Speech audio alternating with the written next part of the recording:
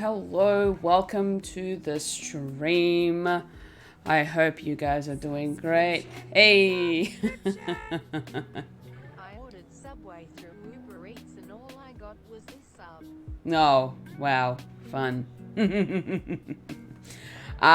Thank you so much for resubscribing, Andrew. I really appreciate it. 2-month streak. Awesome stuff. Marina, hello, welcome to the stream. I hope you are having a good day. It's a little bit chilly tonight. So I've got my hoodie on, my little zippy hoodie. We are going to be doing some more loom knitting like we did last week, but this time instead of making something small, we're going to make something medium size. We're going to be doing a beanie. Now there's gonna be a bit of a learning curve for me, because what's gonna happen is not only am I gonna be making it, but I'm also gonna be watching a tutorial at the same time. So that as I'm making it, I'm learning at the same time. And I like doing these type of things. I'm a visual learner, so for me, being able to watch the video while I'm doing it is also really cool. You guys can do the same thing. I can provide you the link to the video that I'll be using to make this beanie today, so that you guys, if you ever want to try doing some loom knitting yourselves, you'll be able to get a chance to do that. It's very beginner friendly, and I'm pretty sure I shared the channel link to you all last week, and that's Loomahat. So loomahat.com is the Loomahat.com is the channel. So that is the channel that I will be working with. So the design, this pattern is not mine. Just keep that in mind. It was only my only bad joke for the stream, possibly. Oh no. We'll see. Ooh, fun. I like that. Yes. So I thought before we actually start doing the knitting itself, I wanted to show you the ones that I have made in the past, or at least I made like a whole set using the same yarn, and I ended up, I'll behave. How are you tonight though? I'm good, Andrew. I'm good. I had to work this morning for a few hours to do some training, because my coordinator is going to be away on leave for about 6 months by the starting at the end of this month. So they're just going through everything that I'm going to need to know while they're away, so that I can do it all without any issues. But if I have problems, or if I forget something, which I probably will, I've got lots of staff members, work colleagues that will help me out for sure. But yeah, so before we start on the actual knitting itself, I'm going to show you the set that I made, I'm going to say back in 2017, 2018, before I went on my UK trip, and knowing that I was going to the UK and especially Scotland, because it was going to be cold, even though I went in mid-April, early May, it was still cold, but that's the UK. So this is the slouchy beanie I made using a loom. This is the pattern of the color of the yarn as well. Now I know it looks really awkwardly long, but for me it was really nice to have. Scotland is on my bucket list. Jealous. Hey, look, we have a double Andrew. Warp Productions, meet Duck Shroom. You're both Andrews. Welcome. So yes, this is the yarn I used. I know it's really awkwardly long, but I don't mind having this. This is a really long slouchy beanie for me. But it was nice. It's a nice beanie to have. And I really enjoyed it. Oh my god, 2 Andrews. Now I feel left out. Change your name to Andrew then. We're multiplying. So and then I added my own sort of pom-pom on the end, although it's not the best looking pom-pom, but it's rough.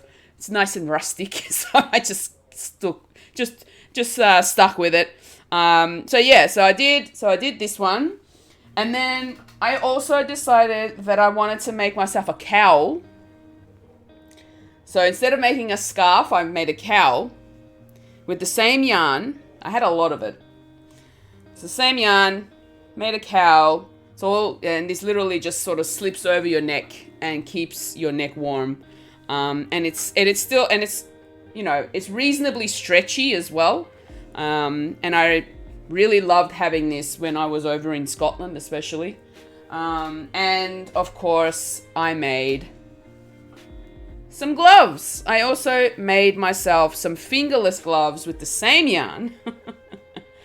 I know it looks really narrow, but I assure you it is very, very stretchy when I put it on. And I did make them quite long as well, so it kind of comes up to about here for me.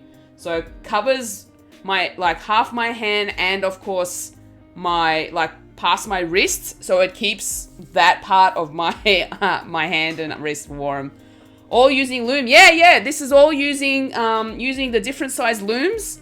So this one, obviously this one was used using the smallest loom, which I used last week with the toys.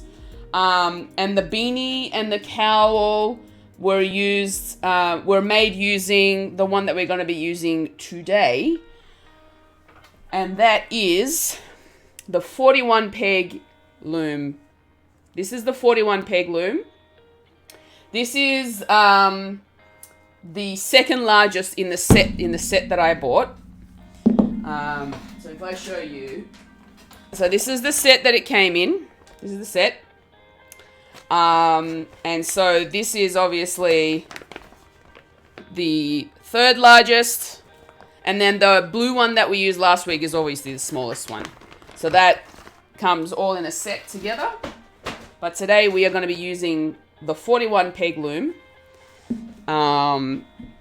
because it sort of like fits around the head, and not to mention it's gonna once it's all done, it's gonna shrink, and then yeah, so but it'll be nice and stretchy. So that's what's gonna happen.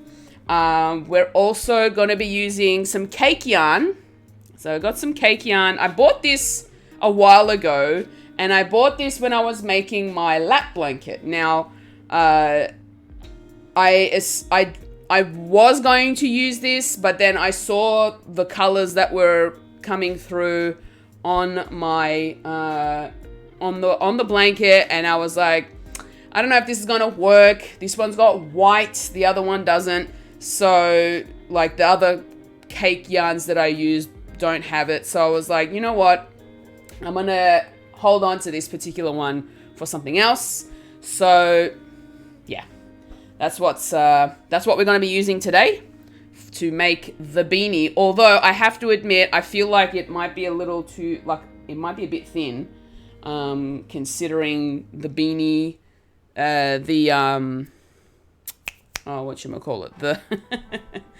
the beanie that we're going to be making, because essentially it's going to be like, the way it's going to be done, it's called a mock crochet. So because obviously we're not crocheting on this, it's gonna look like it's been crocheted. The video does suggest using chunkier yarn, so sort of similar to what I use with this one here, with the gloves and the beanie that I made last time. But I'm gonna see how this goes. But if it doesn't work out, then, you know, I've at least learnt how to make it. And then I can just start again with the chunkier yarn. Calling that peg loom the crown.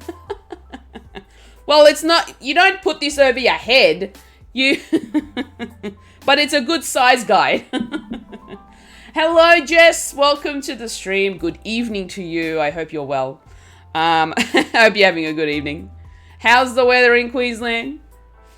Well, you did before. Yeah, I know I did. But I did this to show that it's sort of like a good guide on, you know, head size. This should be, title should be Crown Knitting Beanie. My goodness. All right. With the lights all in front of me, I'm already getting quite warm. Plus the heater of the house. So I'm going to removing the hoodie. All right. Okie dokie. So first thing I need to do, I'm well, how are you? Weather can't decide if it's wet or dry or hot or cold. You know what? Same here. Today was actually a really nice day. I ended up going to work wearing that same hoodie and this t-shirt, and when I got to work, I was hot. I was kind of sweaty, so I was like, you know what? It's coming off. I'm just going to work in my t-shirt. So, yeah. But then you know what happened? It started raining. It started raining this evening, so I don't know what's going on. My sinus doesn't like season change. Here in Melbourne, more specifically, weather changes in a day a lot, and so we're still not used to it, even though we've been living here for so long. So we can't put away our winter clothes. We got to keep them. Our wet clothes, our winter clothes, they always stay in the cupboard, ready to go. All right, we're going to switch over now. All right, so hopefully you guys can actually see the table really well and the actual loom itself. I am a little late tonight, unfortunately, because I was in the middle of editing my podcast that I'm on, which I almost forgot to edit when I got home from work today. So I was like, oh yeah, I still need to edit the podcast. So I was a bit late on that, and that's why I'm late. Better late than never. That's true, Andrew. That is very true. But yeah, as soon as I was done, I quickly, you know, put the things together and made sure I had it all set up, ready to go. So here I am. Video looks clear. Amazing. I'm probably gonna eventually shunt. Hashtag shunt. I'm probably gonna eventually, at some point, if these craft streams start to get a bit more popular later down the track, and if I decide to do more of these, what I might do. Ah, thank you, Andrew, for gifting a sub to Tater Chips 7. I hope they enjoy their emotes for the month. I really appreciate that. So yeah, if they do get more popular, and if, you know, if the demand, if there is a demand for more craft streams, I might end up upgrading the webcam so that it's a better looking camera, at least. I think what I might end up doing, and I am sort of thinking about it, I am considering getting a cam link for my DSLR camera, so that you guys at least get a clearer looking, because this is okay. This is sort of medium quality, but I want you guys to see it all in like HD. That username makes me hungry. Oh, I know. Yep. There's a lot of us here that, you know, caffeinated Jess and tofu and HD knitting. Yes. High definition knitting. That's what we want. All right. So we need to mark off every second peg. And what I've got here are these rubber bands. These are loom bands. Now, I'm not sure I don't know if some of you have seen these. A lot of kids use these to make like those friendship bracelets back in the day. All the foodie using these. Yeah. Oh yes, I have. Yeah, Marina. These are these are loom bands that you use to make like those friendship bracelets that, you know, that was all the rage some time ago. My kids still have them. Yeah, see. But this is also a good. These are also good for the loom as markers. Because in this instance, I'm gonna have to mark off every second peg, which means this is really good. Plus, it's nice to have a bright color that's different from the actual loom itself. So we're gonna do that right now.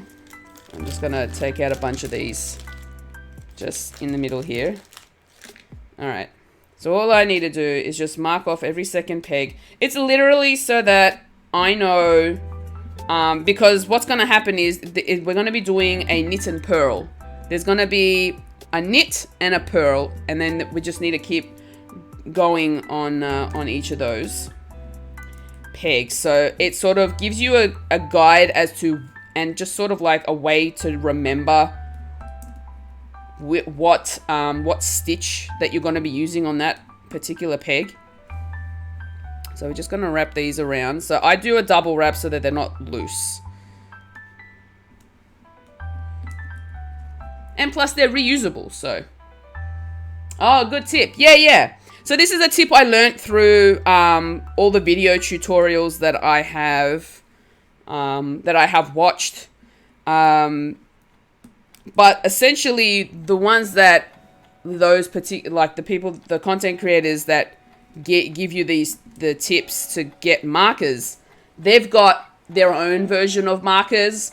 I just went for the cheap option of buying these, these Loom bands to make it easier. And it's inexpensive in this instance.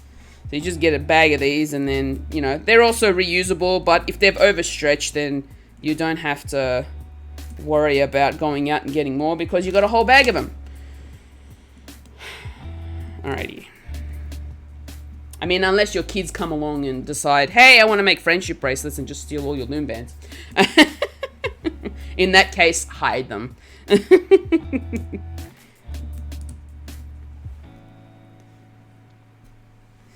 Alrighty.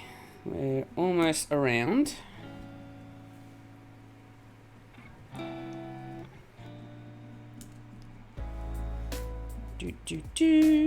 Alright, cool. And that's it. Alright, so we're all marked off. Now, as you can see, the orange one's probably not as clear on the camera here, but you can tell which peg has the band and which one doesn't. So they're gonna be, that's gonna be our guide. Now, when I'm watching the video, the video's audio will be off, just so that I don't get copyrighted, later on, because what I do is I export my streams over on YouTube as well. So I don't want to get into trouble. Okay. So the first thing we need to do is we need to cast on. So I'm going to, now this, because of the style of the cupcake yarn, as you can see, it's kind of like a gradient effect. So it's going to look really nice. Like, obviously I'm not going to end up using this whole ball of yarn. It's not going to happen. But most of the way through, we'll get from the white to the gray to the dark grays, and then it'll probably, yeah, so it'll probably get, we'll probably get the white part of this as part of our sort of brim of the beanie, and then as we go along, the gray tones will change. That would be a giant beanie with the whole yarn. Yeah, I'd need to use the biggest, the largest loom in that instance, so we don't want that right now. Okay, so we're casting on. I done a slip knot because that's what I'm used to, and it's so much easier to work with. And then we put it on the outside peg, the cast on peg right here. The anchor peg, I should say. Yeah, so we pop the slip knot over onto the anchor peg over here. And then I believe from the brief look at the video, the first thing I need to do is I need to do E-wraps. So remember how last week I mentioned the different types of stitches in this? So today we're going to be using an E-wrap as well as the U-wrap. And I will show you what I mean in that instance. So what's going to happen is we're going to go around. Hey, Bits! Hello, Bits! Welcome to the stream. I hope you're having a good night. Alright, so what we're going to do, we're going to do the E-wrap. We're going to do the E-wrap stitch here.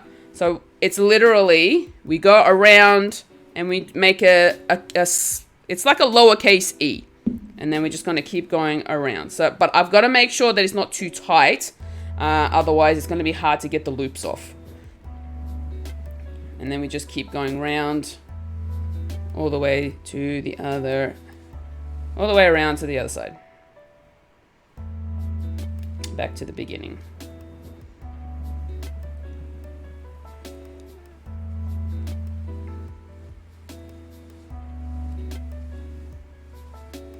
Thanks, hope you're doing well. Thank you. I'm doing really good. Just chilling out, doing some knitting. It just occurred to me that the metal band Slipknot might just be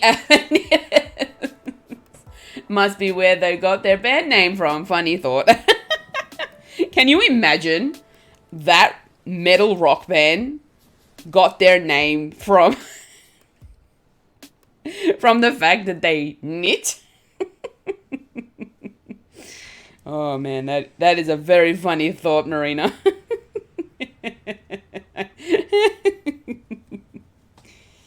All right. So now I actually need to refer back to the video now, because I'm definitely not going to remember everything.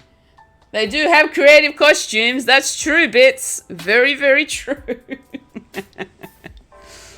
Oh my gosh. All right, so we're doing... All right. So I'm just referring back to the video I'm using to make this. All right, so we're doing a U-wrap stitch all the way around.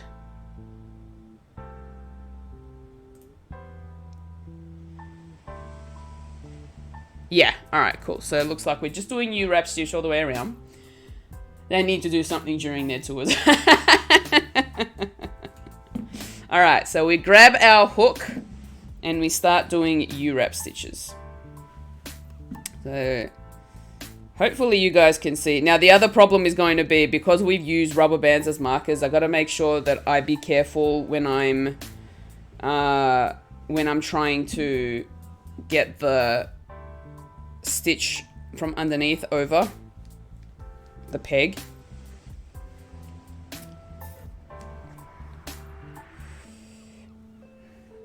I'm not sure if you guys can see my hand, because this is a much larger loom.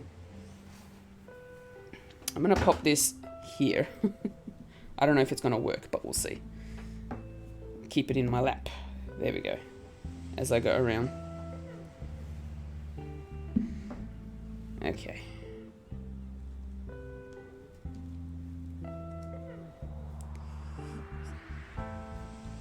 So how is everyone's days or nights going? Hope it's been well.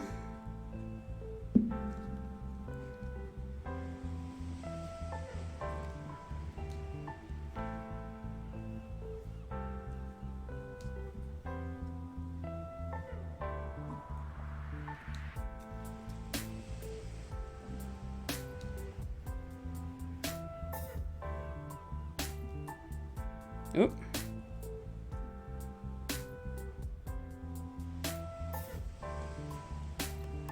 A loom fit for a queen. I'm sore and tired after working today. 3 more days to go. Hey. Yeah, it can be tiring. Work is always going to be tiring in some way.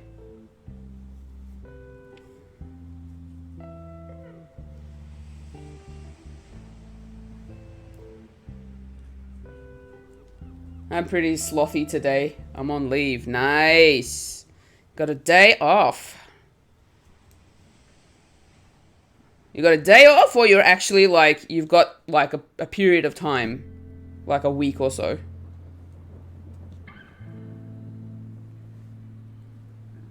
Just the day. Okay. Well, a day off is better than none. Sounds lovely. It's nice to have those lazy days.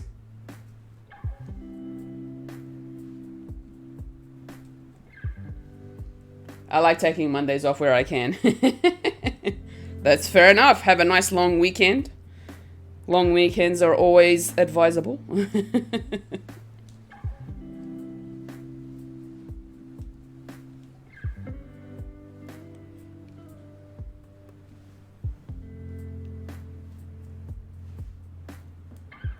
Nah.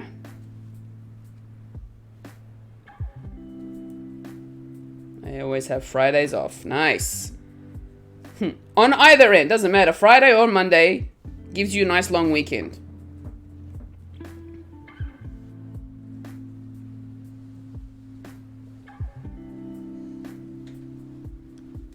Yeah.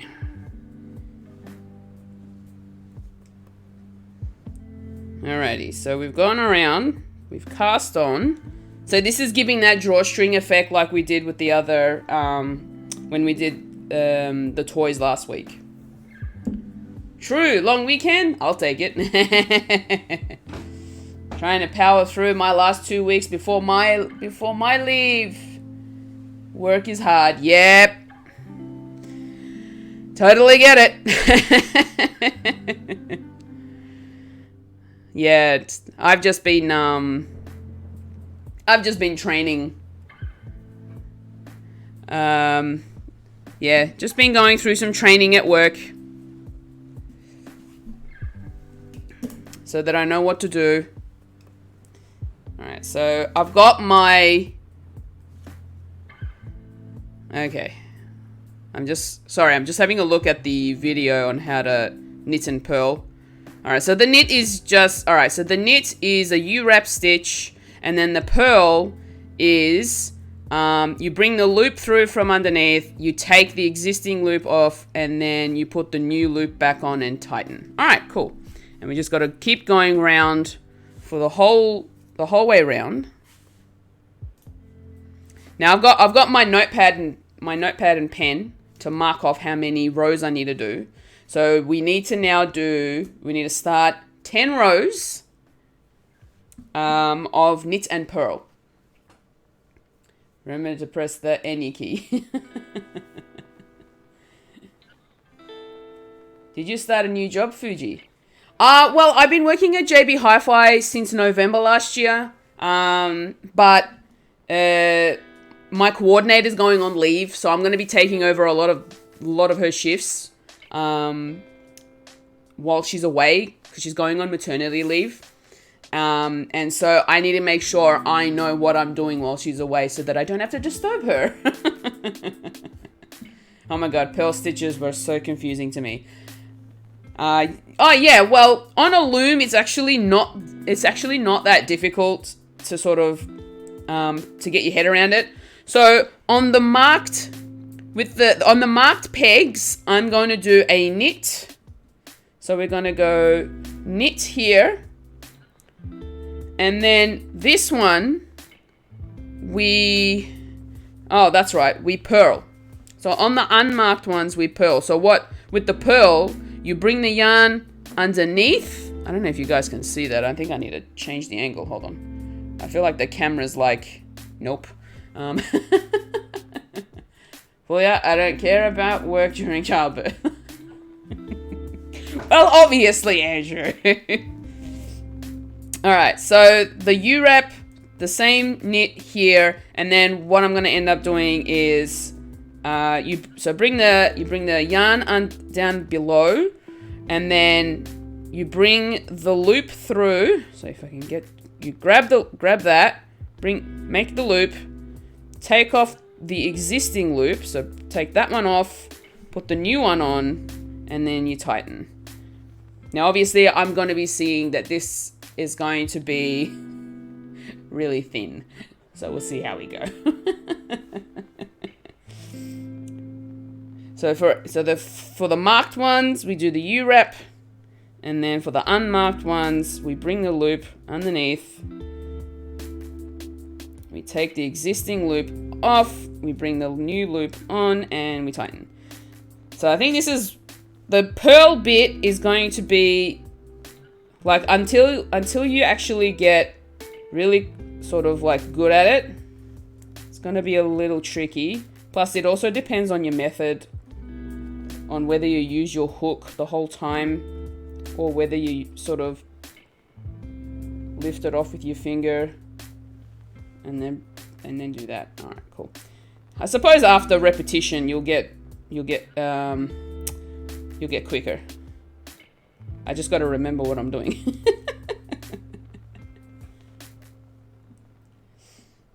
Right, yeah, that does look a little easier than with a scarf or something.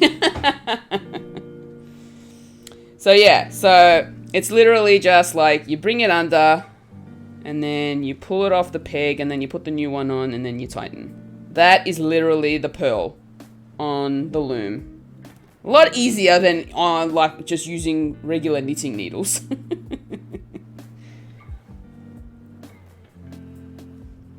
I think that's why I decided to do loom knitting.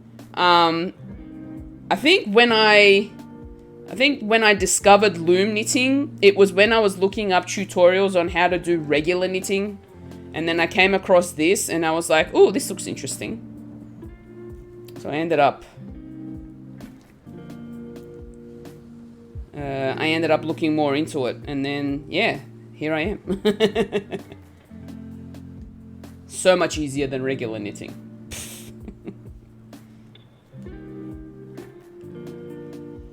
Are you knitting anything at the moment, Bits? Marina asks. Captain Hawk would have been an expert with the peg loom. I don't know. It depends. Mind you, he'd have an advantage. He wouldn't have to worry about holding an extra an extra hook. I have so much yarn but haven't knitted in a really long time. I tried to make scarves and things a few times and wasn't able to get the stitches very consistent. I think I need a class or something.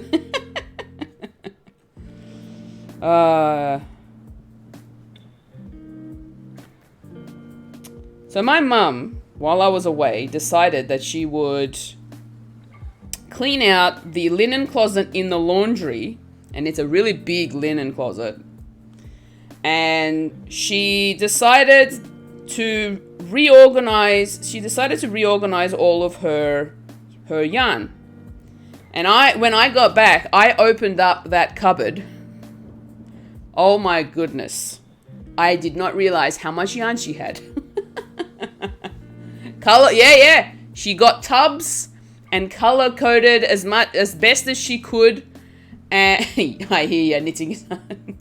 She color coded as close as possible as she could, or as she felt it was necessary. And when I opened that cupboard, my goodness, I was astonished. I was like, whoa, Mom, that's a lot of yarn. She's like, I know. Mini yarn store, yeah, pretty much. It was like having a bookshelf, but it was like really. So the cupboard that the linen closet in the laundry is really long in terms of size, and it's door height. So if you consider just a regular door height, about 2 meters high, and the length of the actual cupboard is maybe about 3 to 4 meters long, roughly. I think. I could be wrong. I think it was so I think the cupboard itself, if you include the internal bits that's hidden by the wall, roughly about between 3 to 4 meters. I'm not sure exactly. And 1.5 shelves. So one full shelf plus a half below of the shelf full of tubs filled with absolutely filled with yarn, all color coded. I used to work at Lincraft. Oh my goodness. The amount of times I thought about that I've considered working at Spotlight. My goodness, I don't know. Oh, why did it didn't, Natty Tat, thank you so much for the follow. I really appreciate it. Now, why did my follow alert not work? That should have worked. Let me just test it. Yay, follow. There it is. All right, cool. But I can't unfortunately. Oh, well. It's there. Are the tubs on drawer runners? None. So they've got I think they're just regular tubs. I don't think they've got their own wheels under them.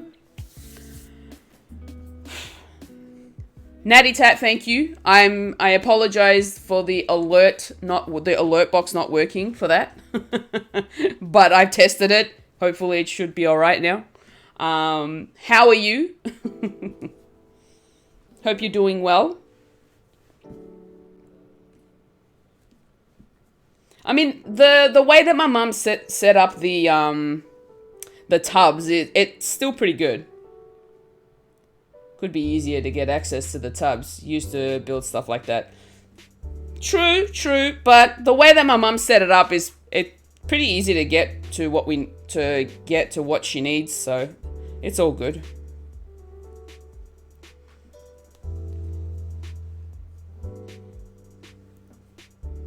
It still works for her purposes. She obviously didn't want to do anything too complicated. All she wanted to do was organize her yarn. Is your mum knitting anything at the moment? So, my mum is always knitting something. Always. She has recently, especially this past 12 months, she's been crocheting or doing amigurumi toys. And I'm pretty sure I took a picture of one of them. I think not one of them. No. Oh gosh. This is what I'm always afraid of when I come to doing these things. Oh no, I ruined it. Hold on. I think I can fix it. I think I fixed it. No, I didn't. Hold on. Fruitcake!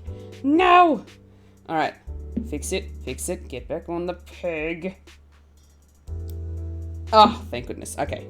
We're good. We're safe. I hope I haven't ruined it. I'm good on the east coast of the US in Virginia, so I'm actually going to bed 6:30 a.m. here. Oops. But I wanted to follow so I could catch you another time. Oh, Natty Tat, thank you so much for popping in. My goodness, that is so early for you right now. I thought it would have been like you waking up. But it's all good. Thank you so much. I hope to see you in another stream soon. Have a good night. Saying Games, welcome to the stream. Hope you're doing well.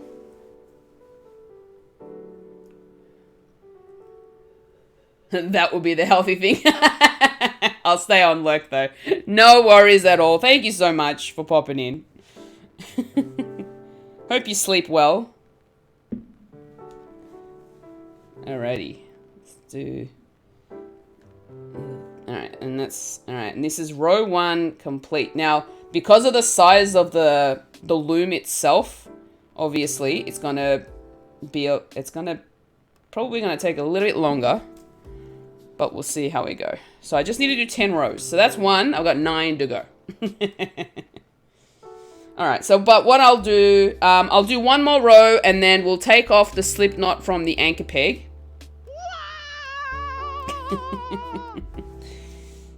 I don't know if that was aimed at me or at Naditat. Alright.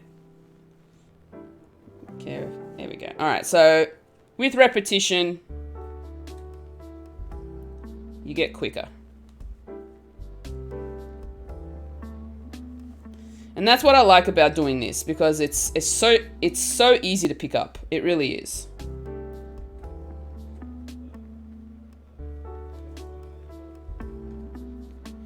Yes, it is, Andrew. Yes, it is.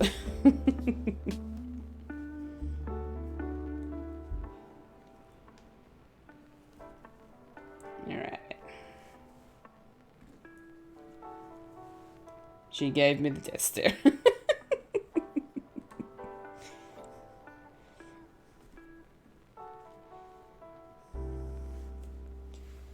Alright.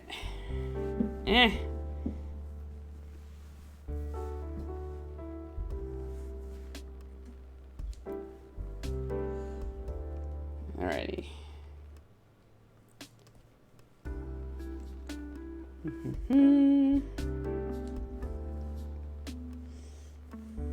Wow. Marina, have you got anything going at the moment in terms of your art or craft? Any new pictures? Any new paintings?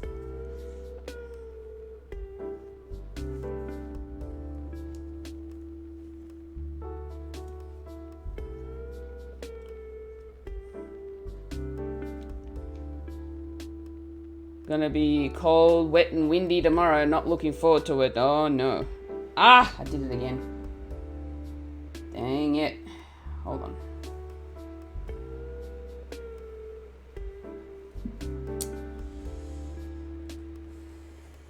I think this is why I need to pay attention to what I'm doing.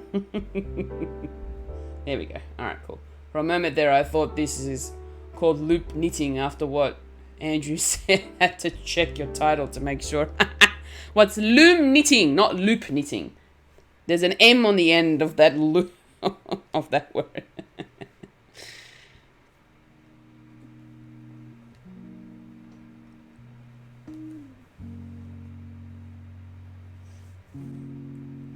Because this is the loom, and this is the knitting part of the loom.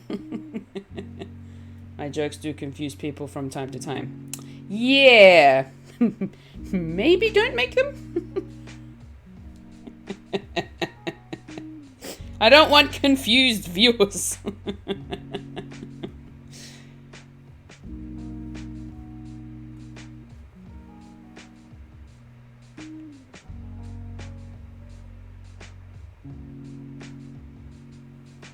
Sadly, my attic is covered with things at the moment. Been reorganizing, but when I have space, I can watercolor again. Yay! It's okay, I'm easily confused.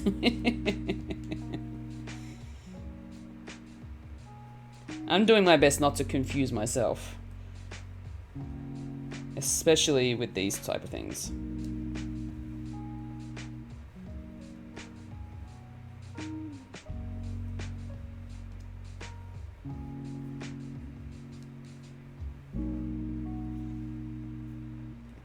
Marina, are you excited for Eurovision? Because Eurovision's being held in Netherlands this year.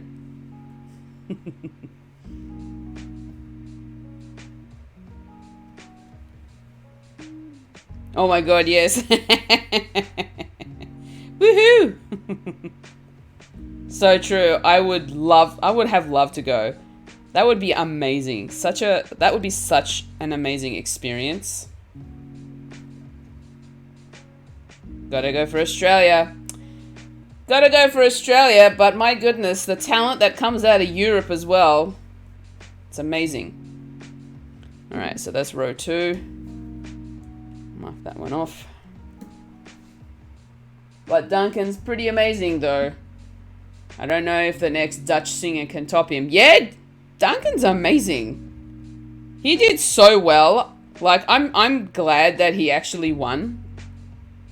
Back in 2019. The song that he sang was just, oh, I had chills. Love it. Love it so much. It comes on at work through our rotations in our music. And every time I hear it, I'm like, yay. Plus, it's like a good way to get excited for the upcoming Eurovision. So, me too. Yeah. I have to admit, I haven't listened to any of this year's songs because I want to go in real cold when I watch the actual grand final. And then what I'll do is I'll go back and watch the semi-finals to see who missed out. And just have my own consensus on who should have been in the grand final. Well, Melbourne is freezing right now, so it's as cold as it gets. Well, because I'm indoors, I can't feel it, and plus the heat is on, so that's why I'm now in a t-shirt. It's very warm. It's very, very warm right now. Me and my in-laws made up our own bingo for when we watch the show. Oh, really? How, what do you mean by, as in what countries are in, or what countries make it through from the semi-final? Is that what you mean by the bingo? Or do you go by stuff like silly stunts? Oh, you mean that kind of bingo. Oh, so like the bingo cards that you make for like, for Animal Crossing. For like what the streamers do sometimes. Or they use fire. Yeah. Okay. I get you. I get you.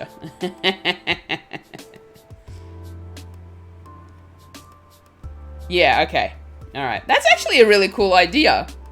Maybe I should do that, because I'm gonna be watching the Eurovision with friends this year, so that's exciting. It's the first time I'm actually gonna be able to do that. We're gonna be going to a friend's house, and then we're gonna sleep over on the Saturday night, hopefully.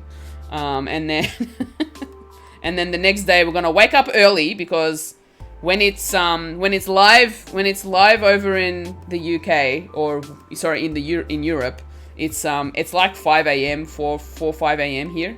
So yeah, we gonna sleep early.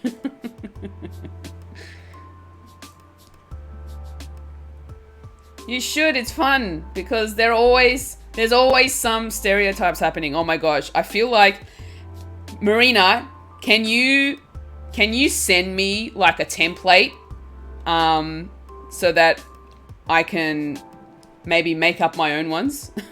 Or maybe send me yours as an example, so that I've got something to work with.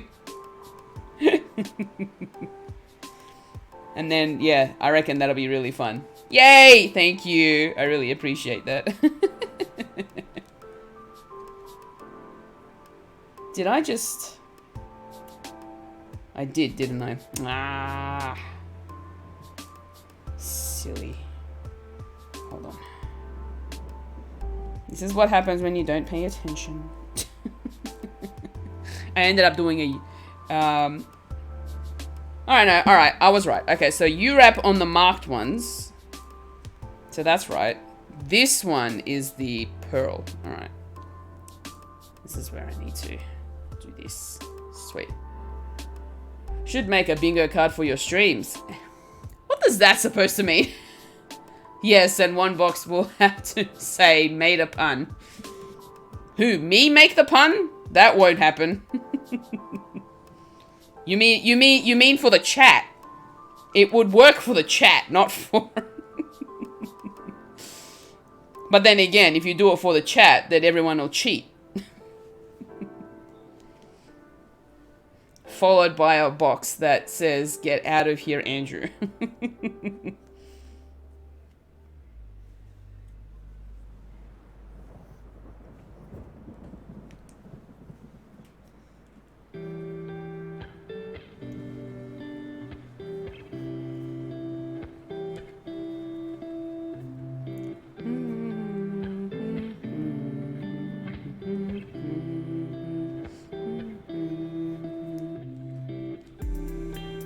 And dead stare for Andrew.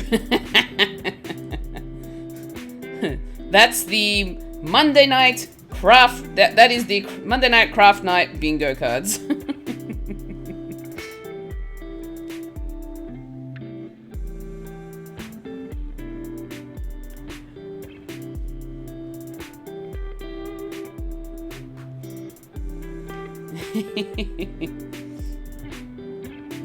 That's the default look she has when she sees me anyway.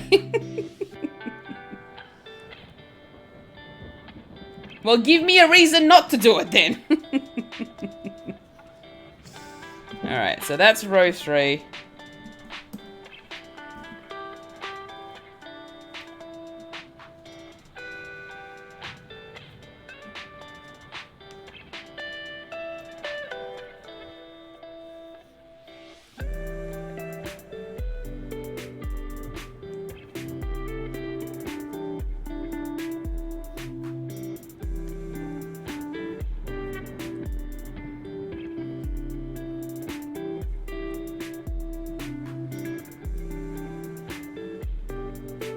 Well, I made bubble tea with a kick last weekend.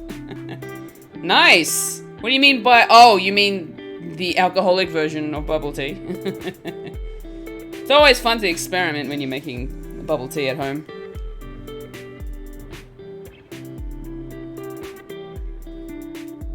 Whoop. Should be... Yeah. Well, of course, it's mango.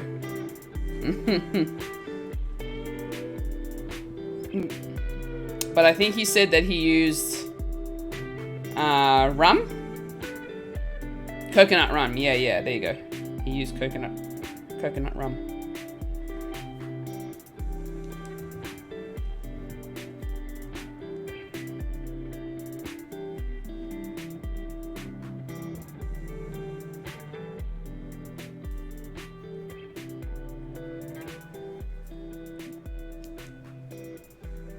Yes, nice. Need some coconut jelly for next time. Yeah, the coconut jelly supplied by the Bubble Tea Club is amazing. It is so good.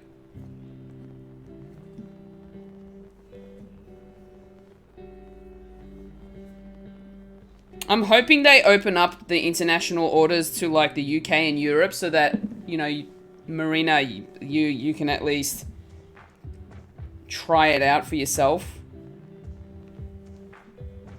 Because I'd love to hear what everybody thinks. I love them. I absolutely love them.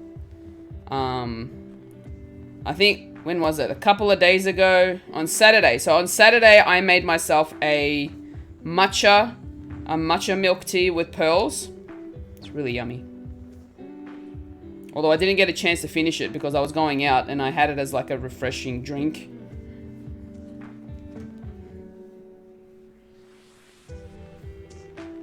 Can't we buy it for her and then ship them to her over, like, ourselves? I mean, I suppose we can.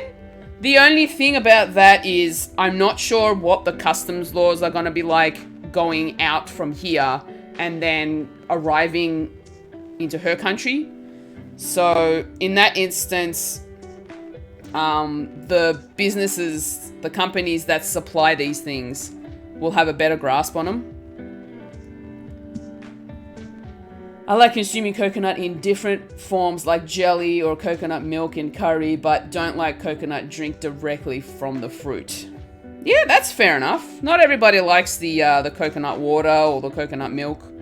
But when it's mixed in to like other drinks and food and stuff like that, makes sense. I would love it if they open for international shipping. I mean, they're currently open for international shipping to New Zealand and the US.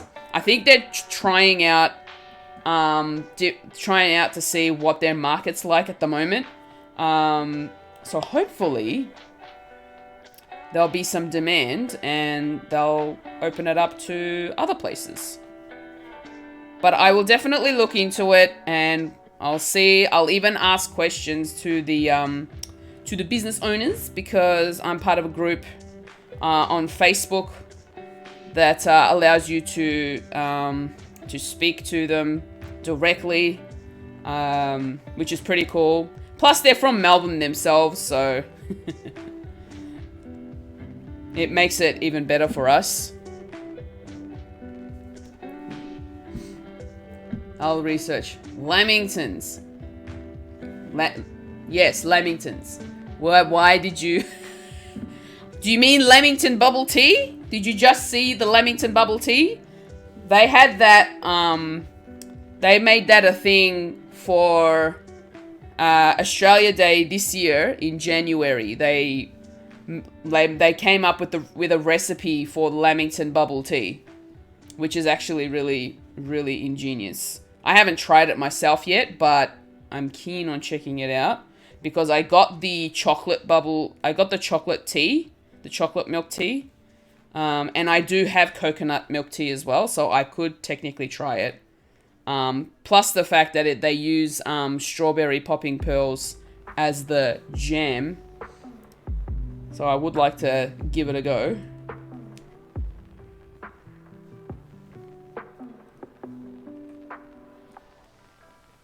a lot of people are very creative. So in the bubble tea group that I'm in, like that's by the bubble tea club, the amount of customers that are in there that come up with their own bubble tea recipes is crazy. Some of them look really cool. Some of them, like the way the recipes actually sound interesting, and the flavor combinations sound very very tasty as well. And I want to try some of them.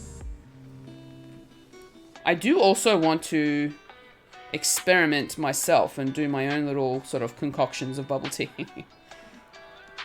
I feel like I have played around with some of the like the current recipes that are on the website, and sort of use different syrups. I'm checking if they ship to Singapore. If they do, I can order before I go home. Yay!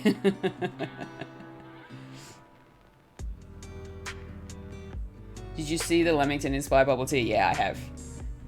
Next payday, I gotta get some new batches. Yeah. Oops.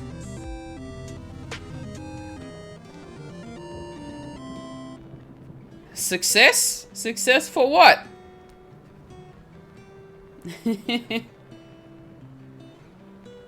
Fingers crossed for you, Marina. Hopefully they do open up to at least some of the Asian countries.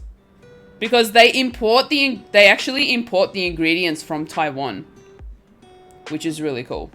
No, they don't. Oh, damn. Well, maybe by the time you get there, they might. So, I'm surprised, yeah. Well, I have to admit, they are an Australian business. They're a Melbourne-based business. So, originally when they started their business, it was literally just within Australia that they were supplying to customers. But they've opened up to America and New Zealand. But hopefully they will expand the shipping. Hopefully. I don't get a death stare.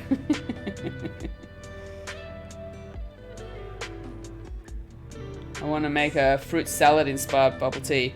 Yeah, and use the rainbow jelly. Use the rainbow jelly for that. I got some, you know what? I bought rainbow jelly for the first time through Bubble Tea Club. And I used it for the first time when I bought it, when I received it. And it's actually not that bad. Like, I thought like it's not the tastiest jelly, because I prefer just having just the plain coconut or coconut and lychee. But it's actually not that bad.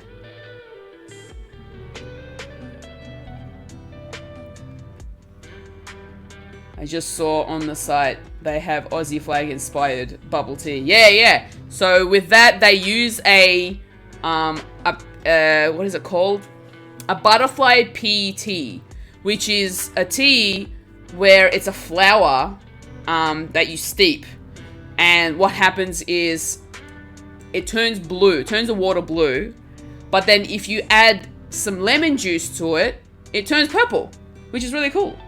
Hey, Naya! Welcome to the stream! Hope you're doing well. How are you, Naya? Hope you're doing well. Oops. Do they have their individual flavors? The rainbow jelly, I mean. Yeah. I don't know about all of the flavors. I know from what I remember seeing, they have coconut, lychee, apple, I think? No, I could be wrong. You'd have to check. Kai! Hello! Good evening! Hope you're well.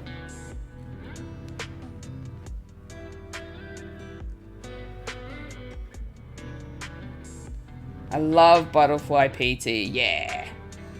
I bought some. I haven't used it much. I've used it like once or twice because I like the layering effect in the fruit teas. It's so good. Plus it's blue, so I had to get it. Not surprised on that one.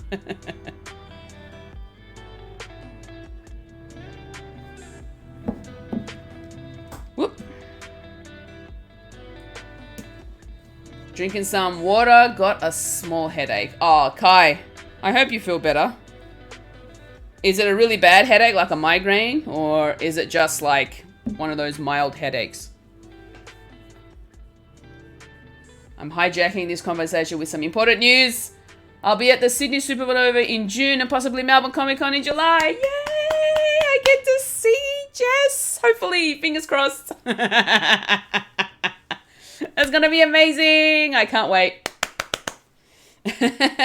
Hopefully, you can come to Melbourne. That'd be amazing. It's from dehydration. Ah, of course. The dehydration headaches are always fun. Not really. I know that from experience. Because it happens to me a lot because I don't hydrate as much as I should. So. Wait, Comic-Con is a thing this year? Yeah. Supernova's happening in 2 weekends' time. Oh, thank you for the hydrates, guys. After I mention it.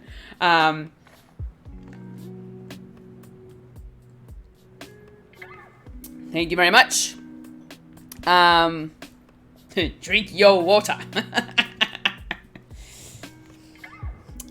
But yeah, so on the 22nd and the 23rd of this month is Supernova. And then I think...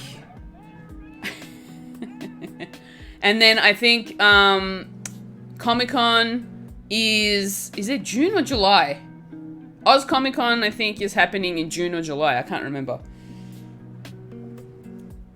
But it's happening. Here in Melbourne, it's happening.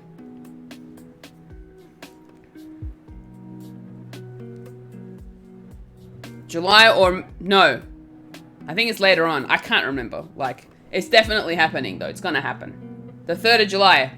Jess is on it. There you go. So there's Oz Comic Con's happening in July, so. It all depends on if M gets accepted into Comic Con. Yeah, that's true, because they've got to apply the, for Artist Alley. Which I really can't wait to see, because I miss Artist Alley. I love going to Artist Alley. That's like my main shopping point. Apart from the exhibitors hall.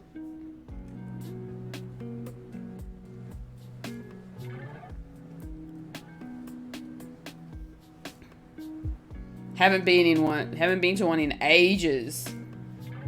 Yeah, it's been a while. The last one I went to was back in 2019, so obviously for, you know,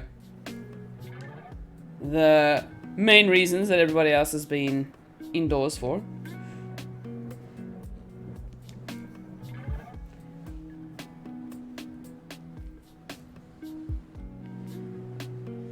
I was gonna go to Comic-Con but decided against it because last time I went I had the worst headache after and my social batteries were the lowest after that. Yeah, I can totally understand that.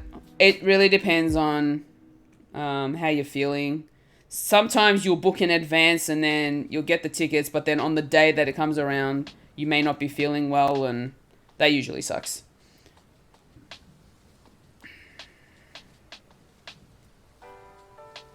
I still have my ticket to the Comic-Con 2020 here in the Netherlands, but unsure where they will do it. Well, hopefully they'll do it somewhere so that it's close to where you are. What city are you in, Marina?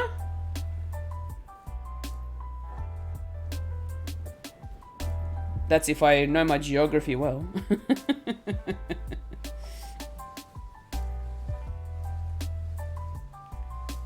I mean, not sure when they will do it. No new dates. Oh, okay. New dates. Yeah, that's fair.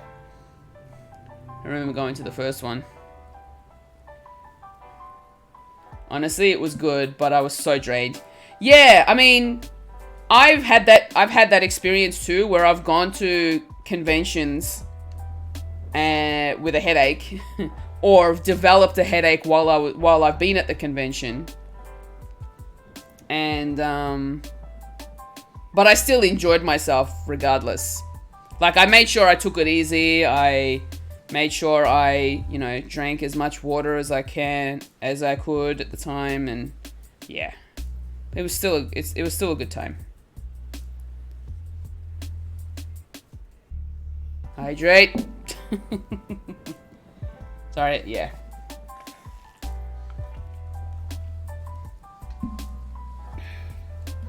It's a lot of people, but I did get stickers and some art that I brought for a friend. Yeah.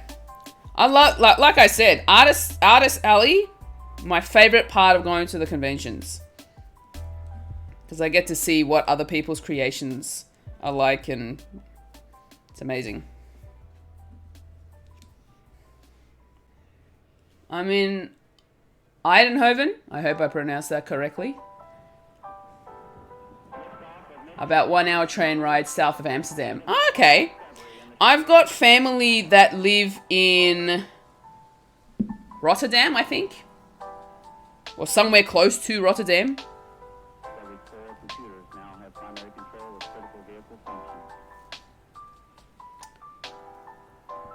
Yeah, Artist Alley is the best. I love buying and seeing the art, and if I like a piece or if a friend likes a piece, I'll buy it. Yeah, of course, definitely. I think the most expensive piece of art that I bought from Artist Alley is an acrylic pin that's about this big, an acrylic pin about this big, and it's the comb from Emperor's New Groove. The way that they made the pin, it was like the comb from Emperor's New Groove. And in the, you know how it's like a little llama shape? I was obsessed with it, and I was like, I can't go without buying it, and I got it, and it was it was the biggest piece and the most expensive piece that I bought. Okay, maybe not the biggest piece, because I bought posters and stuff as well, but it was my most expensive piece that I bought from Artist Alley, and I'm like absolutely obsessed with it. Love that. How much was it? I think it was about $30 or $40. Something like that. It was about $30 or $40. I couldn't help myself. Like, I fell in love with the comb. When I first saw it, I saw the price and was umming and ahhing about it. I walked away, but then came back later on, and it was still there, and I'm like, I'm getting it.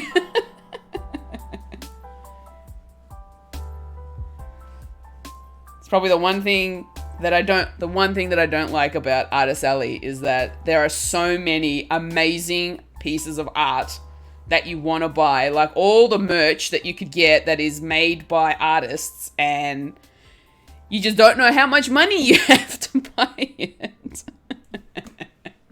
I just want all the things. Exactly, Kai, exactly. I'm exactly the same. I'm like, I just want it all. Just give me.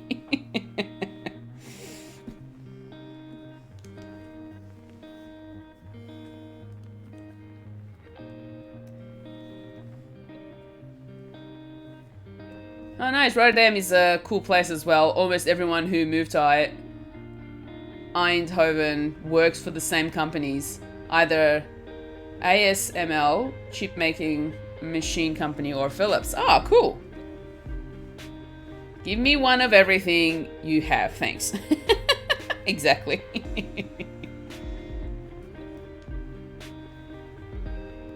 I would love to sell at art conventions one day. I'm too shy though. Oh, Marina, you have to. That would be amazing. You should sell the stuff, the art that you make, like your digital art. Make your little food girls sell the prints for them. That'd be amazing.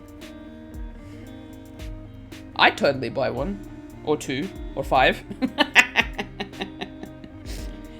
And knowing that it's made by a friend, of course I'd support you as well.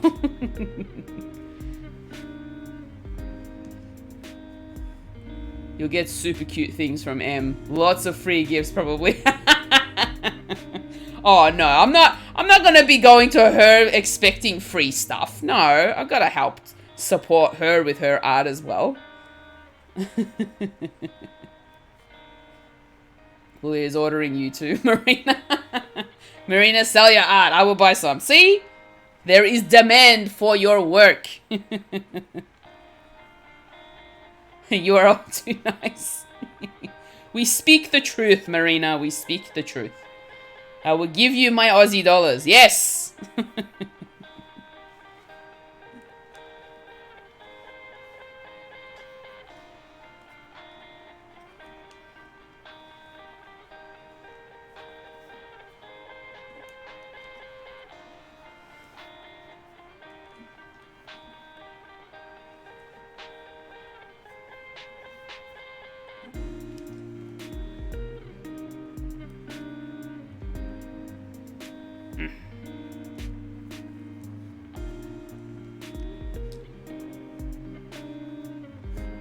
I will also give you some Aussie monies, Marina.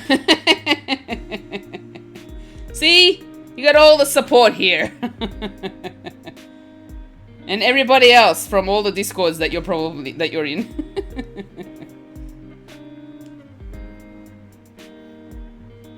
I have a specific savings just for buying art and commissions. So, well, there you go. There you go. Maybe that's what I should do too. Let me give you money. I'll give you chocolate coins. Chocolate coins.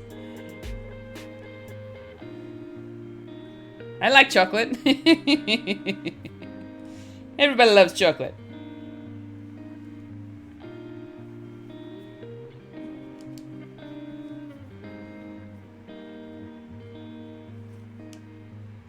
Chocolate coins are the real treasure. It's very popular here. I don't know if that's a thing overseas. Are chocolate coins a thing where you are, Marina?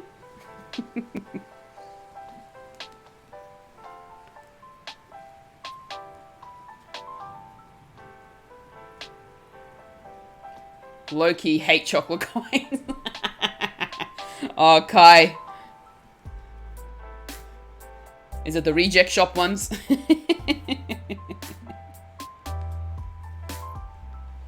For a long time, I used to eat chocolate coins still with the packaging on. What, you just suck through the foil? let it melt.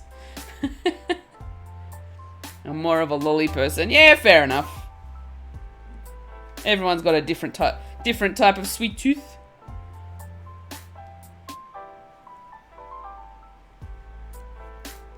I don't think so. Now that I think about it, I don't think I've seen it in the supermarket, but I'll look next time. Ooh, okay. Interesting. Yes, I just chew on the foil.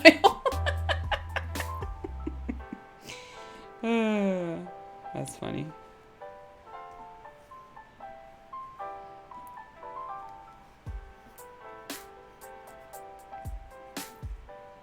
Chocolate coins, the foil on the chocolate coins is a little annoying to remove, in my opinion. Because you end up chipping away at some of the chocolate and gets under your nails. Keep out of the foil aisle, Marina. That's my movie snacks.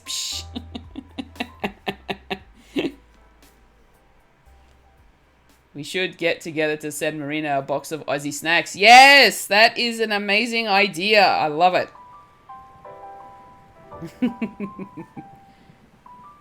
I know, just chew on it. I'm keen. Team Tams. Marina, you're getting yourself an Aussie snack pack.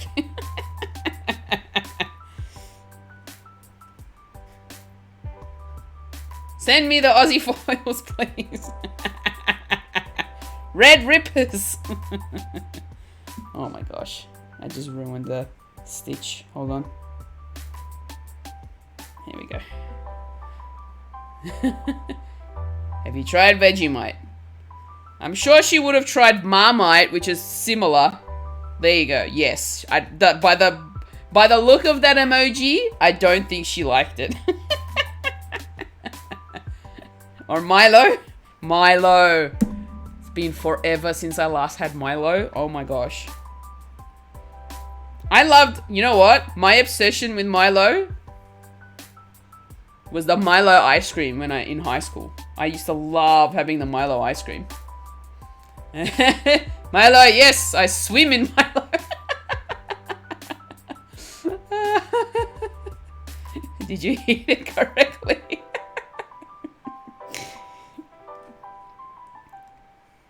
You swim in Milo while eating foil? Milo ice cream is the best. It is. It is astonishingly addictive.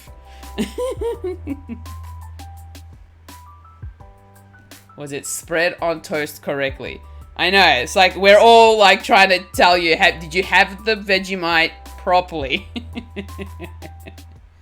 Milo ice cream with Milo powder on top is the best. We should go send golden gay times in the mail. Oh my god, the gay times are so good too. I love a good mango sorbet. Yes, mango sorbets are good. My gosh. Marina's like, I don't know. Oh, and drumsticks.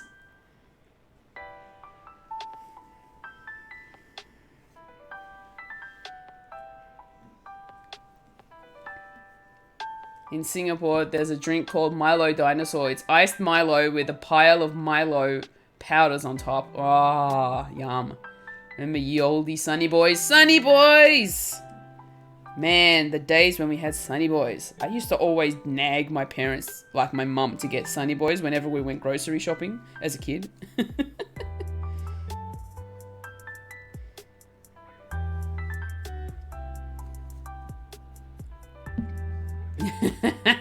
Tubes!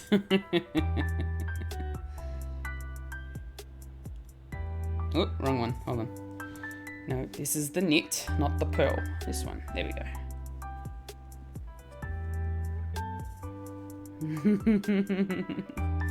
Burger rings! I still like burger rings. I don't know why people think burger rings don't taste that great. But I don't have it very often. Just, I kind of have it as like a treat. You know, I wait for a while before I have burger rings or twisties. Because twisties are really good. They're nice and cheesy. I'm sure Marina's had all these snacks because she's originally from Singapore, so it makes sense. I love twisties. Chicken twisties for Marina. I prefer the cheese ones, to be honest. I mean, I like the chicken one too, but the cheese one's probably my favorite. Yeah, true.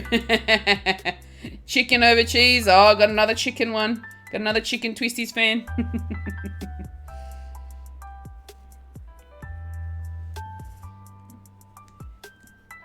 Why not both? Mix both of them together in a bowl. I feel like people will be rioting if that ever happens. When I go back home, my suitcase is 80% empty for food to bring back to the Netherlands. Yeah. Knowing me, I'd mix them together.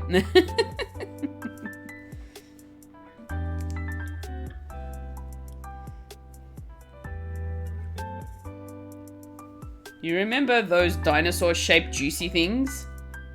Am I showing my age? Dinosaur-shaped juicy thingies.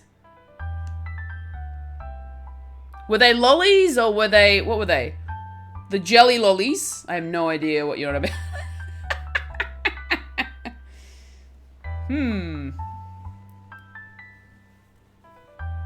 Jelly... Dinosaur-shaped jelly lollies? I don't think I remember that one. They were big in the 90s. They were a fruit drink.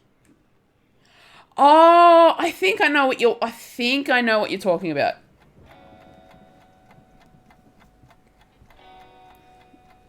A fruit drink.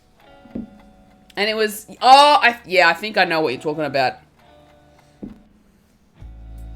High in sugar. Those particular drinks. Their tails were the straw. Oh, yeah. Remember when roses were ye olde favorites? They're not, see, Rose's chocolates aren't the best anymore. They're not that great anymore. They used to be so good, but they're not anymore. That explains why I have no idea I was hardly a person in the 90s. Rose has changed. Yeah, it has. It really has over the years. They don't have the same flavors. Like, they've got the same flavors, but they don't taste the same. I'm feeling old.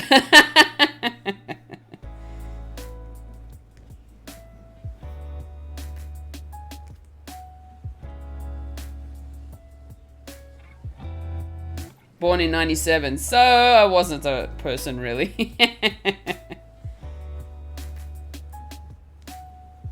Wow, I'm like 9 years older than you, Kai.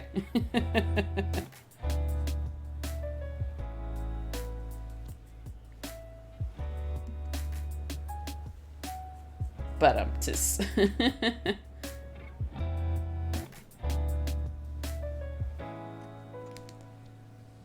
I'm a baby.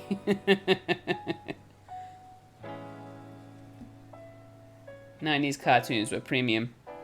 Yeah, the cartoons back in the 90s were the best.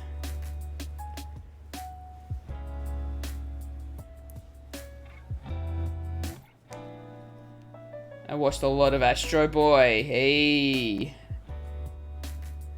I remember watching a little bit of that. But I think I ended up watching a lot of Sailor Moon.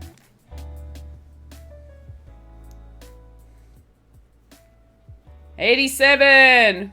Oh, yay! I'm in 88. I'm an 88 baby. And Powerpuff Girls. Yeah, I remember the Powerpuff Girls. I didn't watch it religiously, though. I think I watched, like, random episodes of Powerpuff Girls.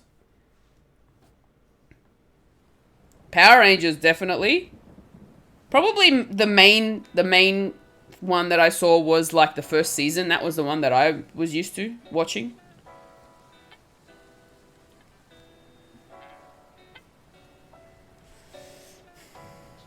Popeye is the best sailor. Yeah, Popeye was great too. I loved watching Popeye. Nope, that didn't work. There we go. Ed, and Eddie were also a fave.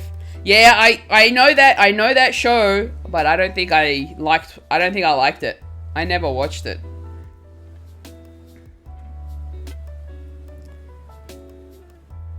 The Angry Beavers. Now that was a good show. Cow and Chicken. Yep. That's another one. Yeah, and the old Power Ranger movie with the purple ooze guy. I watched Power Rangers, Cow and Chicken, Popeye. Lots of... Yeah, Nickelodeon back then was great. The Rugrats. Sailor Moon is my... Yes, Sailor Moon, man. Like, come on. Look at my pops. Look at my pops. Mainly Sailor Moon. I'm feeling nostalgic now. Oh, man, so am I. I'm still trying to get through all of Sailor Moon, like all of the different seasons. I'm currently on season 5 of Sailor Moon. It was the golden age of cartoons. Oh yeah, definitely. Definitely.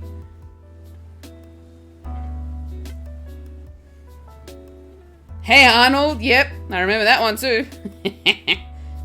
Hey football head.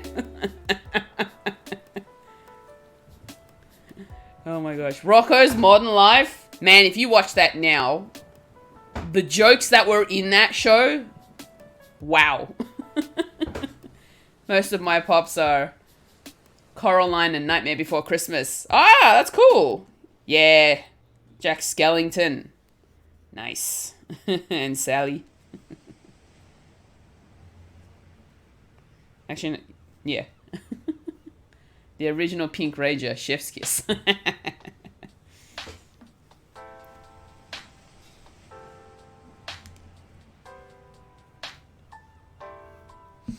They got away with a lot in the 90s. Oh yeah, definitely. So inappropriate for children. Yes, very.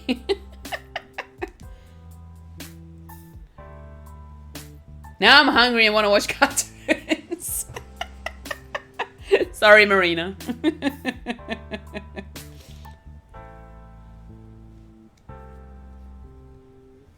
OG Pink Ranger was my first celeb crush. Aw, that's cute. Alright,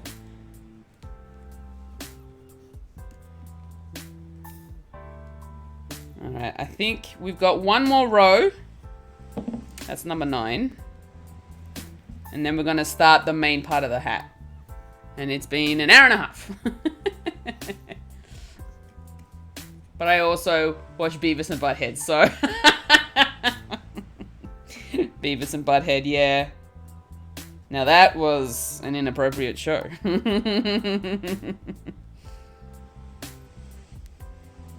Nothing better than watching cartoons at 6 AM with a bowl of cereal sitting in front of the TV. Hell yeah. So good. Cheese TV. See, I even remember the tune.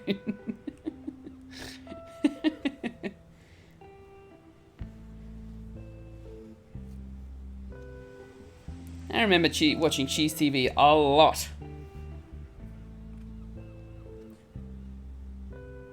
And having to leave halfway through Pokemon or Digimon because you had to go to school. Yep. I know that feeling. Remember when ABC was ABC3 and not ABC Me Kids? Yeah. I remember ABC just being ABC.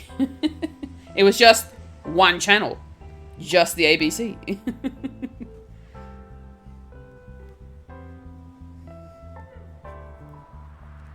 Props showing my age, but remember the old Aggro show with that puppet? Oh, yeah, yeah.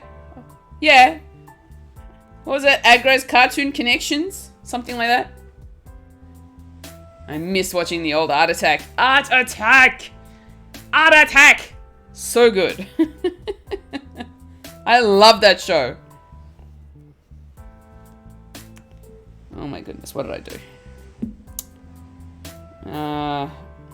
I did a bad. I did a knit instead of a purl. It's not what I wanted to do. There we go. That one.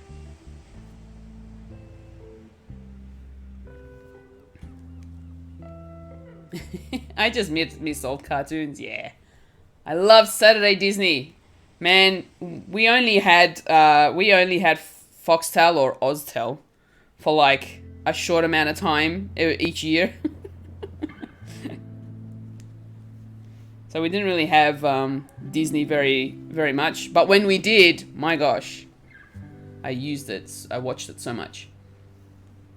I actually went there and was one of the kids. I have photos. You lucky girl.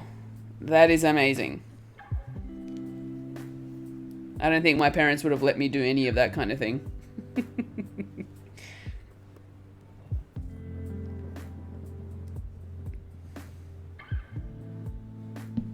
Now I need to go find some old cartoons and watch them. Ozstar, I remember. Yeah, Ozstar.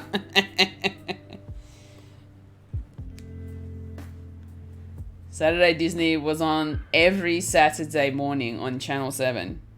Oh yeah, that's right. So I probably would have watched a lot of Disney on Channel 7.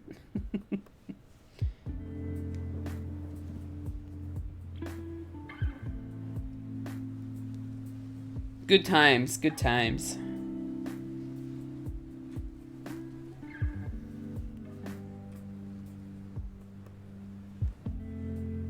That over there. There we go.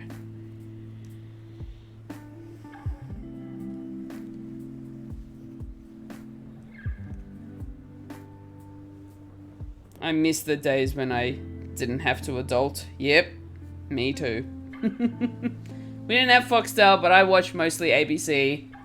Or if I was at my grandparents', I watched Cartoon Network. Cartoon Network, man. What an amazing channel. Really, really awesome cartoons.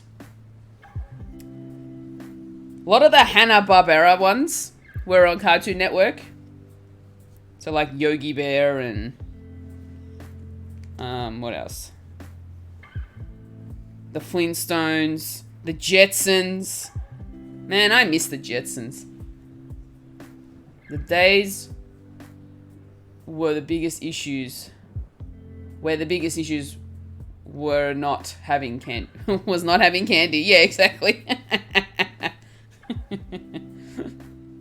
Yogi Bear, the Jetsons. So many good cartoons.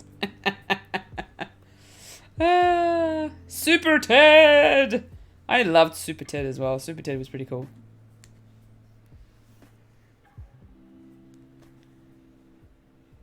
Banana Man. You knitted the Jetsons last week. Shush, Marina. Captain Planet. Oh yeah, Captain Planet. Captain Planet. He's a hero. Gonna take pollution down to 0.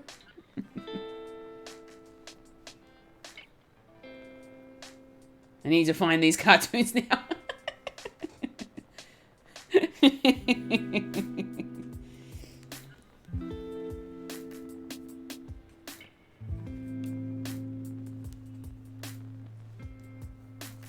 Okay. All right. That is our brim. Now I know that part of the brim doesn't look very nice, but we will fix that up eventually. But that's pretty much the brim. Now I kind of wish I had the chunkier yarn, because this wouldn't look so bad. But you know, we're learning stuff. We're learning. The Magic School Bus. It was on Netflix, like, originally, like, a few years ago, and I watched it from start to finish. Loved it. The Flintstones had a PS2 game that I played all the time. Yes! I usually skipped homework to watch cartoons. It was a smart and wise choice, yeah. Looking good so far. Thank you. Hello, Spark the Shark. Hello, welcome to the stream. Hope you're doing well. Magic School Bus is or was on Stan. Yeah. So I watched it when it was on Netflix. It was a while ago. Like, I'm pretty sure it was like when Netflix first started becoming big here in Australia. So Thunderbirds. Thunderbirds, oh my gosh. The Thunderbirds. I remember that show. That was actually a pretty cool show. Alright, so now we're going to be doing the 12 rows of the mock crochet stitch. I need to really pay attention to this one. So it's literally... So we knit the first one and the second peg. So the first and second peg we knit, and then we wrap the yarn around the first 3 pegs. And then we knit off. Okay, and then we push them down. And I think we keep going with that as well. Okay, so yeah.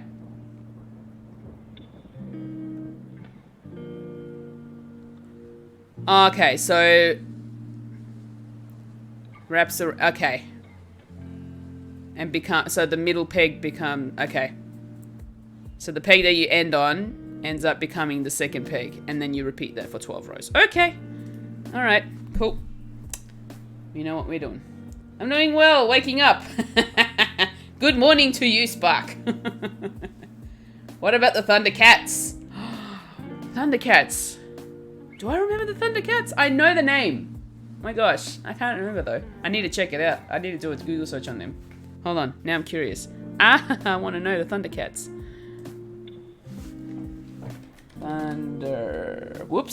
Thundercats. Oh, yeah. When was that out? 85. Oh, that was in the 80s. Yeah, nah, I don't think I remember the Thundercats. Yeah, nah, I don't remember the Thundercats. Is your tutorial a cartoon by any chance? No, it's not. It is definitely not a cartoon. Ren and Stimpy, Johnny Bravo, 100%. Little Elvis, yes, as well. Absolutely. So they call me Little Elvis.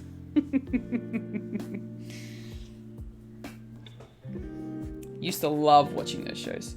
I do.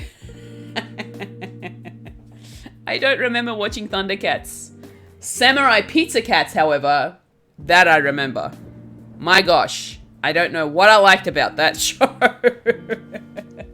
I still love Johnny Bravo, oh my gosh.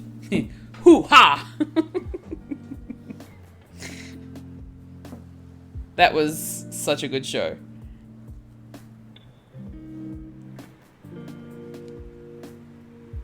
Okay, and then we go around 3. Aha! When the cartoons ended and the news programs came on, were the worst.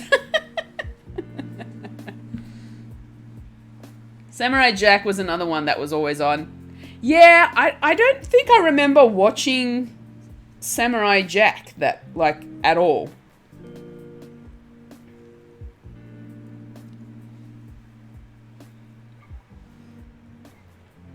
Oop. Knitting off. I never watched it, but when it came on, I switched channels. Well, that makes sense. I think I did the same. I'm pretty sure I did the same. Like, Samurai Jack? Nah.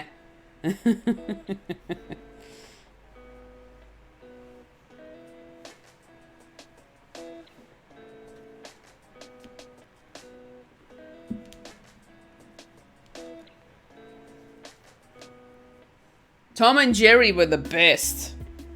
I used to love Tom and Jerry.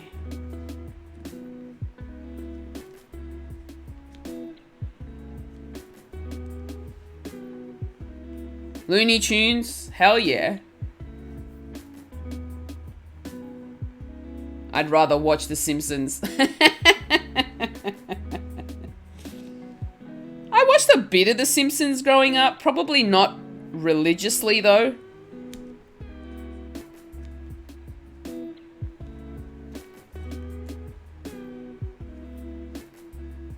Probably because my parents thought it wasn't really appropriate for kids, but, you know. Mind you, back, like, their English wasn't so great back then, but, you know. Whether they understood it or not, I don't know.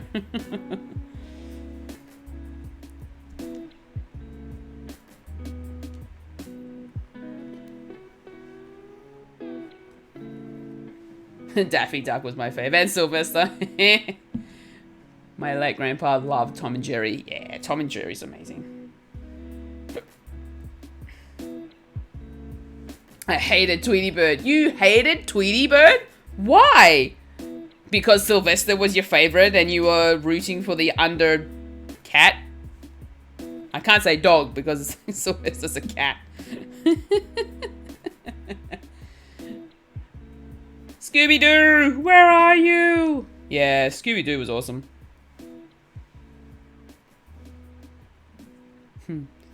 Scooby, you want a Scooby snack? A Ruby snack?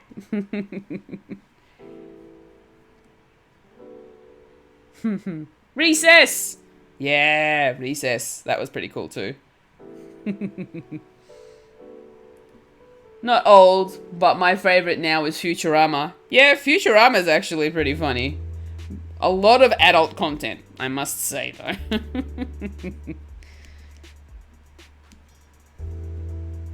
Remember As Told by Ginger?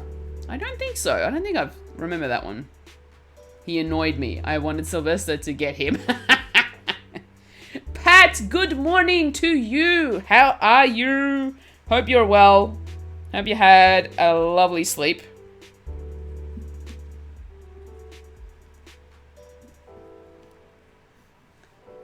I slept in too much and missed the stream. It's all good. You can watch the beginning of it. Trust me, it wasn't really that exciting anyway, so it's fine. You've come to the part where I'm actually making the beanie. The first hour and a half with me just making the brim.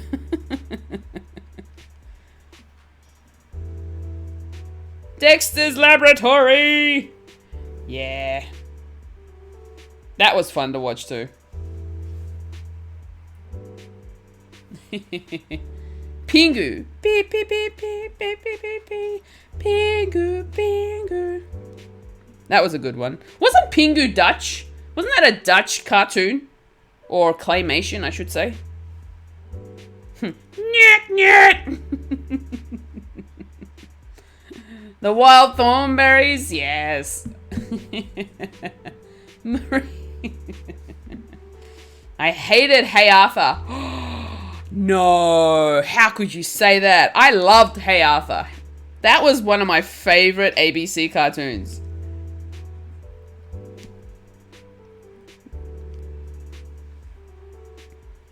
How dare you? Don't worry, was the worst. Oh, Jess, really? You didn't like Hey Arthur? She made me turn off the TV. Hey Arthur was amazing. I love Arthur so much. Yes, Pat.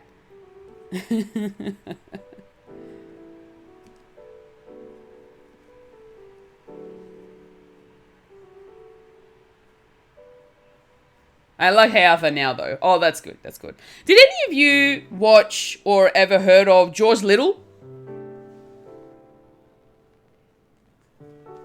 I think George Little was like one of my underrated favorites. Some of these shows I watch now and get very annoyed.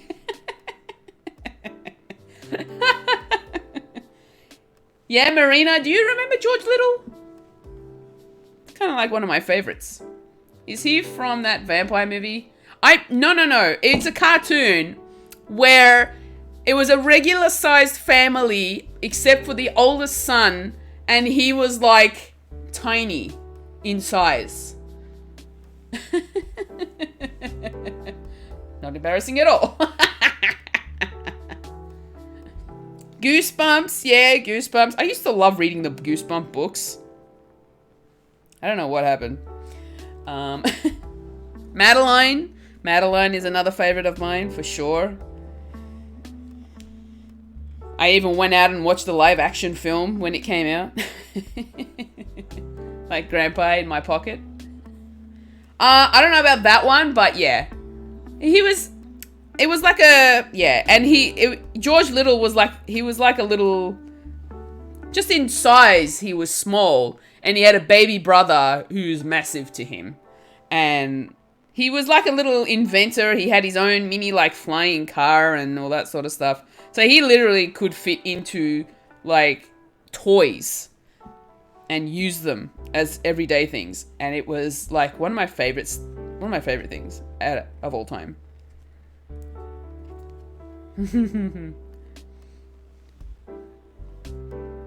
I just Googled it and I know this show. Yes. Oh my gosh. Pinky in the Brain. Pinky in the Brain was pretty fun.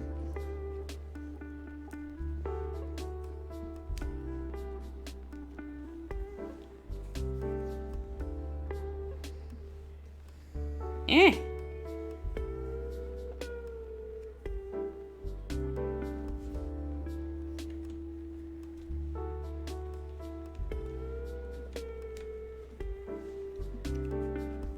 It's called George. Oh, George Shrinks.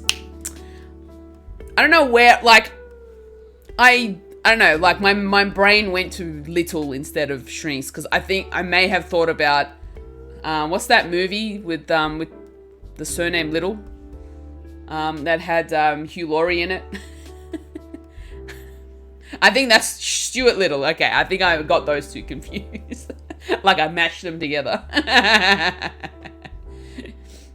It's time to take over the world.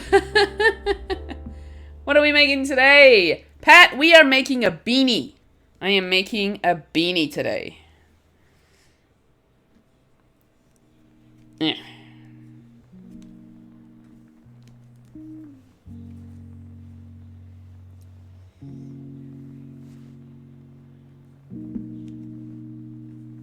Although I'm not sure if I'm going to end up finishing it today because we're pretty much at the 2-hour mark, and I'm like only just starting to get into the actual hat part of the beanie. Ah, a beanie must be for those harsh winters in Australia. Look, it does get cold here, okay? We do wear beanies. Oh my gosh. I never watched He-Man. Mr. Squiggle, yes, I definitely watched Mr. Squiggle. He was awesome. She's preparing for the snow. Not where I am.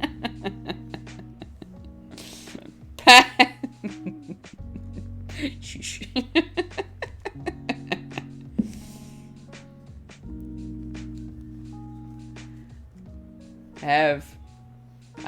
I have Carrie's beanie for brain cancer beanie. Yes!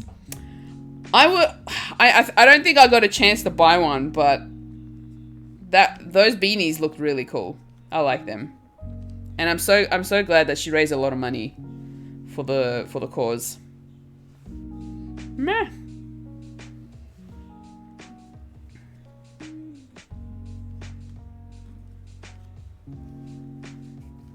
I have 2. Oh, nice. What colors did you get? There were some really nice ones. Or were there only 2 colors? Was there only blue and pink? Dusty pink and a darkish maroon color. Oh yeah. I'm pretty sure there were like other colors as well. Like I'm pretty sure I saw a blue one.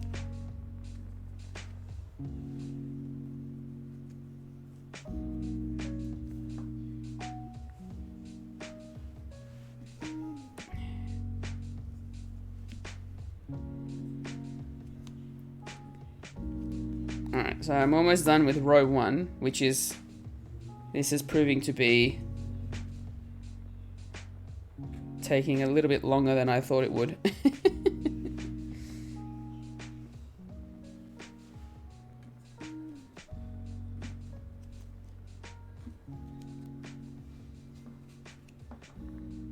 Oh my gosh. Like, this camera is just like... It's a bit temperamental. Mama Ship! Good morning, Mama Ship! In 2 different colors for each. There was kids ones and adult ones. Oh, okay. Alright. I must have remembered a different type of color. Quick good morning, y'all. Have to go back to work today. Just saying it does not snow where I live, ever. Well, it's never snowed here either, and here I am making a beanie. So, I hope you have a good day, Mama Ship. Don't work too hard.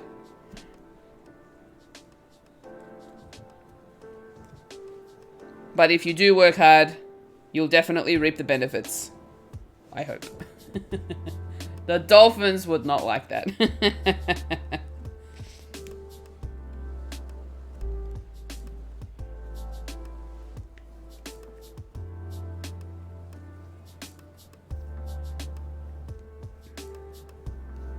Oh my gosh. He had blue and black ones. Oh, maybe that's the one I was thinking of.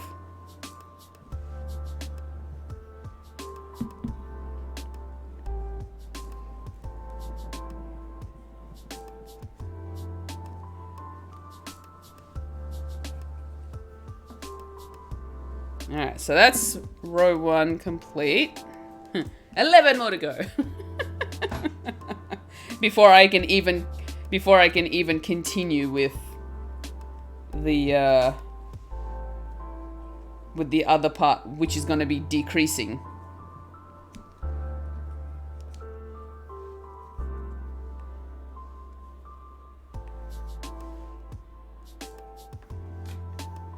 Oops.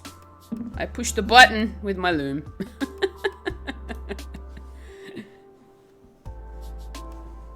What was that movie I was thinking of? I gotta head out. I need to do the dishes, so I will see you next stream. Bye-bye, Fred. No worries, Kai. Have a good night. Sleep well. I hope you feel better tomorrow. Drink lots of water.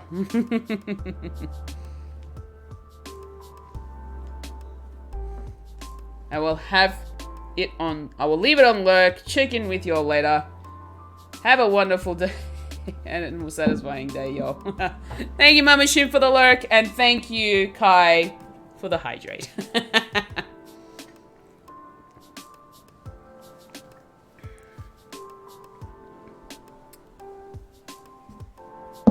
DuckTales. Yeah, that was also another good one.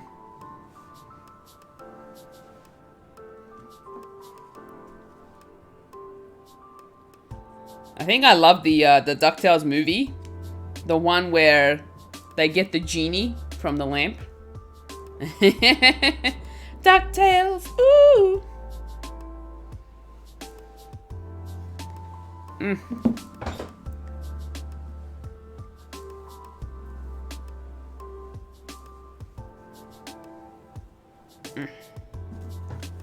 Love that show. DuckTales, what's another one?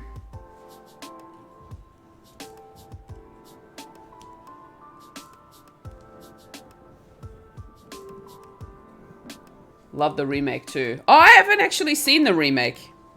I probably should. And it's got David Tennant playing Scrooge McDuck. The NES games were so fun too. I don't remember playing the NES games. Or do I? I think I do, maybe. I probably didn't own them though. I probably had to play it at a cousin's house. Got David Tennant as Scrooge. Yeah, I'm 100% for that. Of course! Gotta love David Tennant. He's awesome.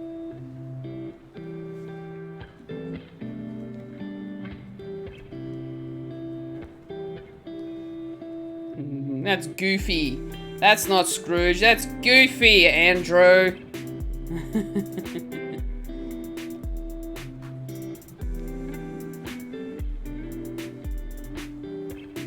The Goofy movie. Ah, I see where you went there. Okay.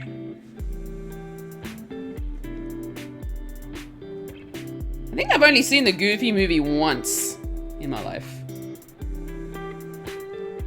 Goofy movie is one of Mark's favorites. I was making tea and ran back here when I hear David.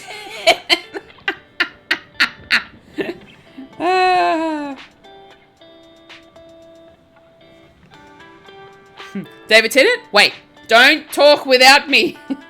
That was Marina. Yeah, take that back. For I won't, but you know. I kid.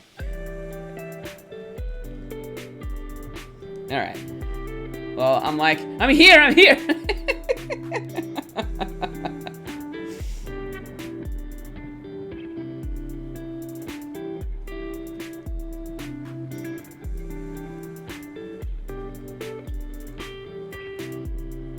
I can bring my puns out. No, I'm good. No need.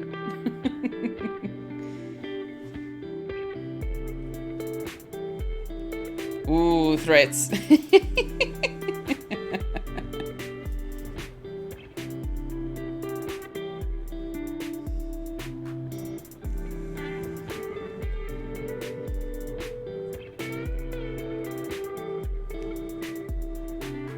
Loop is making me loopy. Hey! Remember, I have the power to ban. Or to delete. So be careful. See, you threaten me, I'll threaten you back. I have the mod powers. Haha.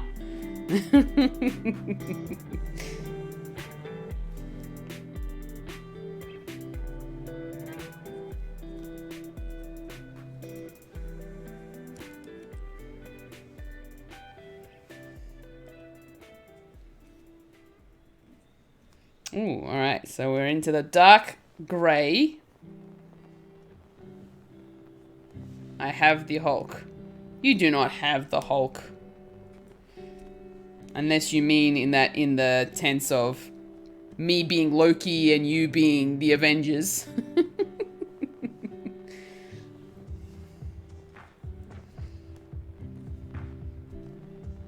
Which, you know, I can't say that I'm Loki because I have Thor's hammer on, so Loki would not wear this. Can't wait for it to start. Oh, the Loki show, I am so ready. I am so ready for that. Absolutely. I can't wait. Thor put his hammer on Loki's chest, though. I'm so excited for Loki. Yes. Yes. Can't wait for Loki. And of course, you know, I'll be talking about it on the podcast with my friends, like we did with WandaVision and with Captain Falcon and the Winter Soldier. So now we've got a month of trying to come up with other things to talk about until then.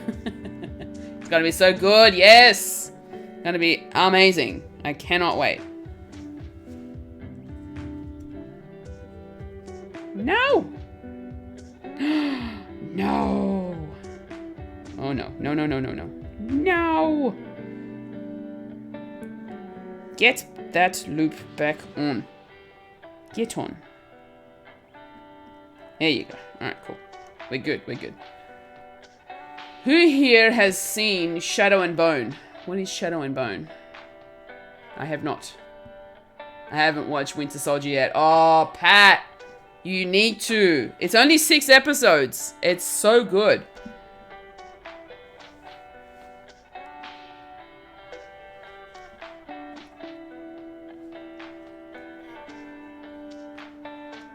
I'm gonna head off now. So when I wake up, will your beanie be a has-been? No.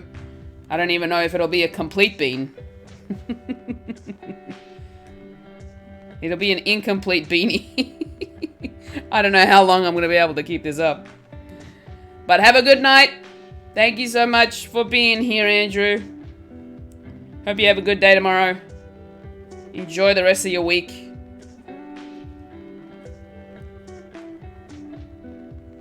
It'll be a comb over.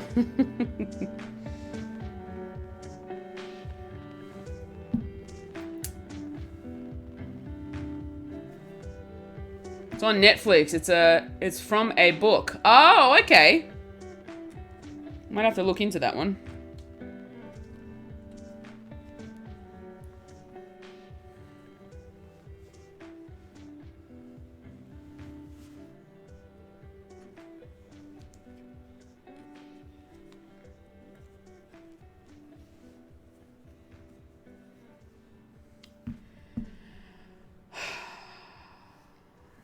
Is it done yet? Oh, yeah. Falcon and the Winter Soldier's finished. It finished last week.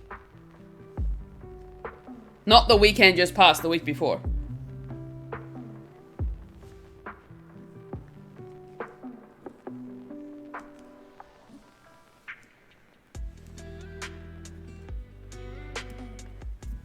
It's fantastic.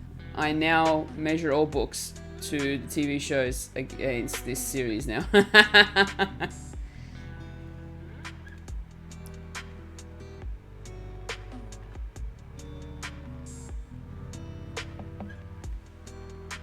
It's not the genre I gravitate to, but I'm definitely gonna check it out.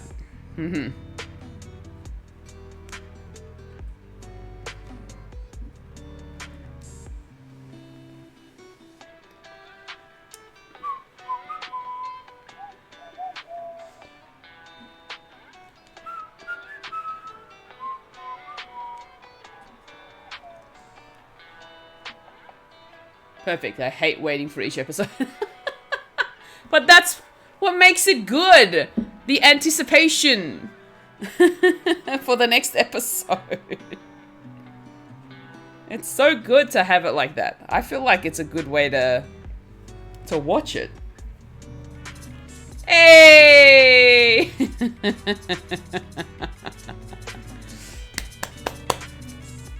Cactus Bunch! Raiders, welcome! Welcome to the stream. I hope you're all having a good day or night, wherever you are. Cactus, how was the rest of your stream? Hope it was great. Hope it was fun. I saw you and Lloyd started playing Spelunky. Ah! Nope. Wrong.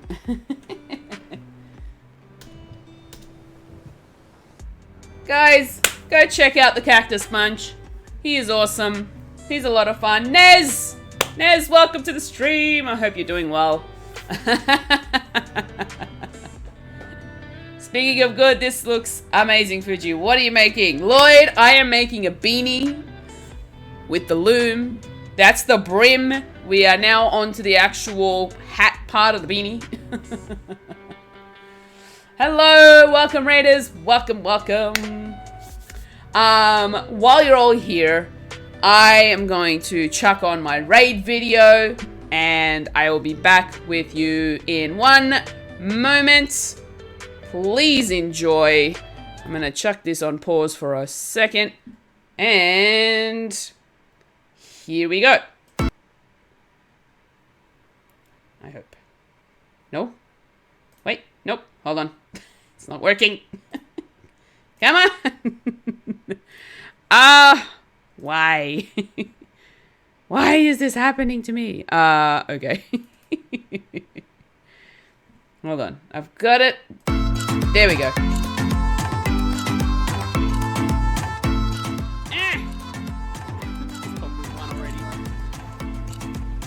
Oh, what? No! Oh, I hate you, Rich. I hate you right now. That was so rude. Here. Here, you can have the keys. Take the keys. Here, take the keys. Take them. Take the keys. Right here. Keys. You are now cursed by the head of Toad. Ooh, I don't have a body. I can't stop laughing now. I've got the giggles because I'm so tired.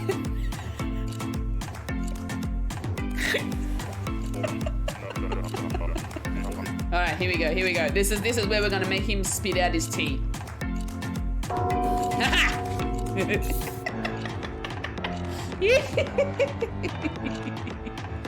185 guys.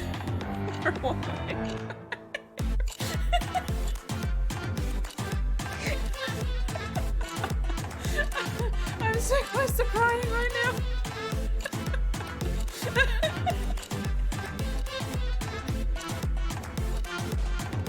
Oops. Oh boy. Did I just... I ruined it! I knew it! I ruined it! Oh. Why did I shoot? Why did I shoot? Oh. I have something to say. Okay. I think it's Fuji. Why? So, here's why. I have a couple of reasons. Come on! One, I was on the left side of the map with her, and then all of a sudden, she was all the way in admin, and I think she might have vented there. And I then did not I vent. think she tried to trap me and kill me in electrical. No, I didn't do that either. Alright, what if you do your worst? Go on, trick me. Oh, come on, I wanted the candy real bad. Well, okay, you asked for this. Trick or treat. Take this trick. Oh! Oh! What? It worked. You look pretty different now. And isn't it the whole point of tonight? He turned me purple.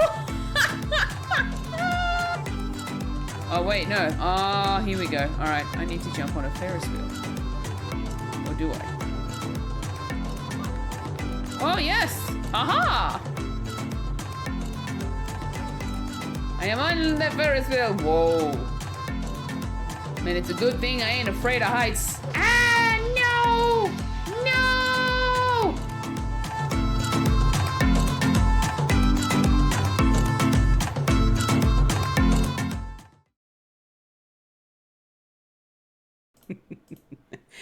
I hope you enjoyed that, everybody. Yes, welcome on in, everyone. Thank you so much for joining me. My name is Foolish Fuji, and I am a variety streamer, mainly Nintendo. And on Monday nights, I do craft streams, I make stuff, I paint, I color, I you know, do all sorts of things. So thank you all for joining me. Thank you, Cactus, for the raid. I really appreciate it. Guys, make sure you go check out Cactus Bunch. He's awesome. Lloyd, thank you so much. Also, please go check out Lloyd as well. He is an amazing streamer too. He's lots of fun. Let's give that potato, and they're part of the Potato Mates. And I'm just making sure, there we go. Part of the Potato Mates, so please go check him out.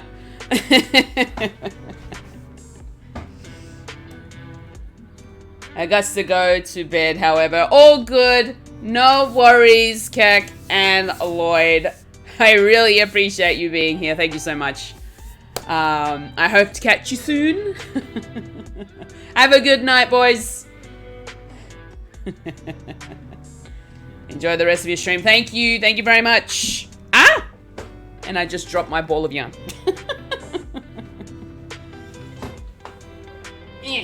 Okay, we're good. We're good.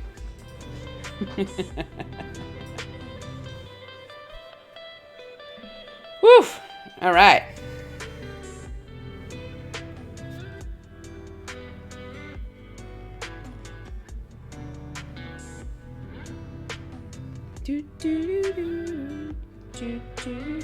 It's like I have to readjust for some reason every so often. I'm not sure why.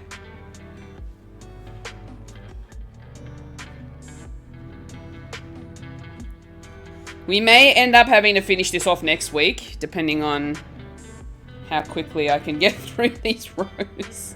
We'll see, we'll see. What are we on? We're on 10 PM right now. And I gotta stream tomorrow morning anyway.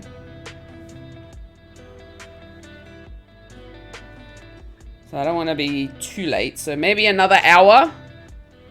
Maybe another hour of stream, and then I might call it a night. I'm gonna head off to have a great night. No worries, Jess. Enjoy your sleeps. Have a good night. Thank you for being here. I really appreciate it.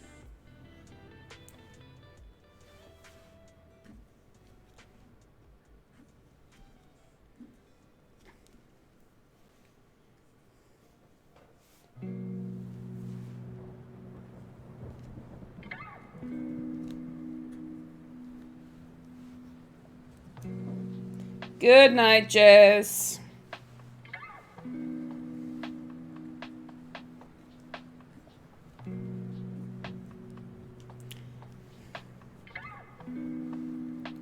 I'm gonna try and go as quickly as I can and see how many more rows I can punch out.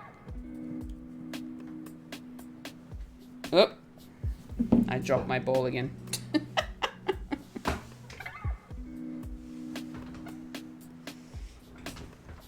My lap is not a very good pot holder. Put it back up here. Alright, let's do that.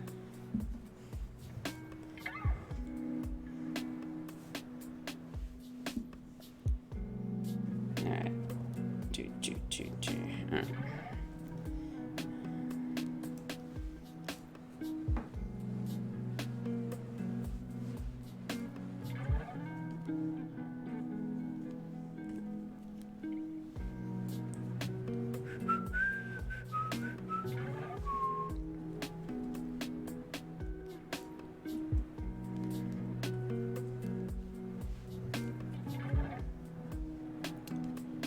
Okay.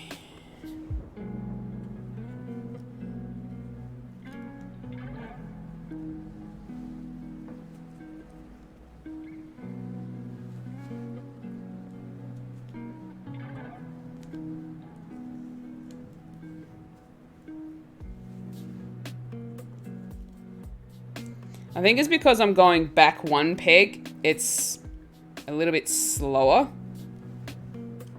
than what I was doing before, because I kept going round through each peg, and this one's like going one peg backwards instead of forwards.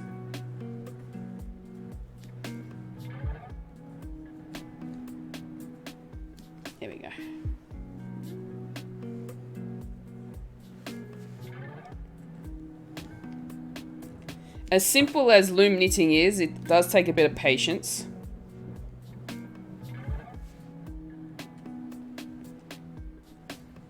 Because when you want to do different styles of like stitches, it does take up a bit more time. It's what I usually do when I used to do a lot more of this sort of like loom knitting. I'd sit down in front of the TV and sort of have that running in the background. So I'll have something on that I know I've already seen before rather than something that's new that I'd have to pay attention to. Either that or I'd, chuck on some music or a podcast. It's always good when you have something just running in the background. Just like I've got right now with the lo-fi music going.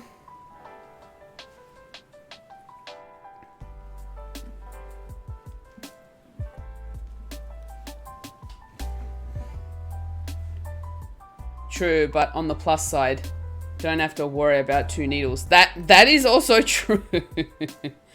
Yeah, the 2 needle knitting, not something I can do very well.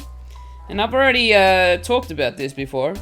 But for those of you who don't know, I've tried doing traditional knitting with the 2 needles. Couldn't do it. Could not do it. I kept dropping stitches. I kept... Like, it took me forever just to do, like, a square of just simple stitches.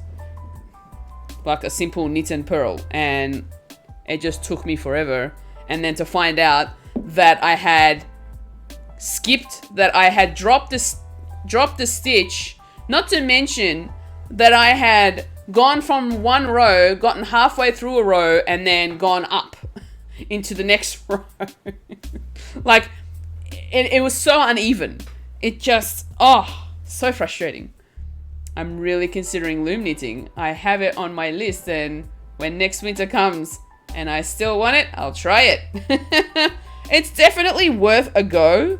Like, even if you don't get the whole pack that I have, I'm pretty sure you can just get like a beginner's kit where you just get the one.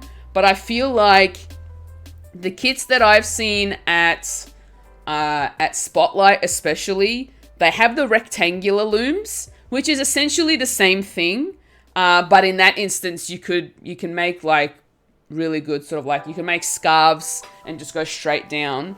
I mean, you can make scarves using these round looms as well, but in that instance, when you have the rectangular ones, you won't have the project sort of rolling into itself. Whereas this one, you have to do a bit of stretching. I mean, you have to do that with the other one too, but with this one, you'd have to have a bit of stretching. Not to mention that with this one, you wouldn't want to continue going round and round in circles. You'd have to stop when you get to one end and then go back around. Whereas with the rectangle one, all you have to do is just go up and back. I'd love to have one to make a beanie hat. Yeah, no, definitely. I highly recommend getting them. It's very easy to get into, and there are so many tutorials out there that you can use, like video tutorials on YouTube. You can go to Pinterest to get different sort of patterns and stuff, and step-by-step instructions. It's really good. There's so many resources out there to find when it comes to making stuff with the loom.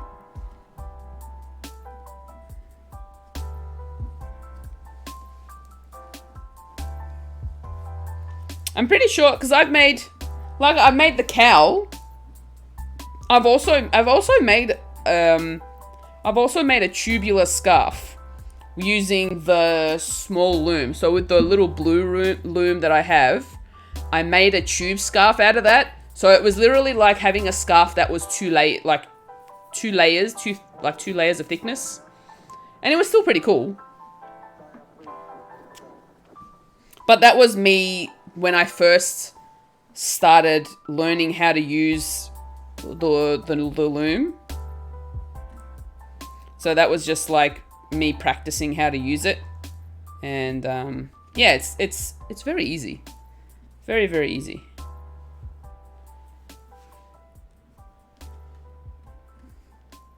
I also made, like, I also crocheted 2 hats in 2 different styles and a pair of fingerless gloves that were literally like just down to my wrist sort of size, much shorter than this. It was literally like, there's the finger hole, and it was like really short. I've crocheted the same thing, well, except for the cowl, using a different yarn, and just to prove to myself that I could actually crochet it rather than always have to rely on a loom.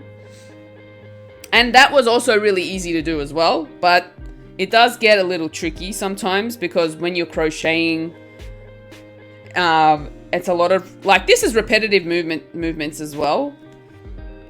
But with the needle, with the crochet, you have to be careful that you don't, like, let your needle drop, your hook drop from while you're doing your crochet.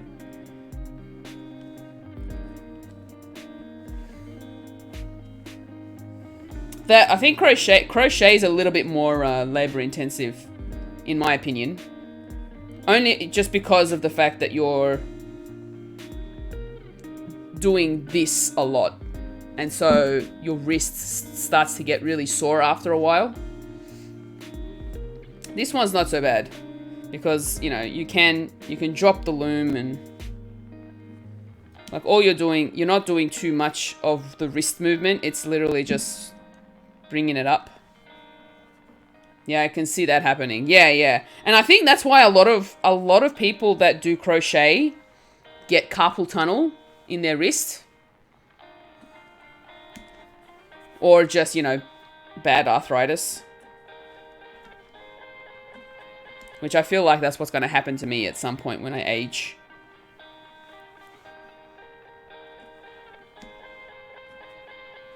Because I do this sort of stuff. I mean, I don't do it very often, so hopefully it won't be so bad, but yeah, I can definitely see it happening. Alright, we're on to the next row. I keep forgetting to mark my rows. My right wrist is kind of hurting right now. I'm taking a short drawing break for today. Yeah, that's fair. That's fair. How many have we done so far? I'm just going to... Oh my goodness gracious me. Yeah, this is going to be an interesting hat.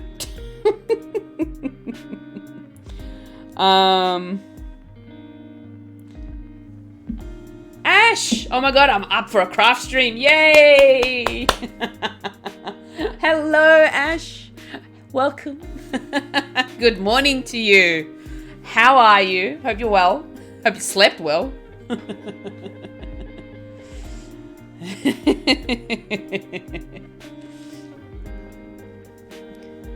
I'm pretty sure I've done 3 rows. 1, 2, 3. Yeah, I've done 3 rows so far. And I'm not too sure, but if you can see the gap, this is definitely not the right yarn for this particular project. I don't know why I'm using it, but I'm using it anyway. It's just my way of practicing, I suppose. We'll see how it turns out. Maybe it'll look nice, but not very practical in keeping your ears warm or your head warm. I don't know. We'll see. How are you, Ash? Hope you're doing well.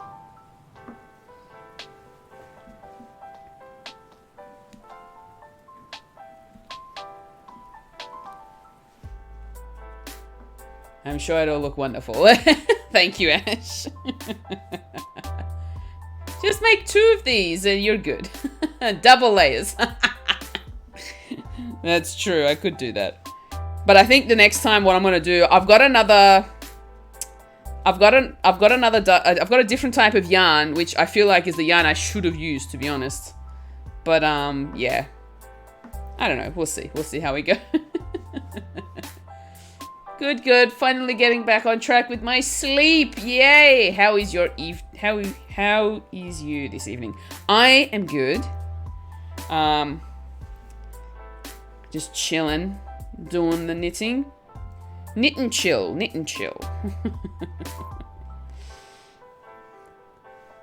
Having a lovely evening. It's cooling down here in Melbourne, although I've pretty much warmed up. With all the lights hitting me and stuff. I feel like that light is so bright. I'm just gonna decrease the brightness on that light. Oh my gosh. Can use the same yarn for knitting and crochet, right? Yeah. You know, these yarns you can use for knitting and for crocheting. It doesn't really matter. I don't know, like this. I feel like this thickness of this yarn is an 8 ply. I feel like this is an 8 ply yarn. And it's a little bit thinner than the one that I already have, that I should have used, the one that I should have used. But anyway, no big deal. We're here, we're getting it done. How was work? Work was fine. It was only 4 hours. It was pretty much just for training.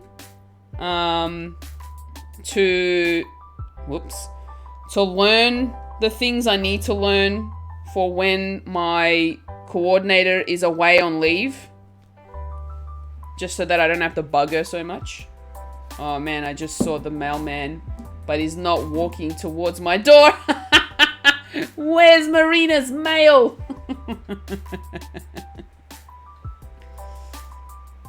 Mailman, come back to Marina's door. Ooh, so you can be the big boss? No, well, no. I'm technically not going to be the coordinator.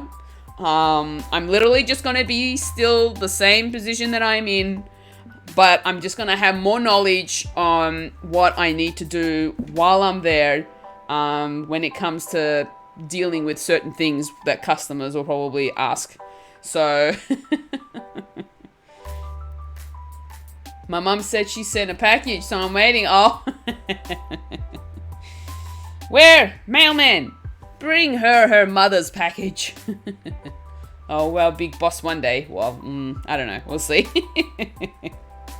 We'll see. I don't know if I'll ever get that far. I mean, I sometimes like the responsibility, but I sometimes don't.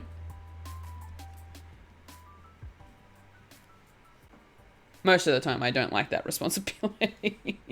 Because it means that I'll be the one getting all the complaints. And I don't want that.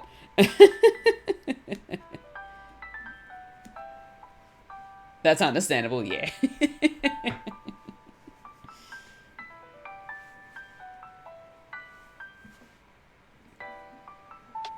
How are your studies going, Ash? Are you almost done? Or are you done? Have you completed your exams?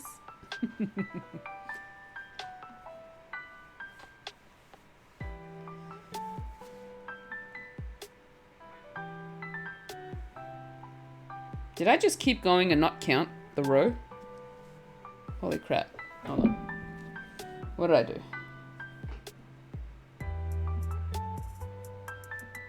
1, 2, 3. I think.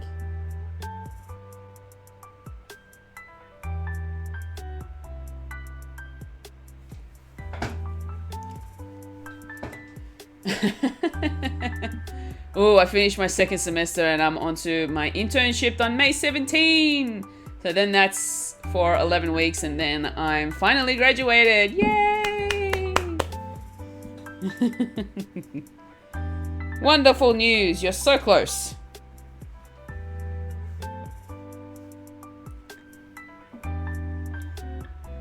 So you're going to be doing your placement, which is what we call here. We call it a placement. But yeah, I suppose that means internship for you, so.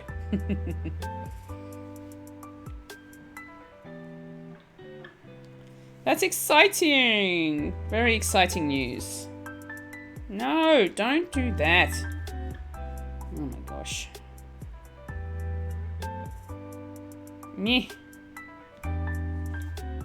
There we go. Aha.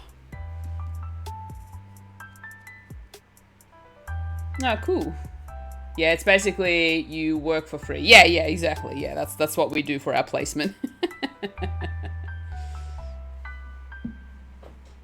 but I'm hopeful that I'll be hired by the clinic I'm doing it at after. Yeah, that'd be amazing if you can. I think I ended up, after I finished my placement at a video production, it was a video production company that I did my placement at, and they said that if I were to get a business number, I could work as a freelancer with them, and they called me in quite a lot to do like editing and go out on shoots, and I really enjoyed that.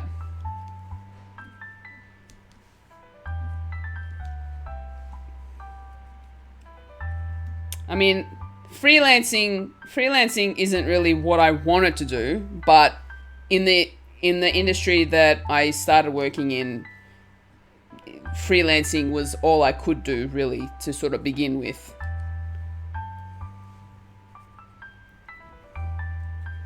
Thanks, Marina.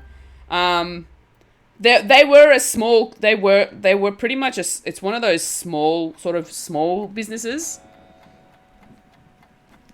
But they're actually doing really well at the moment, although I haven't really heard from them in terms of work, so yeah. Oh well. I think they're trying to keep it more in-house as much as possible, since yeah. I mean, I don't really have the I won't say I don't have the qualifications, I do. I just don't have the years of experience for them to hire me on like a part-time, full-time basis. So, which is fine. I don't mind.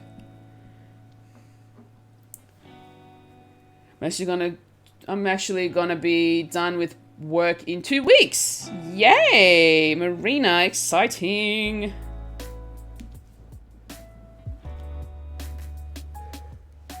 Are you starting a new job, Marina? Or are you just... Is it more of a...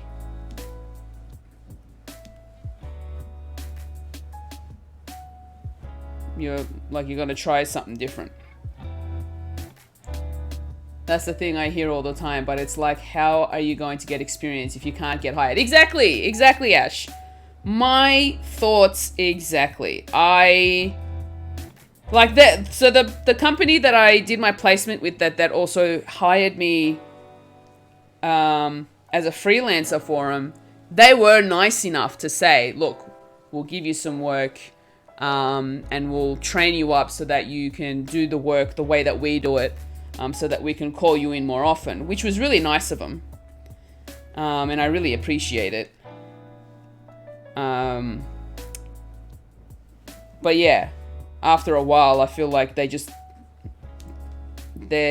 unless I was able to show them that I was able to do other things as well, apart from like just editing or just filming, they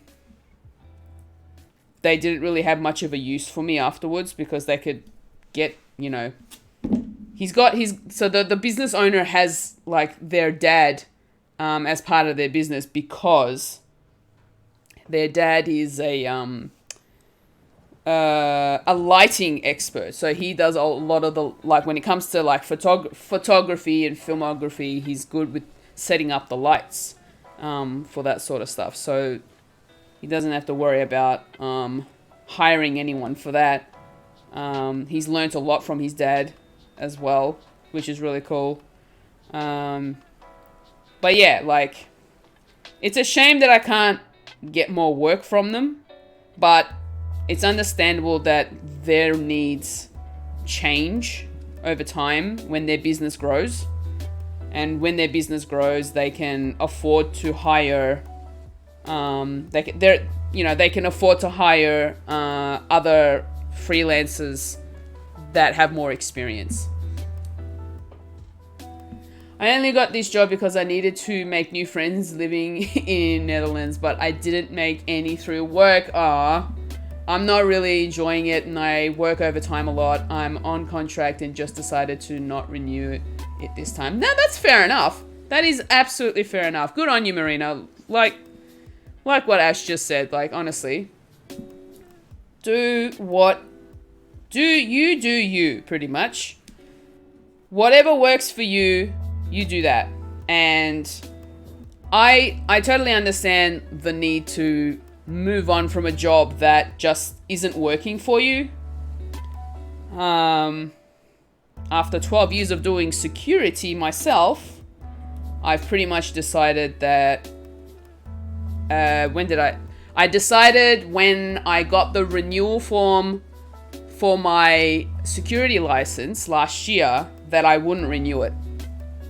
And the decision for that made it clear for me when I got the job at the current job that I'm working at. So at JB Hi-Fi, when they hired me as a Christmas casual, that pretty much cemented my decision on not renewing my security license. So I was like, I've done it long enough. I'm not really a fan of the job, to be honest. I don't feel very productive in it. So that's why I was like, I've had enough of doing that job. So I'm not going to renew my license. So I haven't worked in security since July last year. So plus my license expired, so I can't anymore. And screw anyone who ain't your friend. You're wonderful and kind and the sweetest soul, Marina. Exactly. Truer words were never spoken, Ash. That is very true.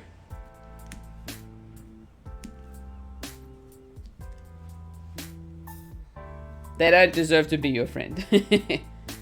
I was a social worker before moving to Netherlands, but unfortunately can't get those jobs without being fluent in Dutch. Yes.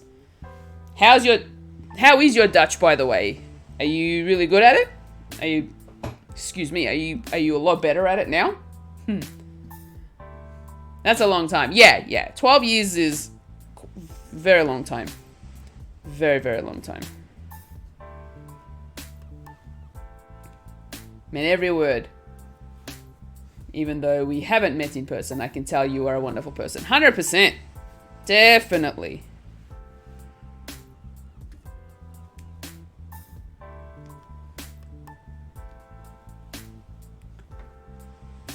Oh, my Dutch is great. Ash.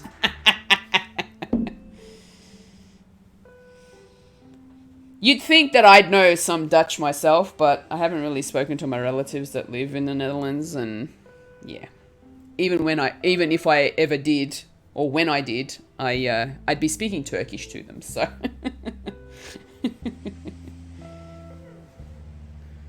Let's just say I will not go hungry at a restaurant. Oh, good.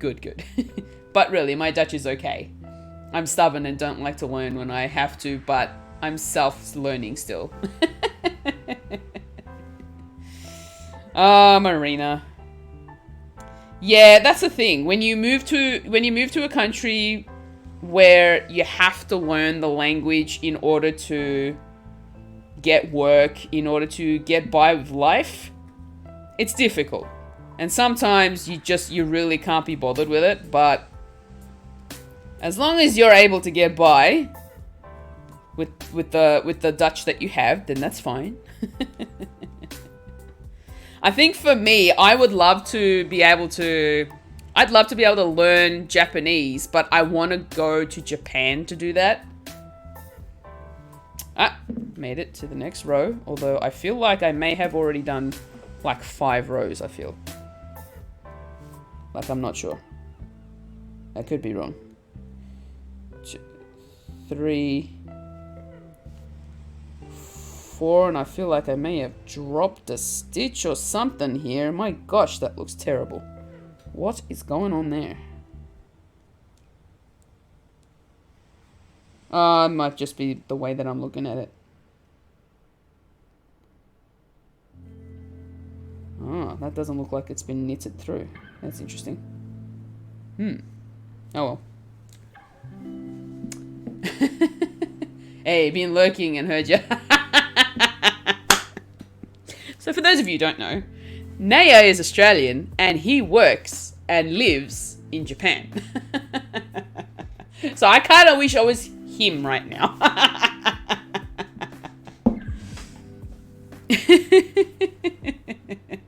He does.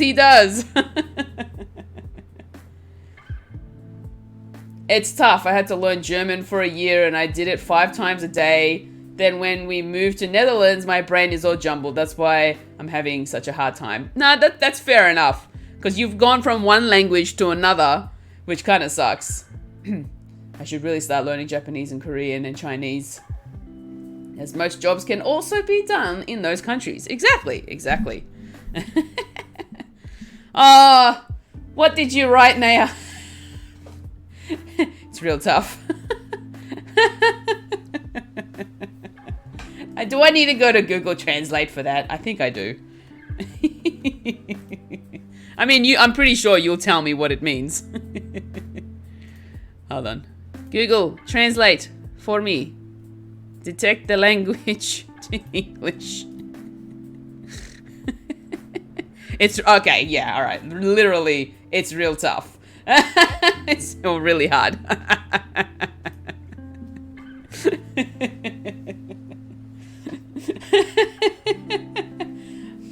Oh my gosh.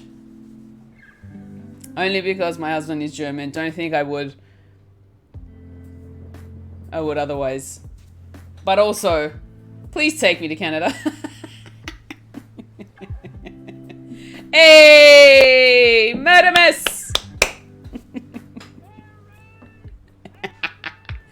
Hello, Mert. How are you? Welcome to the stream. Hope you're doing well. Hope you're having a good night.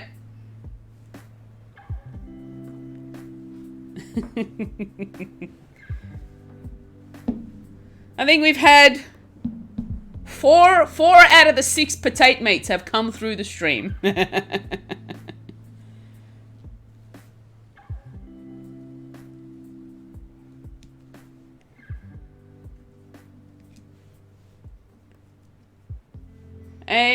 Thanks, mate. Just relaxing and taking it easy. How are you going? This is looking good. Thank you, Mert. Thank you very much. I'm doing well. We are attempting to make a form of beanie, although I feel like I know for a fact that the yarn that I've chosen is too thin for this style of beanie. So we're gonna make do. This is my trial run. We'll call it my trial run for a beanie. So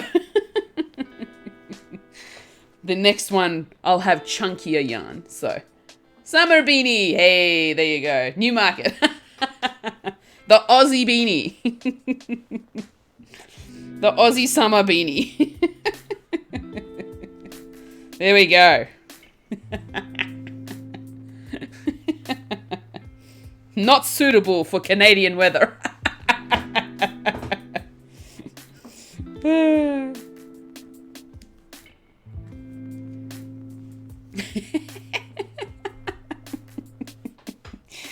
Oh boy. Yeah, I'd have to wear a hat under that hat. Look, I'll make one for you.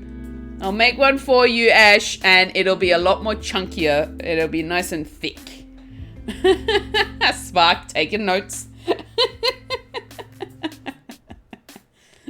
It's a niche beanie. Exactly. A very niche beanie. Suited for the tropicals of Australasia.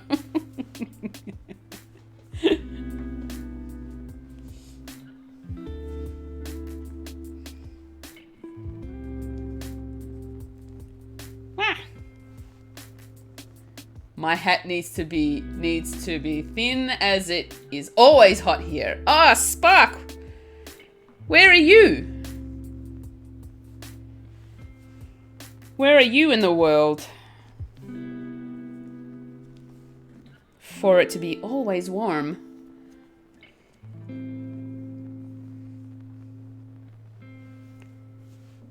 Kind of sounds like the Northern Territory, or maybe WA. Western Australia. Wow. Also, I am very surprised this yarn isn't blue. Look, I do have a blue yarn that's a little bit thicker than this, but it's a very light blue, and I don't know if I'd wear that as a as a beanie. The border of Texas and Mexico. Wow, yeah, that would be very, very warm, for sure. For sure. Then this beanie would be very suitable for you then.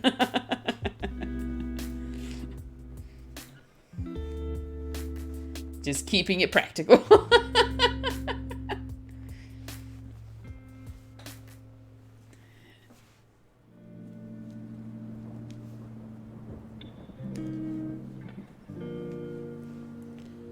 We all know our Fulia loves her blue. Definitely. I definitely love my blue. Can't you tell my keyboard's currently lit up in blue? The background is mainly blue. So my emote, my heart emote is blue. If you don't wear a light blue beanie, how would we find you? Our emojis are blue.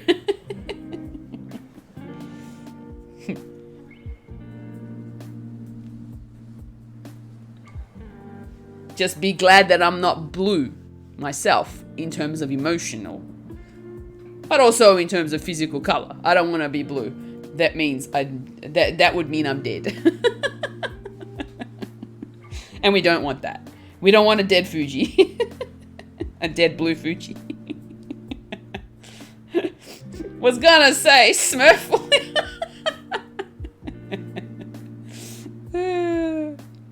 No. Smurf Fulia is a dead Fulia. Oh no, I have the I'm blue song in my head now. Oh yeah, definitely. See, if it wasn't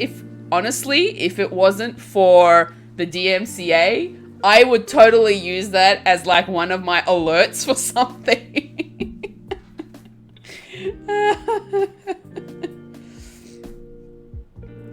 I would love to be blue, but not dead blue. No, exactly. Maybe a good body paint. Body paint, yes. That I can agree to.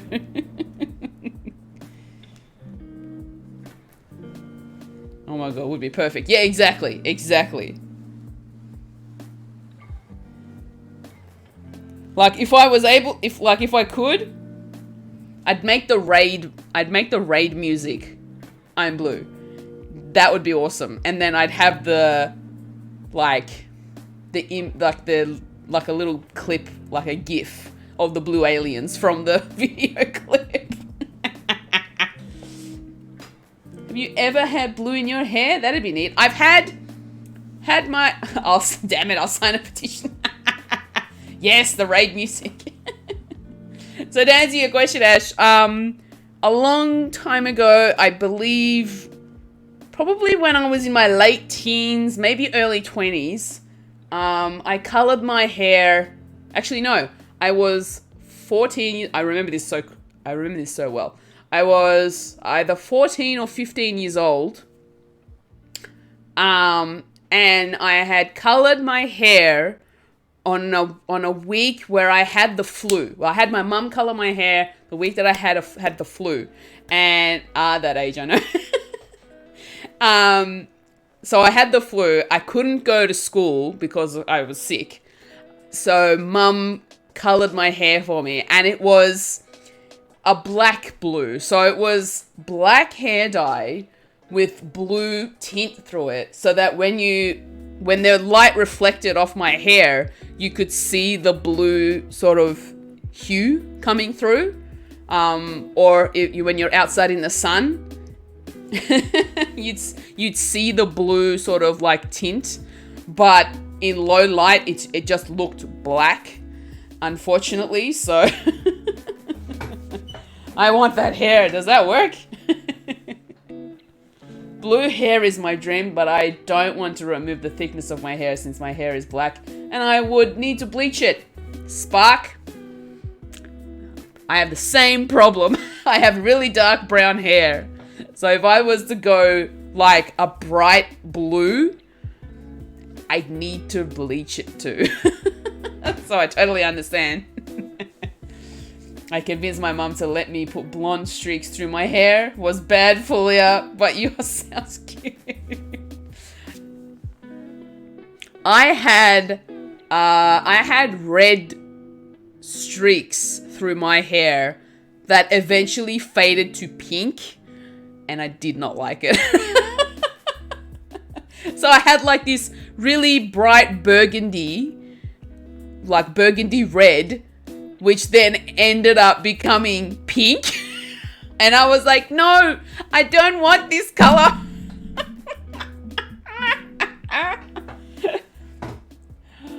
Oh my gosh. I hate to have bleach my hair to make many colors. Yeah. Please tell us you have pics. No, I don't have them. I don't have pictures. This was back when I was like 14 years old. I was still in year 8.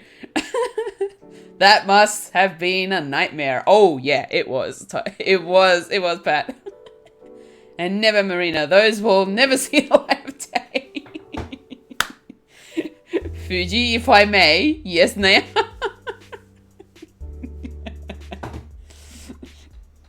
I am listening. The episode of Bullshit is being rendered as we speak. Hey, nice. Guys, if you really, for those of you who missed out, on Thursday last week, and Marina was there, I was a guest on the Potato Mate stream with Naya Nihon as the host, and it was so much fun. Absolutely loved it. So if you want to go check it out, go to Naya Nihon's channel. I'm sure the VOD will still be there. I don't know, maybe not. I'll let Naya let you know on that one. But I had so much fun. And I was the first guest to pop up. So if you want to get to that point, you'll see me. Marina was there. I still can't believe what you did for you. I'm traumatized. Oh boy. I'm going to do more in the future. Would love to have you back on. Oh, for sure. I'm 100% back. Like, just tell me when I'm there. I'll get my storytelling better. I'll work on my storytelling. Yes, definitely. Thank you for following, Ash. Hopefully you'll catch him at some point. Amazing show. I still can't believe the guy who spelled his name wrong. And that was the guy who rated me. That was Cactus Punch. You guys are the best. So the Cactus Punch was the guy that said that he couldn't spell his middle name. Which was hilarious. I couldn't believe it. Oh my god, it's him. Yep, it was him. That was good old Cactus. Spudley! We've been on a real raid journey here. Love you all. Spudley, welcome to the stream. Hope you're doing well.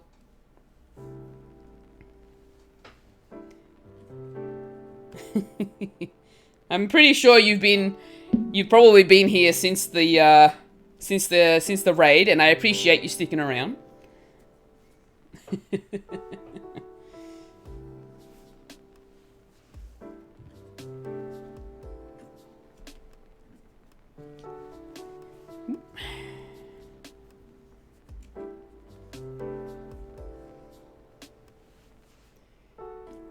Do.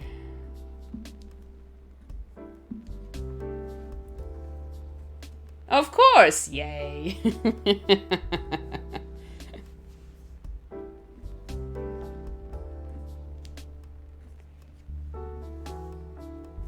Have I done 5 rows? My gosh, I'm not even like 1, 2, 3, 4. All right, this is number 5. My gosh. Oh, and I'm counting from like... That's not the count I want. My gosh, I don't want to confuse myself. You're doing a great job, Fulia. Your multitasking skills are impressive. Thank you. I wish I could say the same for myself. Like, I'm trying to read, I'm reading chat, and I'm trying to do this, and then I'm like, hold on a second. Did I just Did I just forget to mark down how many rows I've done? I hope I'm not wrong. Kiwi? No, I am Australian. Although I have been mistaken for Kiwi a few times. Which is fine, because they're next door, so. I am from Melbourne, Australia.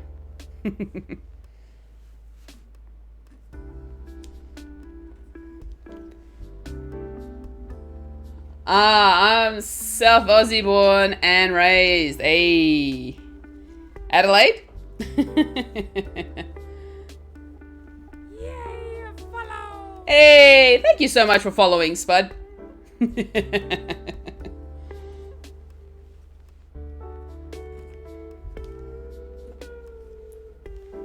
You betcha.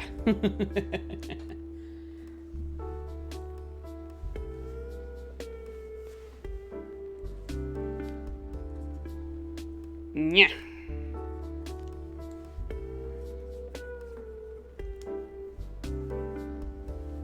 Do. No! No. Get back on the peg. Oi! Get back on the peg. Ugh.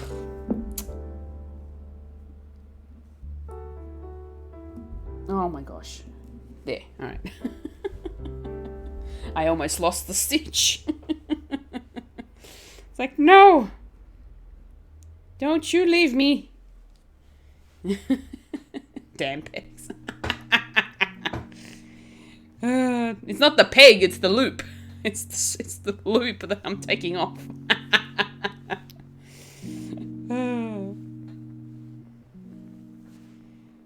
Yoink. Alright. You can do it for you. Thank you. Spot's like, no.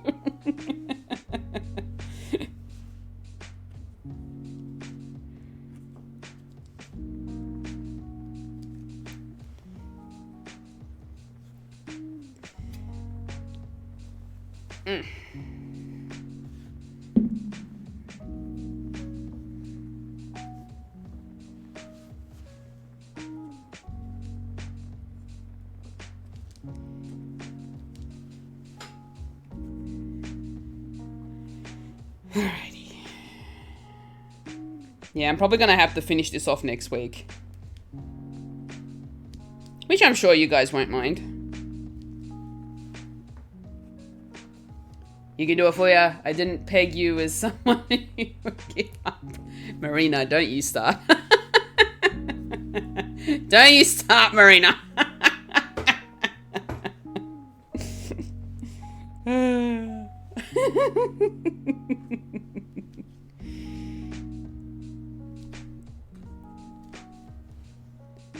I did nothing wrong. I can just see you using the emote from the Discord, the one that goes like this. I can see you use that emote. I didn't do anything. Yes.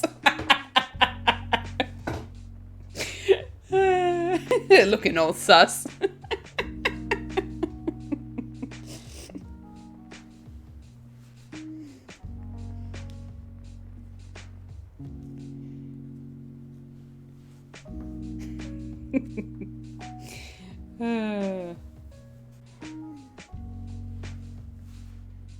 Speaking of the Discord, guys, if you type in ! Who arted, you can check out the Who Arted Discord, and you'll have a lot of fun there.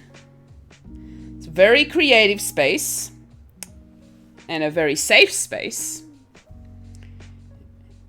You can get inspiration, motivation, and just good old fun. Please check it out.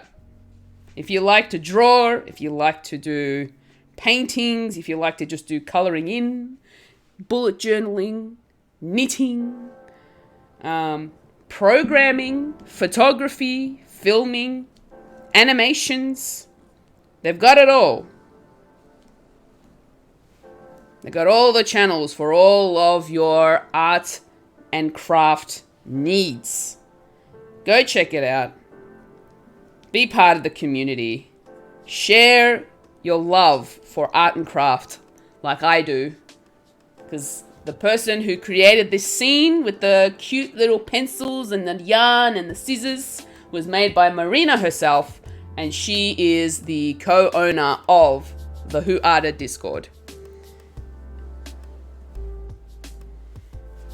Along with Kate, and they're both amazing artists themselves. So please go check them out.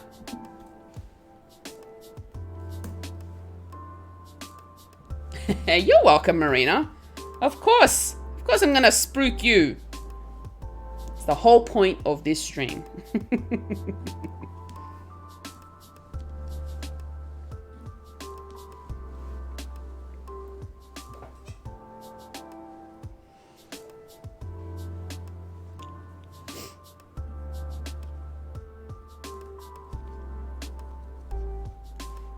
I do get overly excited, so please don't be scared if anyone joins.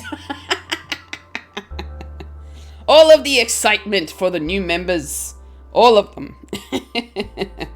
It's a great place to be. Very supportive community. Love it. Absolutely love it.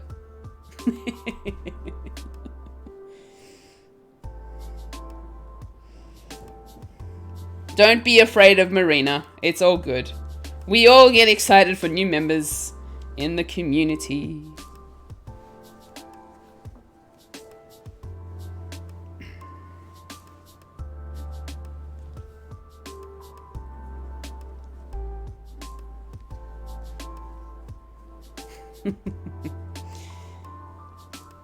Did I mention they also do competitions? They do photos of the week or prompt of the week.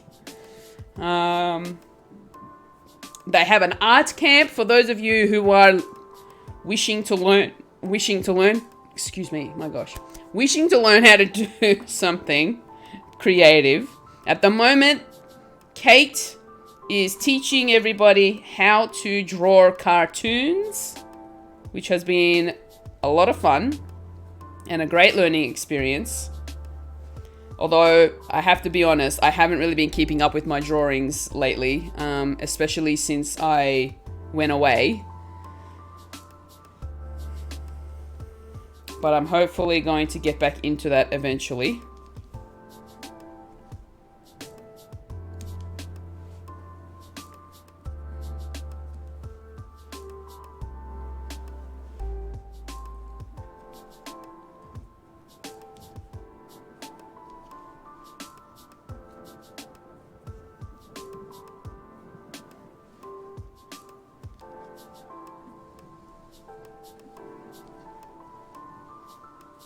Can't wait to see more drawings from you.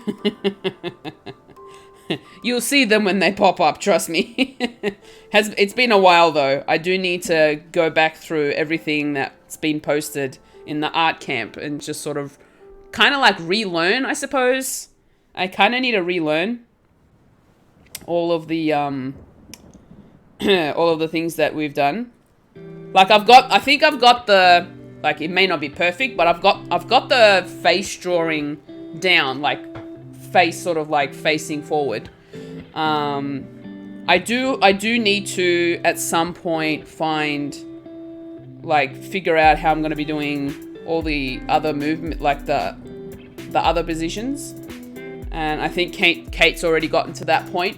But I also need to learn how to draw bodies. I'm not very good at drawing bodies. That drawing bodies is pretty much my kryptonite when it comes to drawing cartoons like that. But we'll see how we go.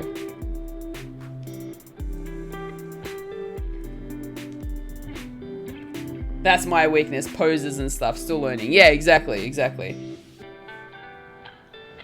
But you do so well with yours, Marina. Like, I love the way you do your art. It's so cool.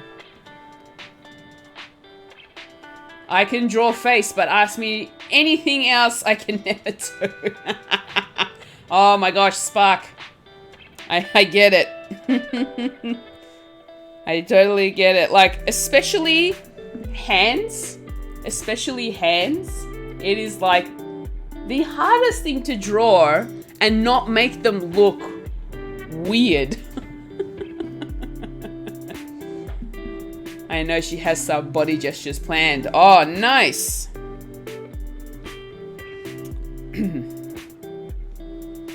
I know, hands. Psh, hands are the worst. It's easy to first try with stick figures and then build them out from there. Yeah, that's true. That's true. So you kind of like use the stick figure as like a frame, as like a basis of where the body will kind of sit, and then just draw around them, which essentially is kind of a good way to guide you.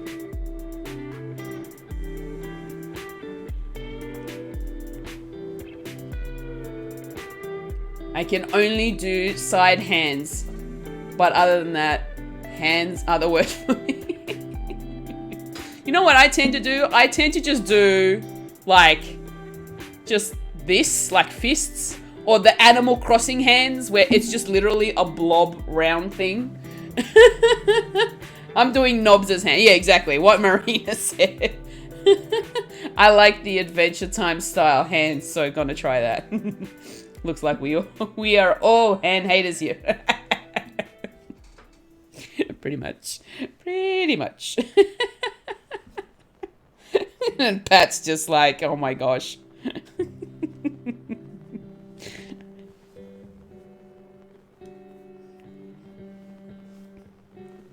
For me, it's the nose. Yeah, noses can be a little difficult.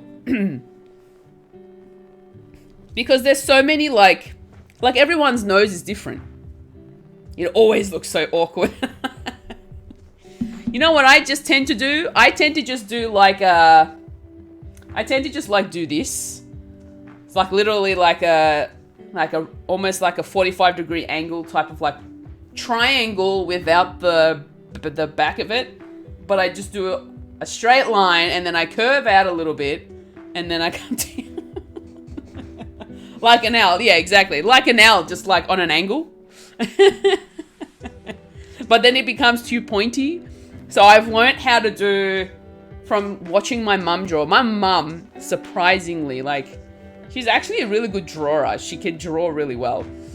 She took like drawing and art lessons back in Turkey when she was young. But then unfortunately her father's like, no, you need to learn how to be a tailor, which is another form of art, but you know, yeah, she loves doing art. She absolutely does. But Mum taught me how to do the nose, where it's like, hold on, I'll draw it here and I'll show you.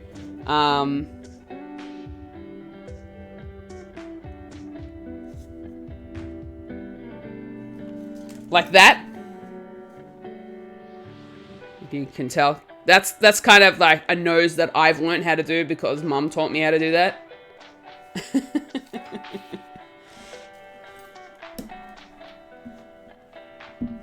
The only problem I have with drawing face is I make a whip of a face, then I keep erasing it again and again because I don't like it. Yeah, true.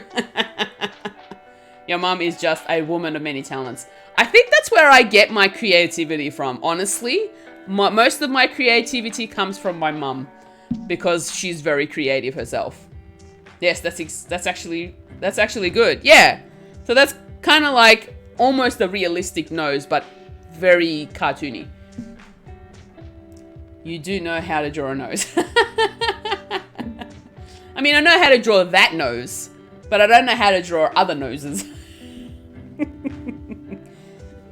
Other noses perplex me. Like the different shapes and the way that they sit and all that sort of stuff. So, like everybody has a different... Everyone's nose is a unique nose.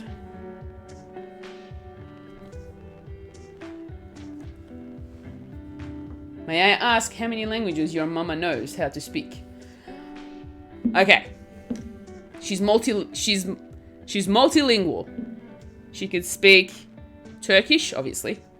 She can also speak a few variations of Arabic. So not just one. She can speak and understand Syrian Arabic, Egyptian Arabic, a little bit of the Iraqi Arabic, and I think a little bit of Lebanese Arabic as well. So she knows, because they're all pretty much similar to each other, so it kind of works well for her to understand. She also knows, like, since she's been here, she knows English. Although she does say that she wishes that she was able to go to English classes here so that she could be better at speaking it. But she gets by. She actually can speak English, you know, well enough that she can get by. And yeah, they're the languages my mom knows how to speak. She is amazing. She really is. I'm always amazed by the amount of times that she comes across someone and speaks Arabic with them. I'm like, are they from such and such country? She's like, no, they're from this country. I'm like, but that's a different Arabic. She's like, but they're all pretty much the same, kind of. Yeah, mama is cool. Yeah. I want to learn how to speak Australian. Look, Australian is its own kind of English. It's... I want that sexy... Pat, I don't know. I think I prefer yours, Pat. I think I prefer yours.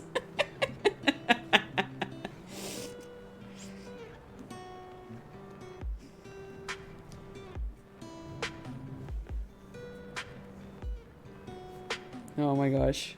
Because yours is Canadian with a French twist, and it sounds so nice. And then you've got Ash, who is also Canadian, and it's really nice to hear.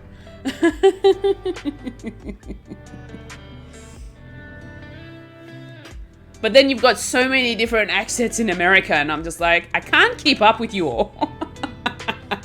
Just give me a deeper voice and I'm good. I have a squeaky Canadian accent. No, not squeaky. Not at all. I like your accent. Your voice is cute.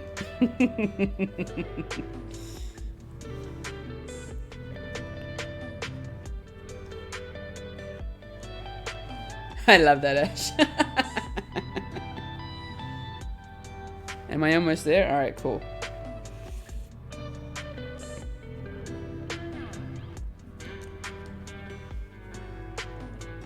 I think you mean cute, Ash. Exactly. Okay, squeakish. No, cute. It is cute. None of this squeakish, squeaky stuff. Nonsense. It is the Ash Canadian that we all know and love.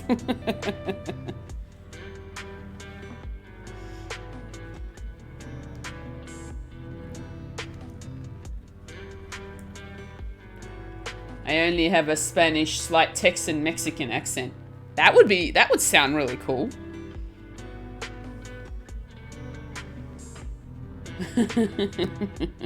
That would actually sound really cool.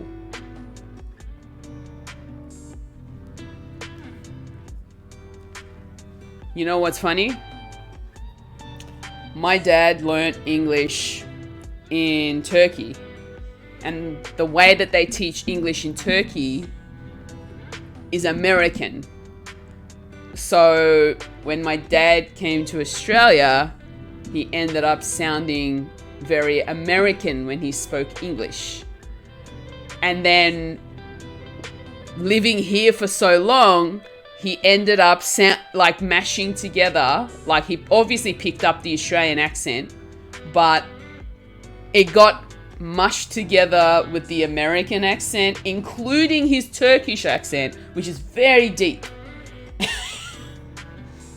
so, so when he spoke English back then, it was... Oh my gosh. Like you would hear, yeah, you'd hear, you'd hear Turkish, American, and then a little bit of Australian come through. So that was a combination. But then obviously after like, obviously living here as long as I've lived, the American accent has disappeared and has now become more Turkish Australian instead.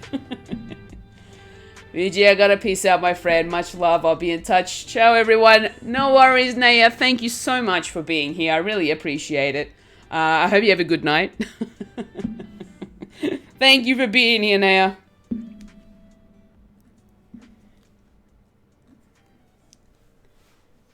And thank you for the shout out for Naya. Guys, make sure to check out Naya. He is awesome.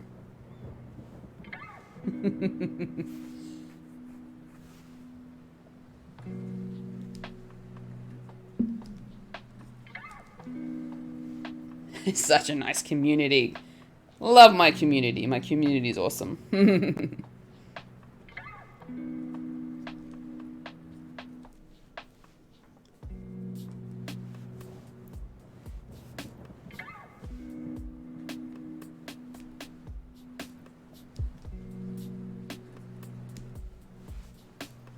Look at the progress. Mind you, once it starts to sag down, the more I go through it, the stitches will come together and it won't be so spaced out like it is up here. So hopefully it'll be... You're moving fast. Am I? I feel like I'm going really slow because I'm getting distracted. Not that that's a bad thing. I like having a chat with you guys. It's fun. Keeps me from going insane.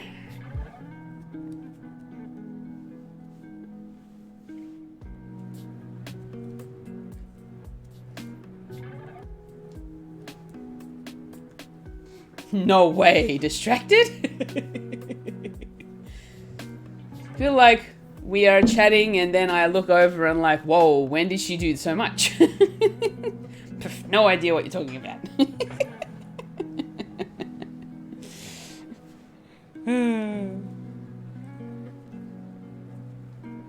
I love the fact that there's a distinct difference between the ribbing of like the hat compared to the actual beanie itself. It's so cool. I'm kind of glad I'm using the cake, the cupcake yarn. I'm just kicking myself that I didn't use a chunkier yarn to sort of close up these holes. But anyway. Are you gonna put a pom-pom on the end? I could. You know, if you want me to, I can. Yeah, I was gonna ask, is that part of the pattern or did you do that yourself? It's neat. No, it's a cupcake yarn. So it's sort of, the color changes as you continue knitting. Yeah, to be honest, one moment we are chatting, next you're already made progress.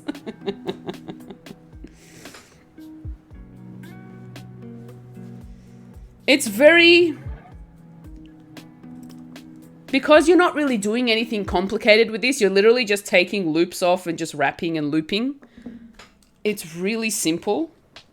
And so you can make progress really quickly.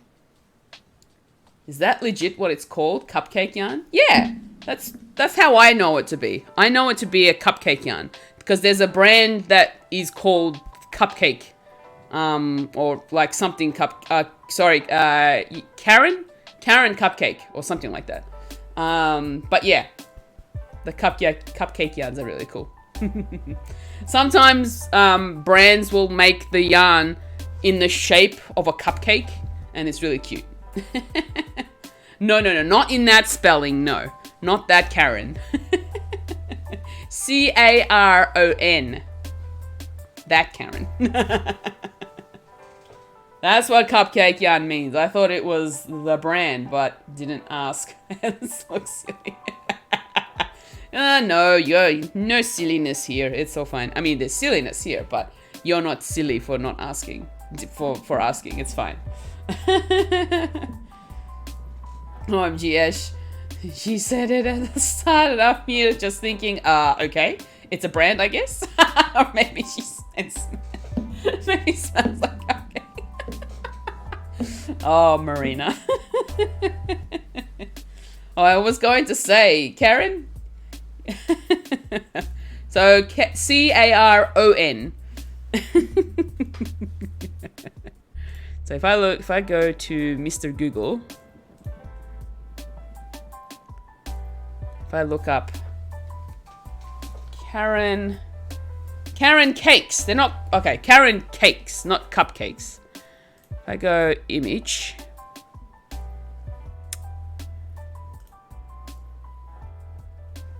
all right, I'm gonna show you what it is. Just a second.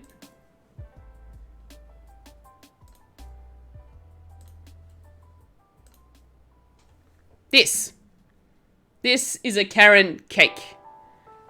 It's essentially this. We learn something new every day. Well, words are hard. Looks delicious. So they come in different layers of colors. So it doesn't necessarily have to be all one color either. It can be like multiple colors. Like you can get a rainbow one, you can get like different shades of blue. It just depends on which one you end up finding. This one's got different shades of gray plus white. That does look delicious. Yeah, so you've got different styles of yarn. Definitely. Looks amazing. Take notes. Socks would also look so cute with those. 100% yes. Socks, beanies, scarves. Because of the gradient effect, because if you have a look at this one, so using that particular yarn there, they've made a baby blanket and some booties, which is really cute. I need to eat breakfast. Sounds bad, but I don't care. Purple one in my mouth. Meow. I think I used this purple one when I made my lap blanket. So I've used this particular color on my lap blanket. And it looks really cool. I like it. Mood. Ash, go have some breakfast. Have yo breakfast. Fine.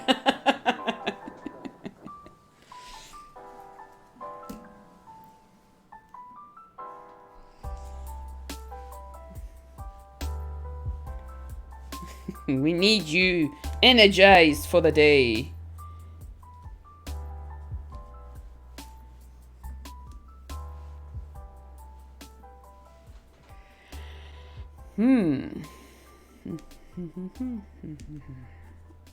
Ooh.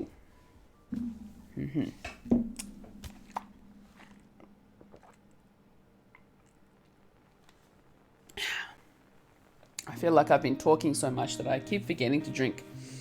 Crawls back into bed. What you say? Back under the covers. She's like, nope. I'm going back to sleep.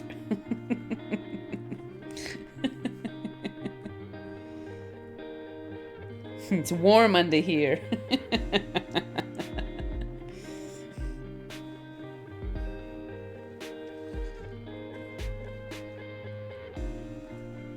Yeah.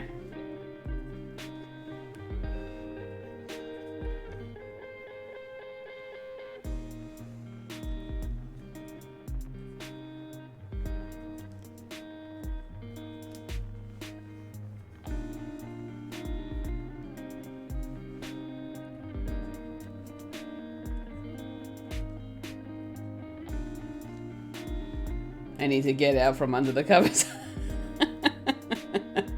You're under there too, Spark.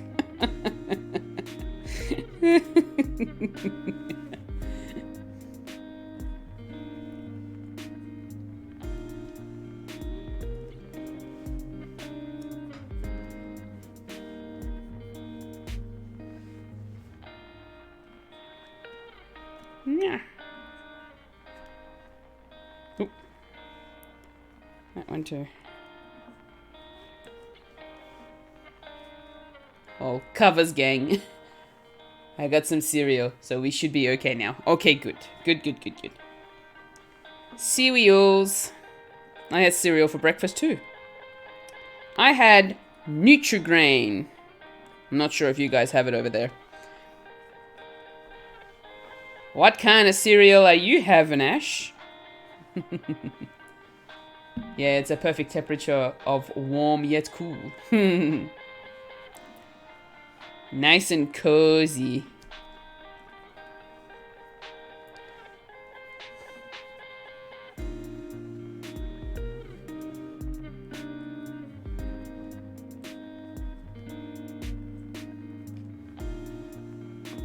Nestle Nesquik, the most nutritional kind.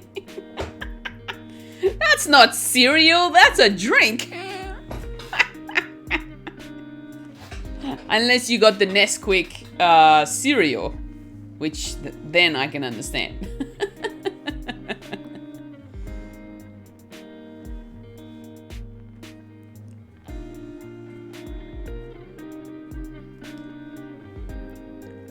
I was thinking that. Speaking of Nesquik, strawberry was my favorite flavor. Oh my gosh. Yeah, it changes my milk to chocolate milk. I can't help it. I love it. I love it. It's amazing.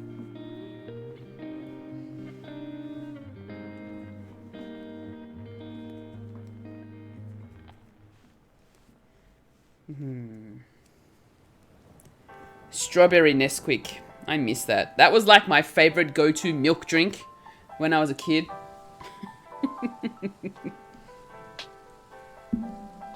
It's like, I don't want to drink milk. All right, I'll spoon in like 2 heapfuls of strawberry Nesquik. I only have my cereals with hot drinks, specifically only hot Milo. I've never had cereals with milk before. What? Wow. Marina. Why? What do you... Wait. Makes no sense. How do you eat your cereal dry then? Oh, you have it hot. Oh, okay. So you don't use plain milk. You actually mix it with Milo. Okay. You do you, I guess. It's not dry. I pour the Milo over the cereal. That's an interesting combination. But it'll depend on the cereal.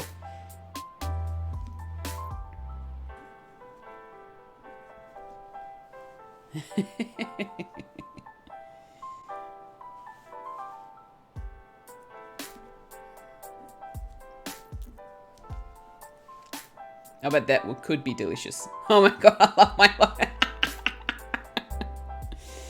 Oh, there's Pat. We're talking about food. He's here.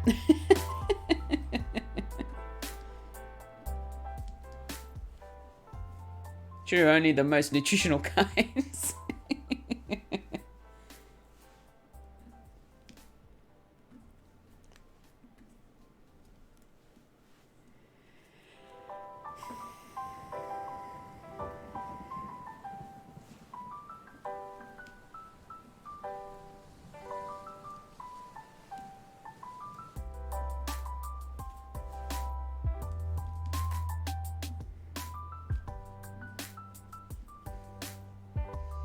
I had it for the first time in Southeast Asia, and I think I drank it every day on ice. Wow. I need to find some here in Canada.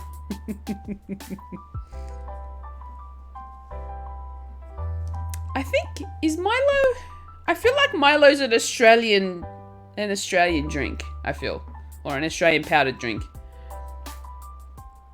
I have to tell you that every Monday when you stream, my house is so clean. I'm sweeping, I'm vacuuming, I'm doing the dishes. Good company. Oh my gosh, I'm glad I can motivate you to clean your house.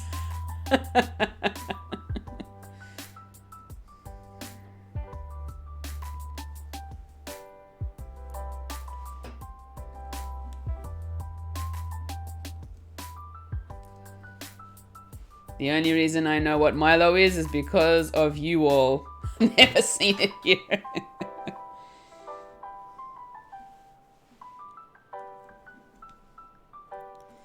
I think I need to send you an Aussie pack, Ash. An Aussie snack pack. I think you need an Aussie snack pack, just like Marina.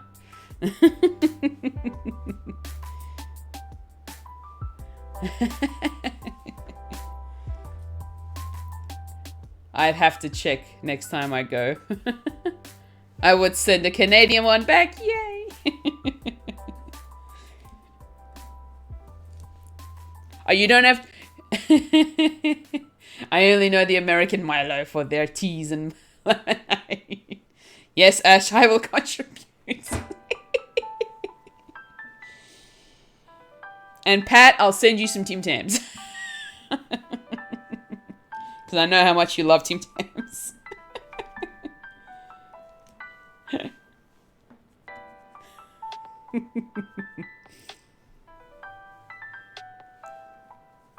I will start a list of potential items. Oh my gosh, that would be amazing. Yes, all the white chocolate Tim Tams. You like the white chocolate Tim Tams. Wow. What a sweet tooth you have.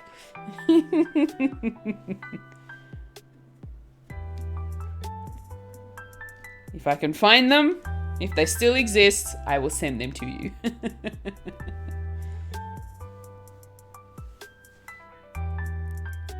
I don't know, I never tried those. White chocolate. Oh, Spark, you like white chocolate too?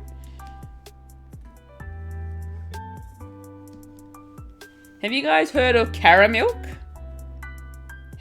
I don't know if you've seen it. I just love white chocolate. Oh, so you've never had white chocolate Tim Tams? I feel like it does exist, or it has existed at some point. I'm just not sure if it still exists. I'd have to check my supermarket.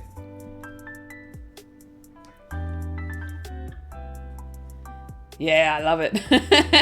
Caramel, like the chocolate bar? Yeah, caramel. So it's a caramelized white chocolate. It's a caramelized white chocolate. That's what caramel is. I can have that. I don't mind that. Caramel I will have. White chocolate is a bit too sweet for me. But caramel is pretty close to that, but not too much. So if you look up Cadbury caramel, yeah, that's what that is. It's all the rage here for some reason. I don't know why.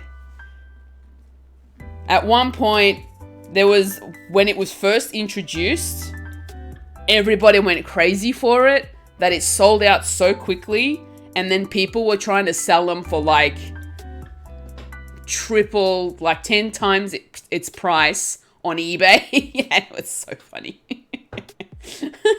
But now they've, like, because of the demand back then, they've made so much that now everybody's over it and they're just like, it's just caramel. Scalpers for chocolate. Yeah, exactly. So now they've brought out caramel with different, like, in a smaller bar. Originally it came out as a block, which it still does. They've made variations of caramel, like eggs for Easter. So caramel chocolate eggs, and yeah. It's interesting.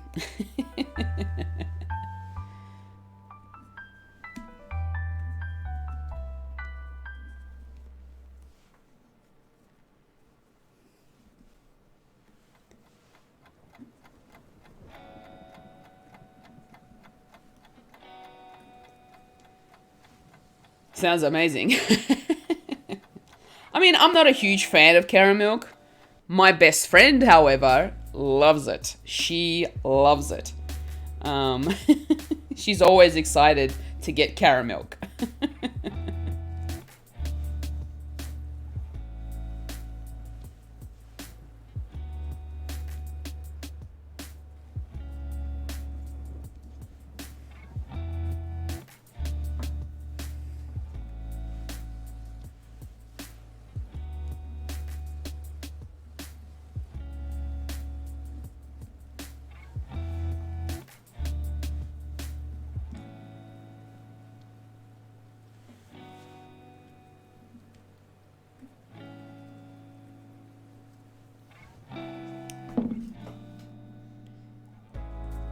Well, that's 7 rows so far.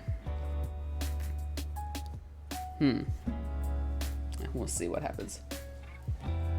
The way to my heart is after 8 chocolates. After 8 chocolates? What is that? I must see. What is an after 8 chocolate?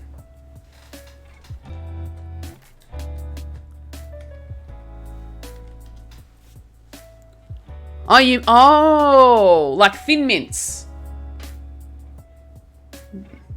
The after dinner chocolate, mint chocolates. They're cool. I like them. Here, caramel milk is little cubes of chocolate with caramel filling. Is that the same? Nope. Caramel milk, no, completely different here. I show you. The only one candy in the world that a person could tempt me really bad with is Ferrero Rocher. I can never hold back to it. Ooh. Ferrero Rocher. Yes, Ferrero Rochers are amazing. Hazelnut chocolate. Yum.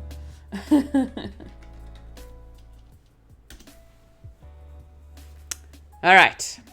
Prepare to drool, I suppose. I don't know. Those little thin chocolates with mint inside. Yeah. This is caramel milk. This is caramel milk. It is caramelized white chocolate. Caramelized white chocolate. It's not white chocolate. It's a white chocolate that has a caramel flavor. Oh my, it looks good. This is what caramel milk is. Leveled up white chocolate. Exactly. Okay, so add 3 of these to my packet of Tic Tacs, please.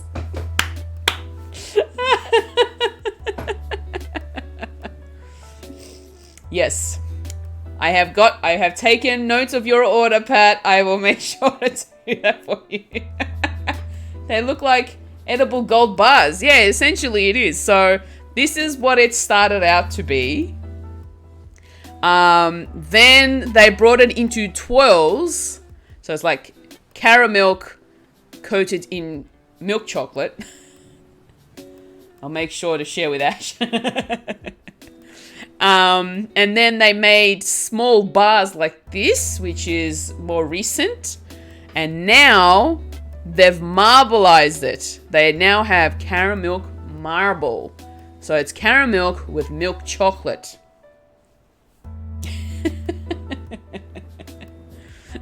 So the caramel milk you're thinking of, this is the one you mentioned, right? This is the caramel milk you guys mentioned. That's not the caramel milk we have here. No. This is our caramel milk. This is ours.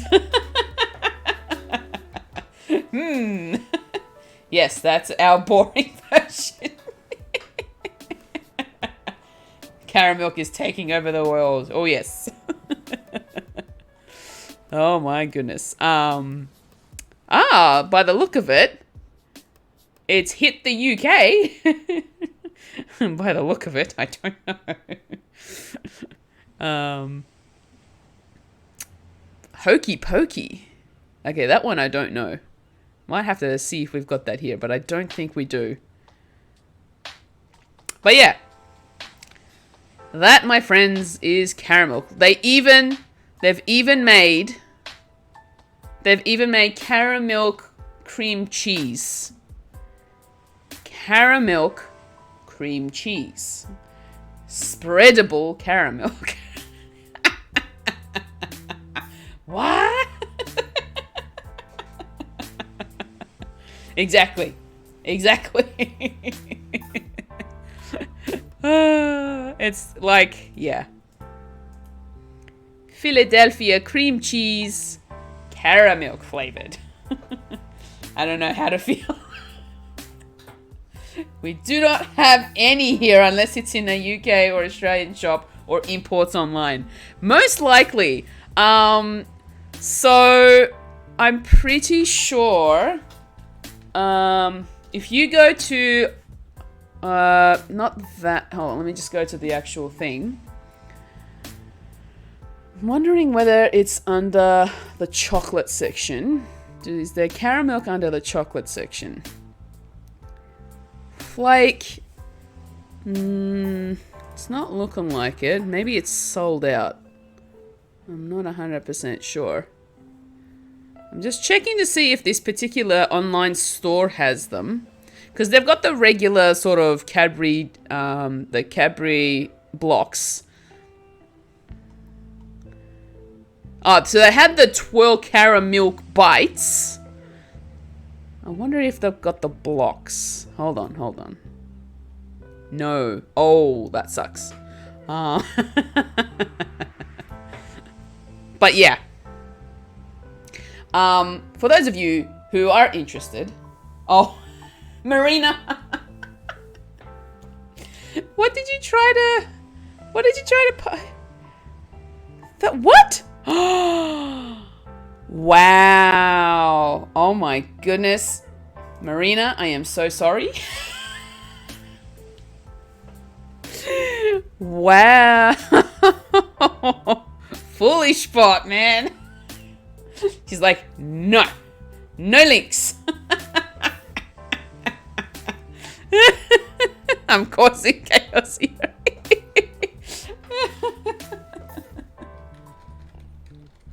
I'm pretty sure this is the command. I could be wrong. Hold on a second while I check. I'm just gonna make sure. Yep, cool. That is it. Aussie food. There we go. The link right there.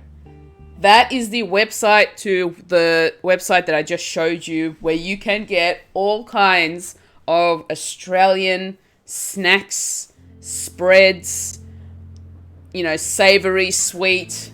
It's all there. I'm pretty sure they will eventually get caramel blocks in. I'm not sure how high in demand it'll be though for you guys. US and Canada, there it is. You can check it out.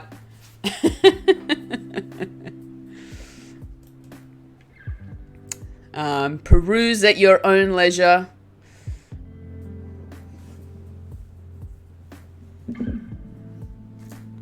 So we're 7 rows in. I think maybe if I do... Alright, you know what? I'm determined to at least finish off the last 5 rows. And if I can get those done, we'll end the stream. And I know it's like getting late here, but I don't want to end up coming back to this next week and being like, holy crap, how many rows have I done now? So I'm 7 rows in. So I'm going to finish this off. And then hopefully we'll be getting a little bit closer. We'll pretty much be halfway to finishing it off. Alright, cool. So where am I? Here. But yeah, please go check out that site for those of you who are in America and Canada. There's a lot of different snacks on there that you can check out. There's even sauces that you can get as well. Like, and I'm pretty sure there's like seasonings. Like, I'm sure, is chicken salt on there? Because chicken salt is amazing. I love chicken salt. They've got spreads and sauces. Pantry? Maybe a pantry. Chicken, I know, right? Chicken salt, man. It is the best. Alright, yeah, okay. So, they do sell chicken salt. They've just sold out. They've sold out of chicken salt. But it's so good. Golden syrup as well. Golden syrup. So, bit like maple syrup, but not as runny. It's a lot thicker in consistency. Probably a bit sweeter than maple syrup, of course, as well. Of course it is, because it's too good. Ash, we should start a site like this with Canadian goodies. Oh, y'all are not ready. Oh my gosh. I would love to check out some Canadian snacks. That would be awesome. Get all your Canadian snacks together. And Marina, you can do the same thing for Netherlands or for Singapore.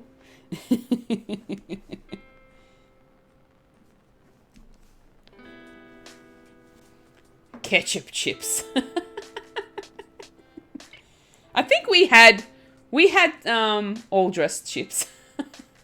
We had tomato sauce. We had tomato sauce chips like some time ago. I'm not sure if they still exist though. I think they were like a limited edition chip. But essentially it was ketchup, like ketchup sauce. Ketchup chips. We do have a... Oh, no. Not the same for you. What? Ketchup and tomato sauce not the same? I thought they were. We have our international food aisles here at our supermarkets. They're becoming... I'm pressing buttons again. They're becoming more popular. And they're starting to grow a bit more as well, which is really good for me because I get to try other things, like I get to try other different like snacks and stuff. Probably the same. But you're just denying the fact that it's the same because you're like, no, it can't be.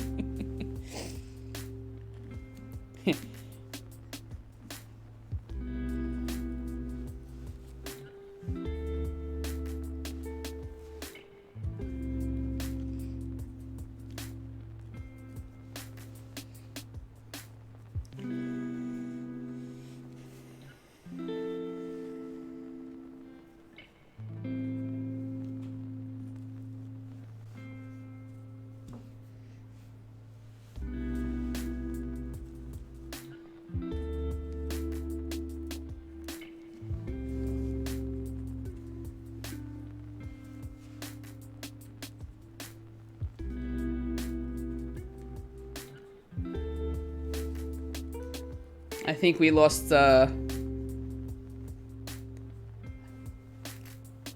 Ash and Spark to the snacks. Snack attack.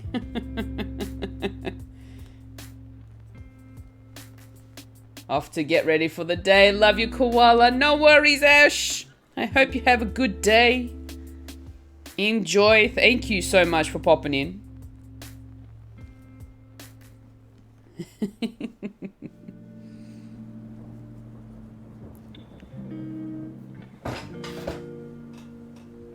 Where am I? Over here.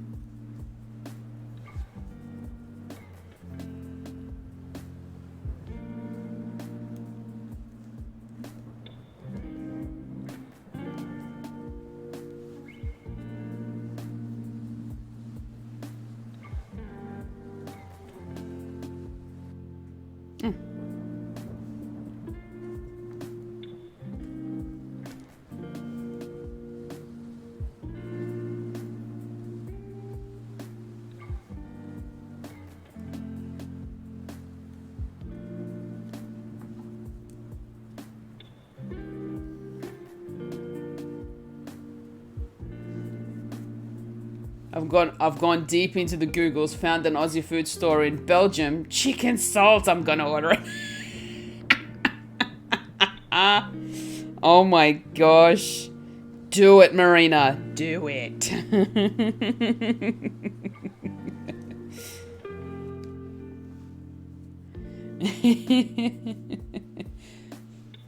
It is the best seasoning ever.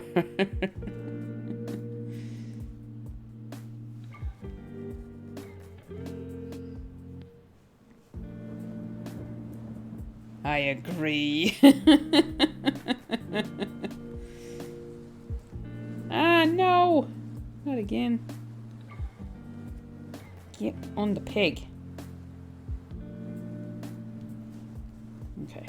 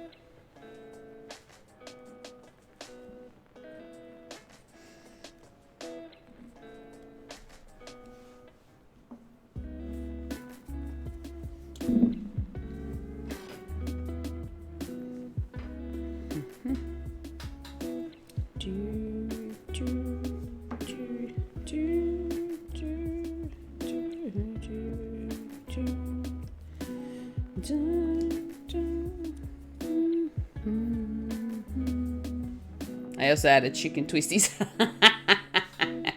Of course you did.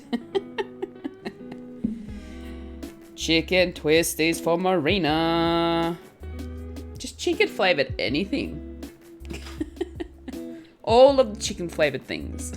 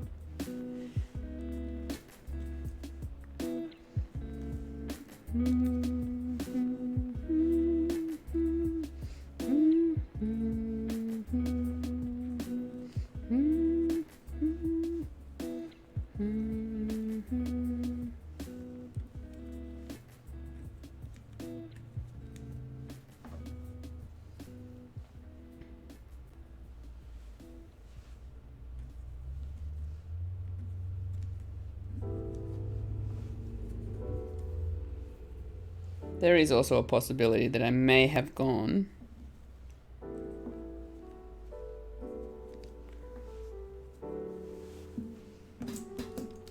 one row extra without realizing it.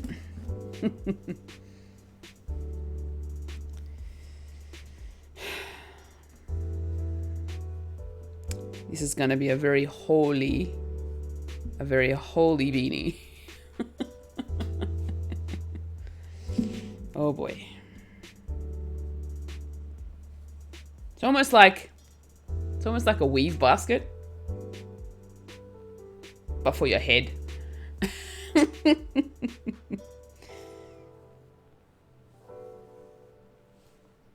My gosh.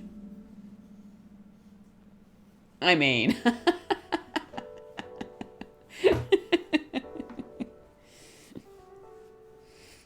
You're probably thinking I wasn't going to say it, but I guess that's what all beanies are. A basket for your head. Essentially.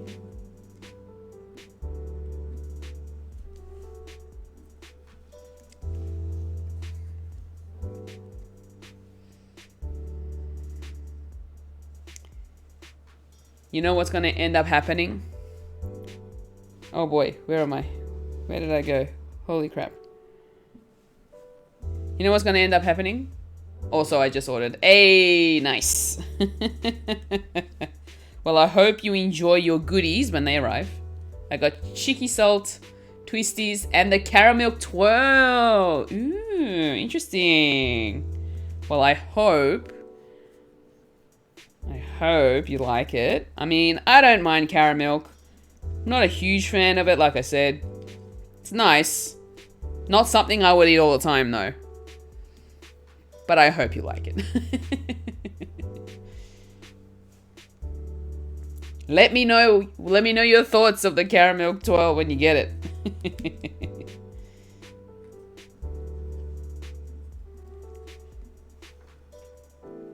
Yeah, I want to try anyhow.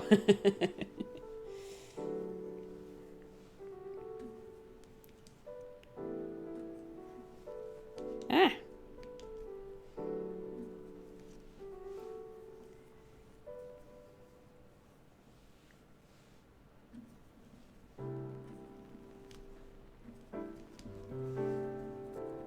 Hey, Zenny boy! Welcome to the stream. Good morning to you, or good afternoon. How are you? How's today? My day has been really good. I went to work for 4 hours. Came home, chilled out. Watched some of the Muppet Show. And then I'm here.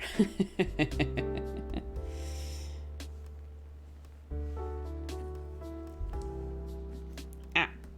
No! No. Oh. And dropping loops. That's what I've been doing mostly. Dropping loops.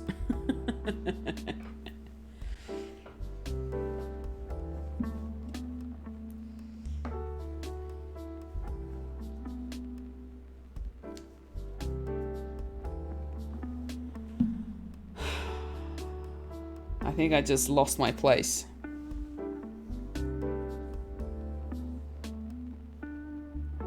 Three.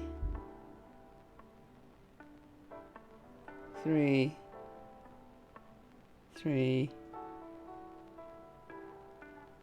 Three.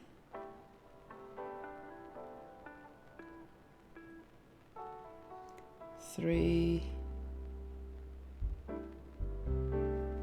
Three. Three. Alright, cool. We're good. I think we're good. I'm good, just wasting my bank holiday away at the moment. It's bank holiday? Why don't we have those things? Why don't we have bank holidays?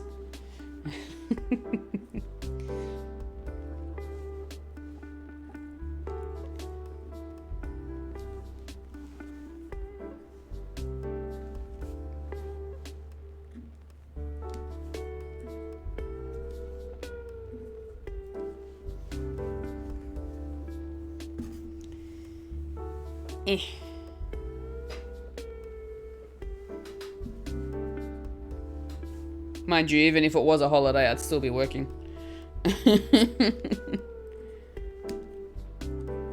Knowing me.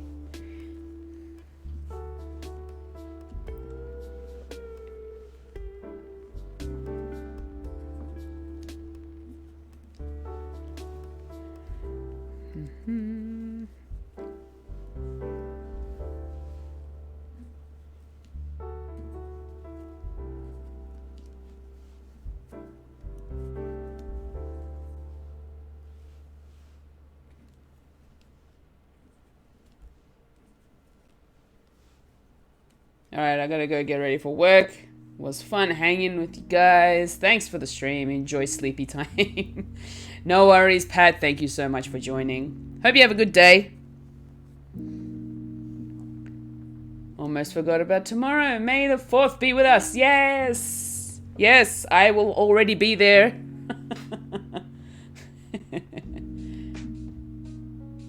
Ew, it's tomorrow already. Maybe I should wear my my Stormtrooper t-shirt for tomorrow's stream. Just to celebrate.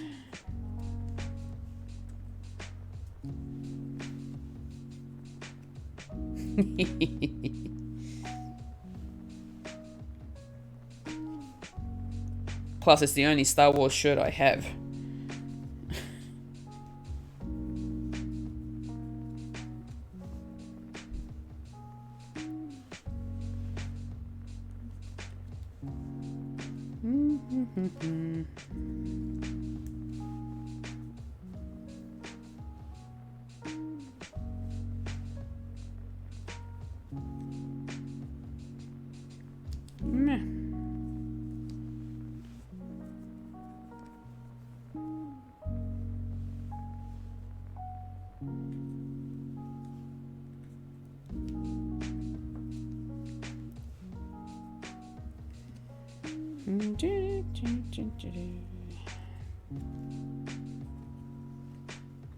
Oh, 4 hours in.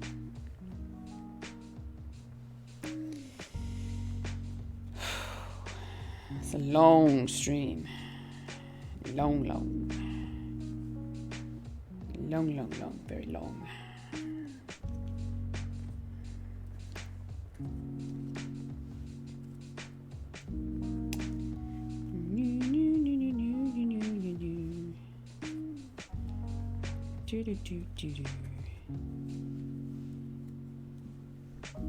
Yeah. That way.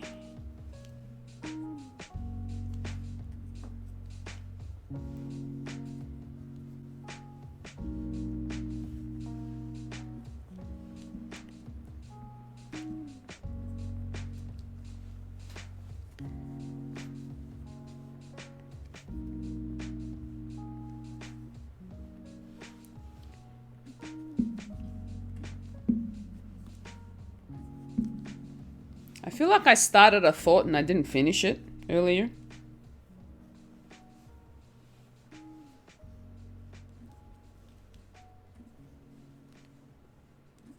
To be honest, I'm glad Father's Day is not the same day as my birthday.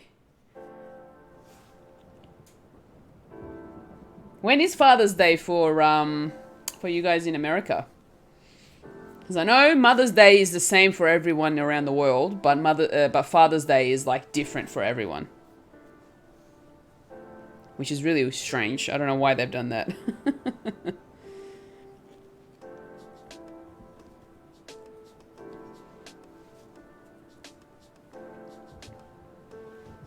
June 20.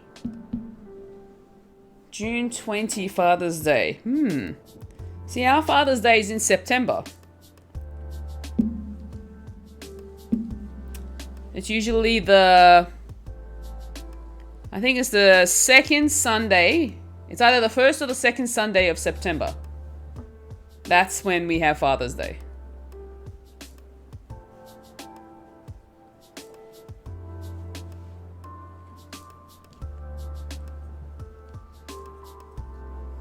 But Mother's Day, well, that's this weekend. That is this Sunday.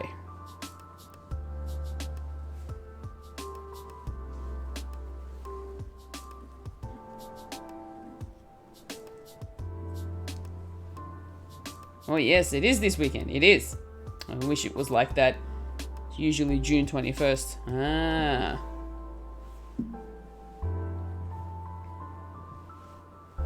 Oh, so it does. So every year it's the same date for you. Like they don't make it on a particular day. It's always the same date. I don't know. They just decided that it's best to just do the same thing that we do with Mother's Day for Father's Day, just in a different month. Ooh, excuse me.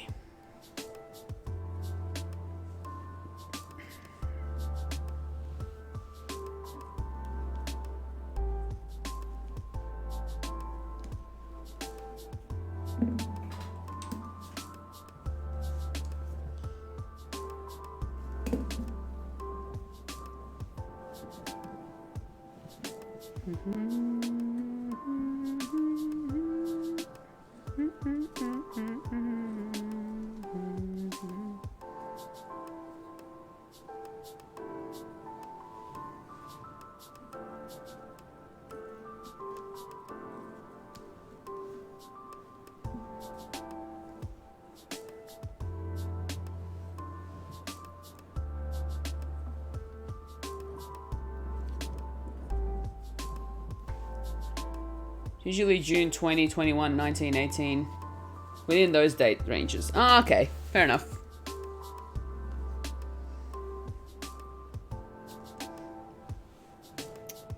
Yeah, they didn't do that for us.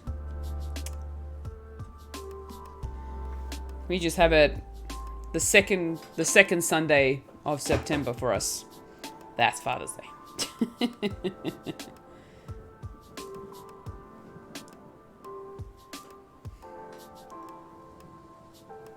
I'm so bad with remembering. I just wait for the supermarket to sell chocolates with Mother's Day, Father's Day banners. You know what? To be honest, I'm kind of similar.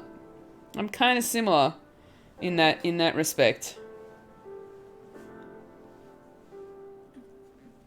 Sometimes I forget that Father's Day's rolling around. I'm just like, and then all of a sudden I go into the supermarket and they have, you know, their marketing things to sell presents and stuff, or you'll see the commercials pop up on the TV and you'll be like, oh yeah, it's Father's Day.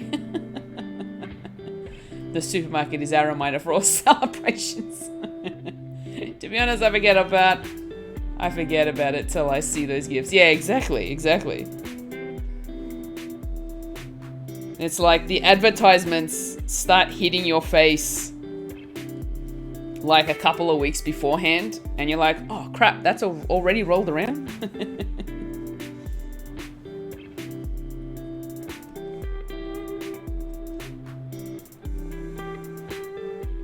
Like when you start seeing chocolate eggs, oh, Easter must be around the corner. Exactly.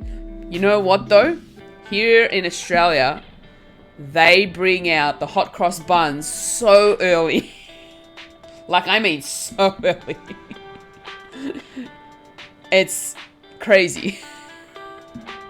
It's like once Christmas is over, hot cross buns. Straight after Boxing Day, hot cross buns in the supermarkets. They're there. No time wasted. It's like the next holiday is Easter. We need to get ready for that.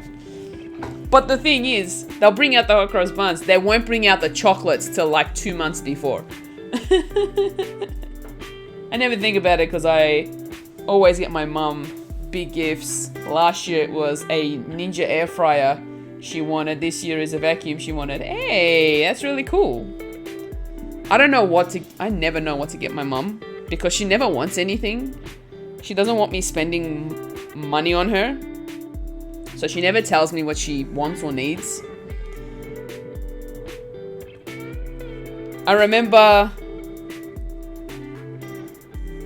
a couple of Mother's Days that I've bought, like that me and my sister put money together and bought her gifts.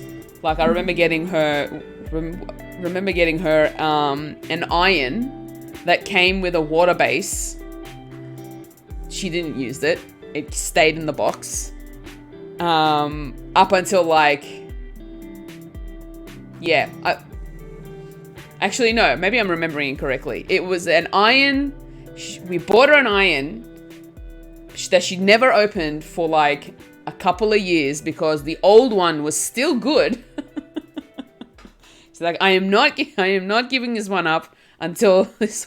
The thing was, the only reason why we bought that iron is because we could see the cord was duct taped. The wires were starting to stick out, and it was like so old. This iron that Mum kept using. Eventually, the iron died, and then she started using the new one. And then another year we bought her a kettle. She still has not used it. It's still in its box. But since then, she has gone out and bought different kettles. She's never used the one that we bought her. I'm just gonna give a call to my mum and my in-law, I think. Same for my mum, but I remember when she says I would like said thing, and I remember said thing to like get it for her. That's actually really cool. Yeah, but the problem is with me, Mum never talks about what she needs because she works, so she'll use her own money to buy what she needs. That's why I've given up buying her appliances, because there's no point. There's absolutely no point me buying her appliances if she's not going to use them. So I just tend to buy her flowers, and she appreciates flowers. Makes sense, yeah. I just buy her like a bunch of flowers, and because she's not a chocolate fan either, the flowers are enough for her and she'll appreciate them. Love flowers, yeah. A nice bouquet of flowers and she's happy.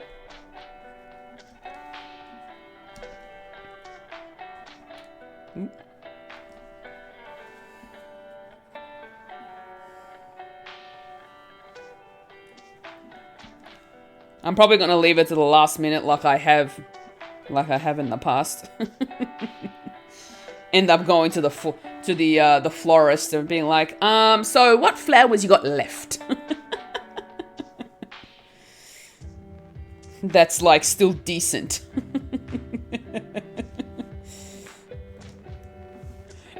That's what I'm like. Here are some branches and sticks. I'll just stick some paper flowers on them.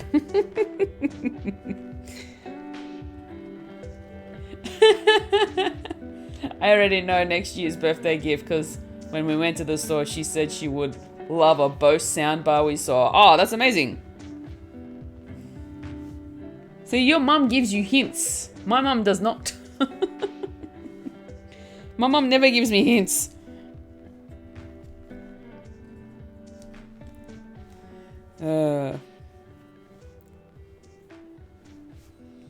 The other thing is, though, well, it's hard without hints. Exactly. It is so difficult.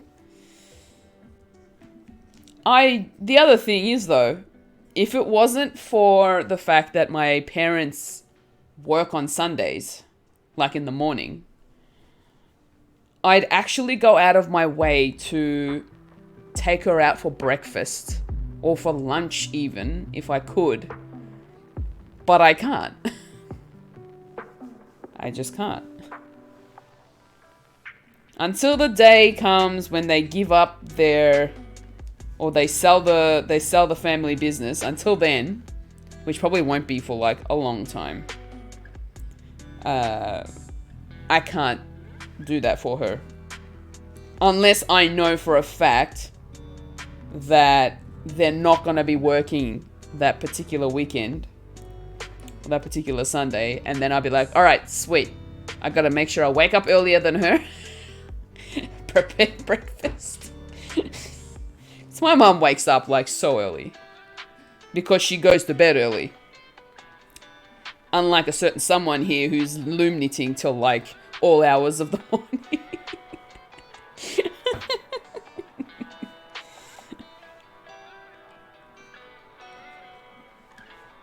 Oh my god, waking up before my mum, I'd have to not sleep. Essentially, yeah, exactly. Exactly that. I feel called out.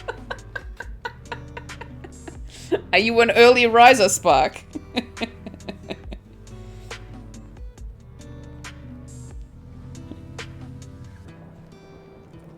It's fine to be an early riser. I'm just not one of them.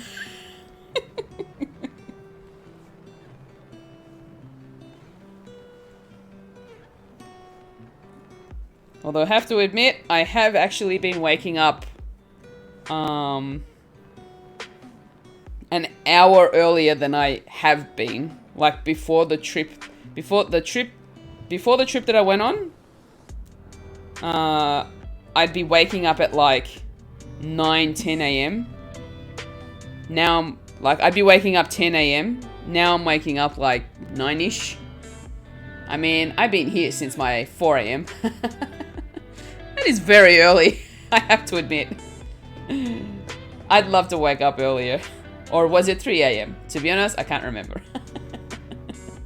That's also for, yeah. I'm doing my best to wake up a little extra early so that it gives me a little extra time to do things at home before I have to do other things like stream or, you know, go out to work.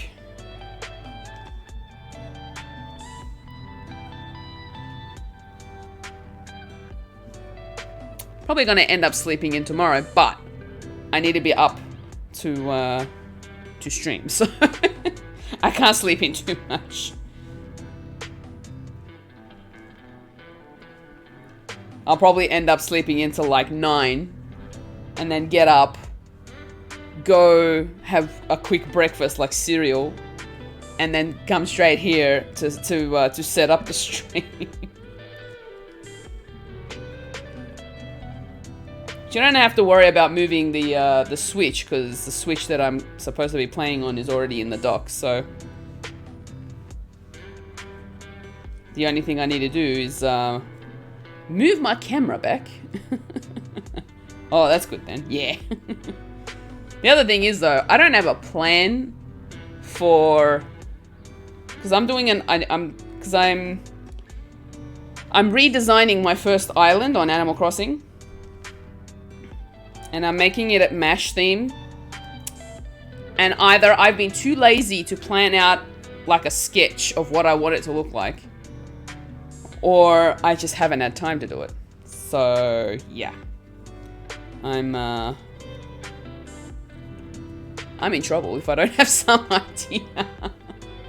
I want to sleep around 10 p.m. So I went to sleep around 10 p.m. So I usually get 6 hours of sleep and I have energy that lasts a long time. That's awesome. I wish I had that kind of energy.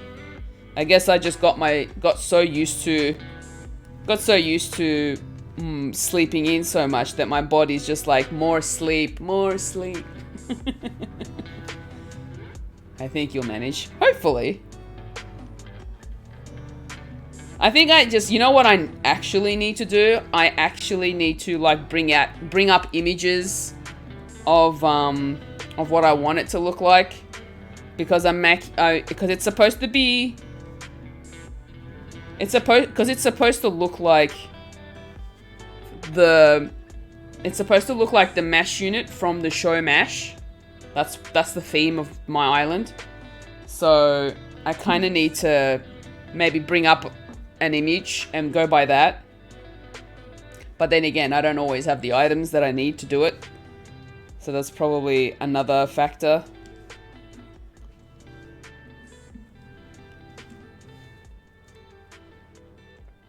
I'm at 8 a.m. right now, but I will be up at 7:30 if possible, but 8 a.m. is already dragging for me. Did you restart or flatten? I'm actually just going section by section. So I'm demolishing a section and rebuilding it, and then I'm just going to keep going like that. I feel like if I flattened it, it'd be overwhelming, because then I wouldn't know where to start or which way to go. And if I restarted, then I'd have to go through the frustration of learning everything again and, you know, leveling up to the point where I'd need to be to terraform, which I don't want to do. So my strategy is to just go section by section. I'm an energetic person when I'm excited hanging with friends, and the people who can talk and breathe at the same time. So like Joe, you know, because Joe's got that kind of energy.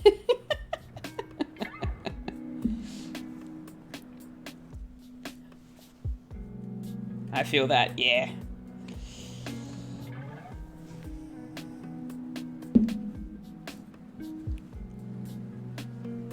Yeah. Of course.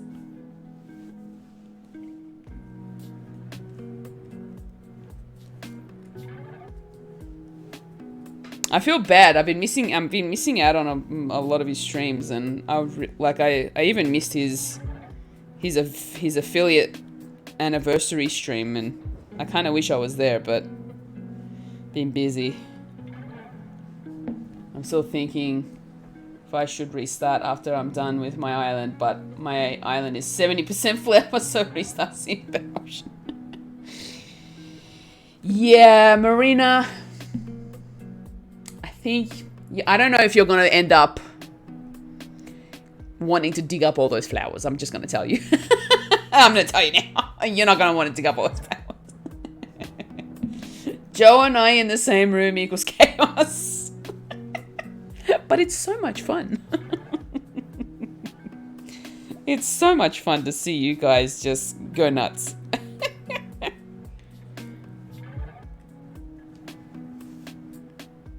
I don't know if I want to be digging them all. Yeah, exactly. That's my thought, Marina. If I were you, I'd just restart. I'm sure you'll find you'll be able to get to the point where you're going to be able to get everything done the way you want it to, eventually.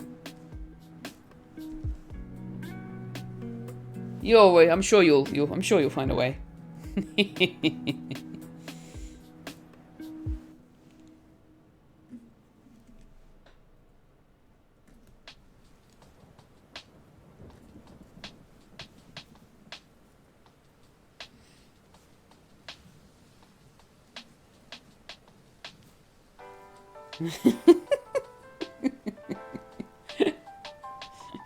You're like,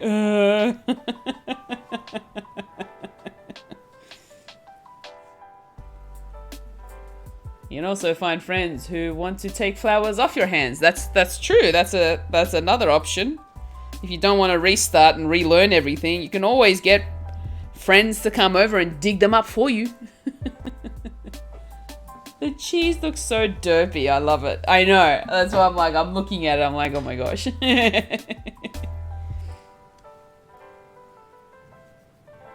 Yeah, Marinas, maybe do what Spark said. Just get some friends over to dig up your flowers.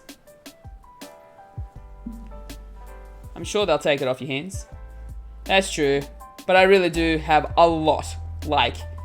It's like Pollen City. Marina's Island's essentially a flower island. That's her theme. It's a flower-themed island. Very Dutch, I have to admit. Oh, I might have an idea on your point.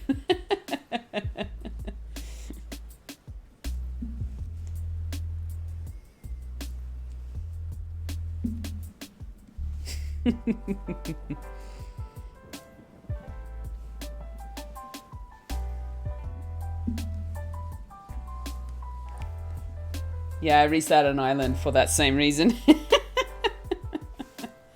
Yes, very Dutch. Let's leave it as it is.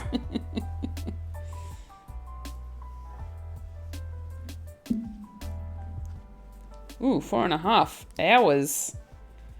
And I've got 2 more rows. This is the second last row.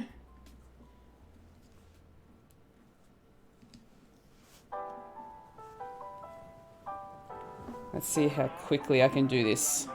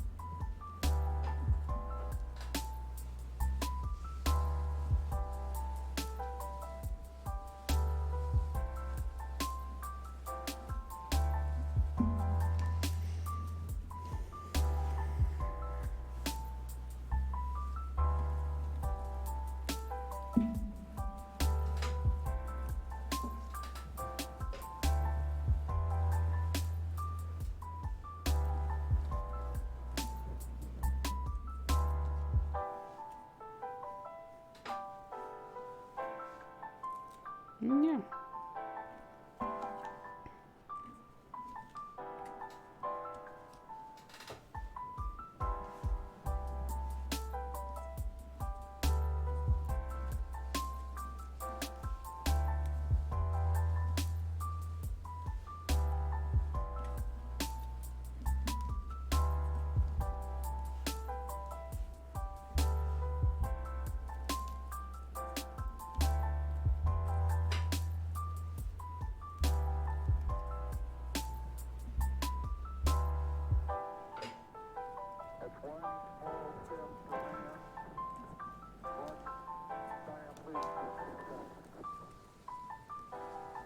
I've kept my island to only one type of season where the sakura bloom and have bamboo walkways with soon, hopefully, those Asian style fences. Ooh, very nice. Very nice indeed.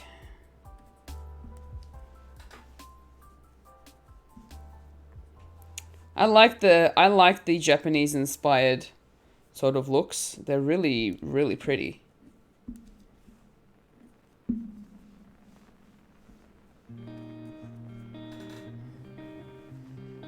And that's why if I ever do go to Japan, I want to go during their springtime because it's cherry blossom season. I want to experience it.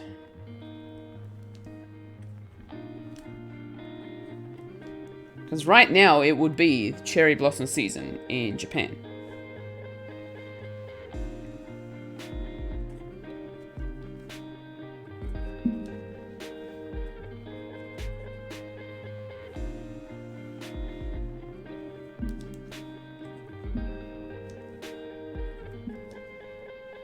Mm-hmm.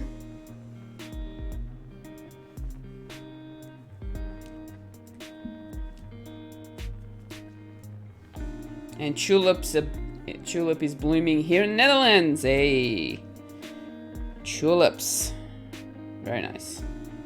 I've been interested in their culture and traditions for Korea and Japan since I was little. Oh, that's amazing.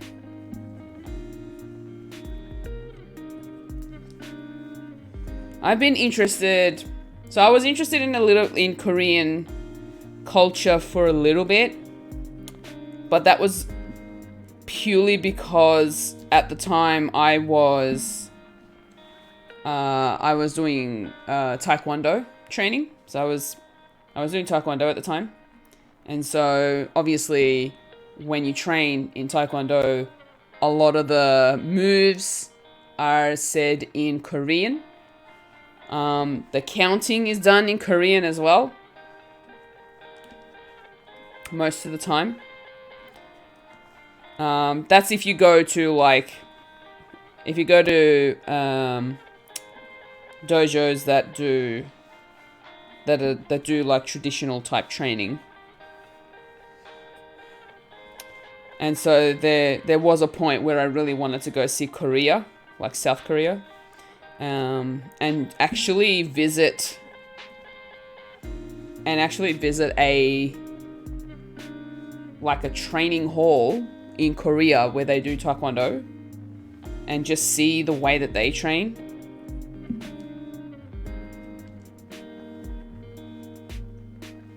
But I imagine the way that they train in Korea is a lot more strict compared to what we learn here. Compared to the way that we're trained here. That would be interesting. Yeah. So I'd love to just to see how they train. It'd be really cool.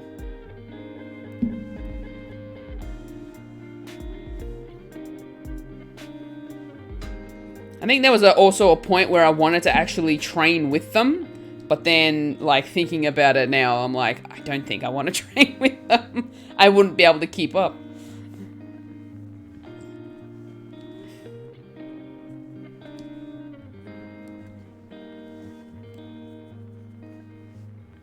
But I feel like I remember almost all of the pumse that I would need to have learned in order to grade up a belt level. So the belt level that I stopped at was second Dan black belt. So I got to my black belt, and then I kept going till I got my second Dan, which is a stripe on my belt. And then I stopped because at the time I was working at the airport and my classes were clashing with my shifts, so I couldn't continue. I tried getting back into it after a while, but I don't know, I feel like I had lost the motivation and the interest to continue after not training for so long. I think what got me into it was like anime art since I started doing that, but then I started going from Japan anime to music, traditional dressing attire, and from there I just started to look into more things. Yeah, that's actually pretty cool. Like, I know that K-pop culture in Korea is huge. And it's also very difficult to become an idol, as they say. There's like a sort of a limited, like a docu-series, like a short docu-series on YouTube Premiere. So which means you'd have to pay for the subscription to be able to watch it. And I think there's like about it's less than 10 episodes, definitely. It's 100% less than 10 episodes. And it's the evolution of K-pop. Like how, like where it started and what it's become. And it was so eye-opening and informative for me. I had no idea that that's the sort of, like, they actually get trained to become idols. That was insane for me. I thought it was literally about talent, and that if you've got a good singing voice, if you can dance, then you could definitely be like a K-pop artist. But no. It's a lot more than that. It is absolutely a lot more than that. Oh yeah, I'm a K-pop fan, and yes, it's not easy. It is not. Like, it's not just about the singing and the dancing, it's also about acting for them. Like, they also have to learn how to act, which was really interesting.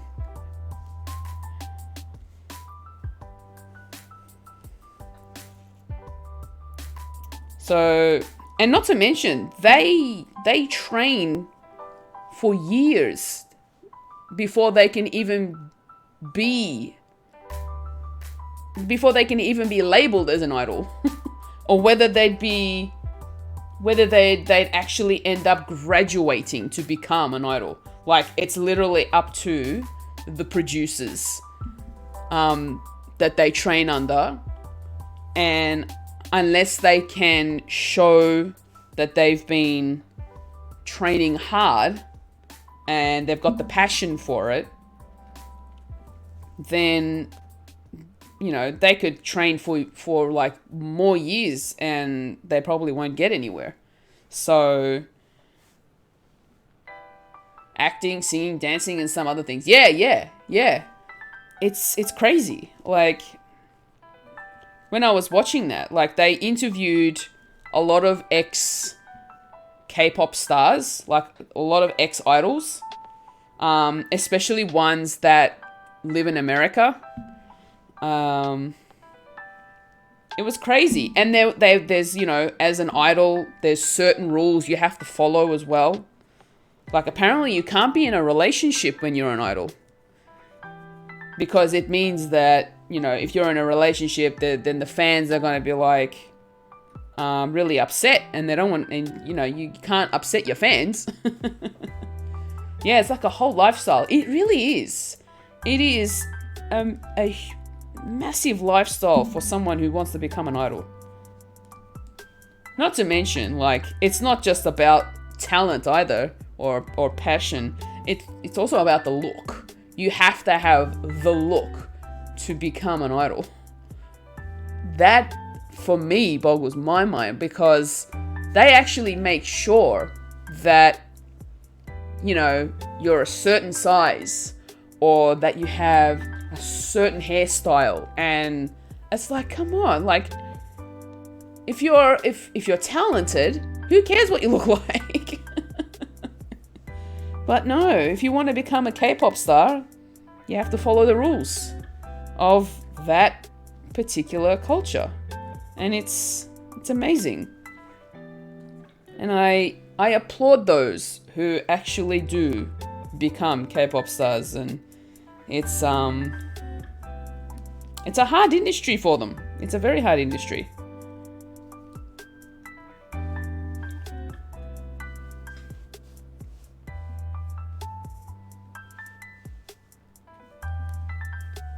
I'd love to see them revolutionize at some point to be slight inclusive in terms of body image. Exactly, yeah, same. I'd love to be able to see that too. But I don't think that's going to be happening anytime soon. At all. Which is really sad.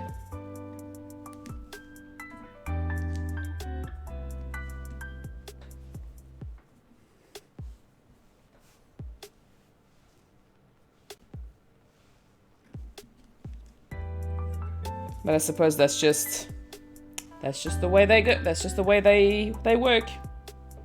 I agree. It's ingrained in the culture. Yeah, exactly.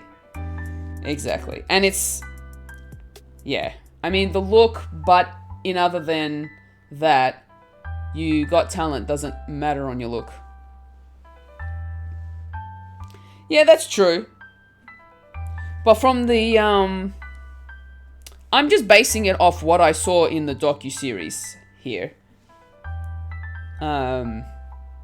In the docuseries, they actually follow around, like, they do a few episodes where you get to see how these idols are trained and what their carers actually do to help them. Because they actually live together as well. So it's not like you... it's not like you go to training and then you go home. No. You literally live with... You live with the people that you're going to be essentially working with. Yeah, you're not wrong on that. Yeah. They have to live with the people they're going to be working with, so that they have that camaraderie.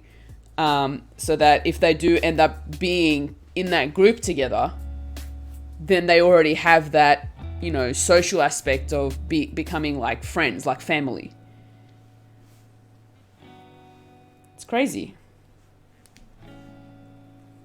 Like the carer, I think in one of the episodes mentioned the fact that, and this was a girl group that they were following. They had, the carer would mention the fact that one of the girls wasn't eating right, gained a little bit of weight. You know, there'll be another one where she's, you know, she was really sick, but so obviously she wasn't looking after herself. So they have to make sure that, you know, they don't get sick too easily.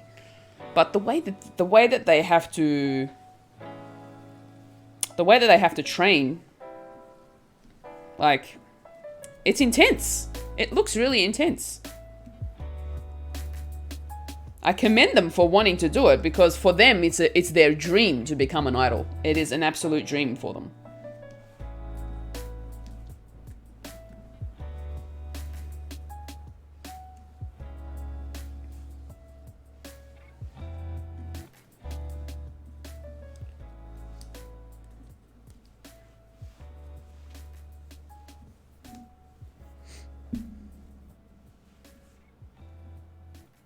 Alright, so I think we are almost at the end of the row.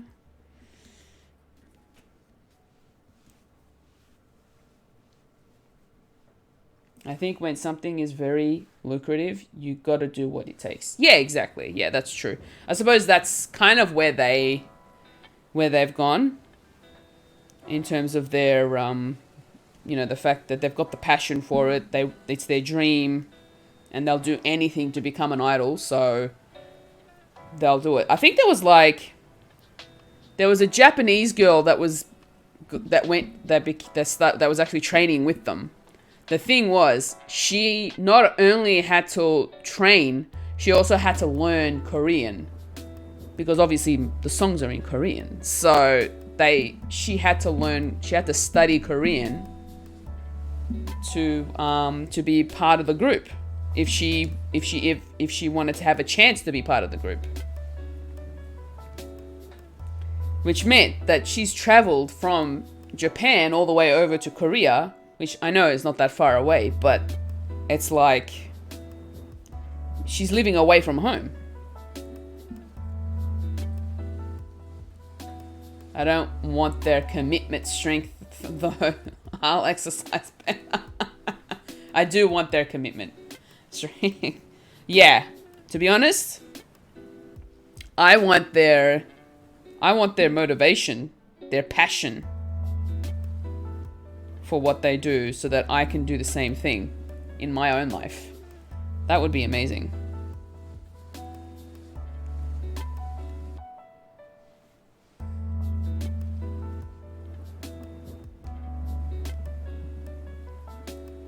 And our 12 rows are complete. Okay. Now, I know this doesn't really look like much at the moment, but it's 12:30 a.m. here, so it's after midnight.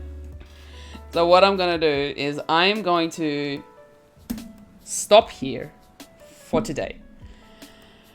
We're going to come back to this next week, but I have a feeling I'm probably on a day where I'm free this week. There's a chance that I may unravel this and start again. With a chunkier yarn. So, yeah. I will let you know if that happens. No. After almost 5 hours of sitting here trying to get this thing to work into some beanie form. Or what I might end up doing is I might end up finishing it off. It looks good. I might end up finishing it off during the week. And just to see how it turns out with this particular yarn. And if it doesn't look as good as I would have hoped, then I will start on another one with a chunkier yarn this time. And I'll get to this point of the actual beanie, and that way next week we can still continue on from where we left off. Even if it isn't the exact same thing, the exact same project, it'll be a second one. The same, I want their commitment to work hard for a company with an important role in technology. There it is. A very specific want from Spark. Taking notes. I love that little emote by Joe. Like, that is like the cutest emote. It's very usable. It's like, I'm gonna take notes here. I love that notes emote. Yeah. It's so good. But yeah. So if I end up coming back next week with a different colored beanie, you'll know why. Well, at least you two will know why. And for those of you who are currently lurking, you will know why if it changes. But I'm going to do my best to not care too much and just finish it off with you.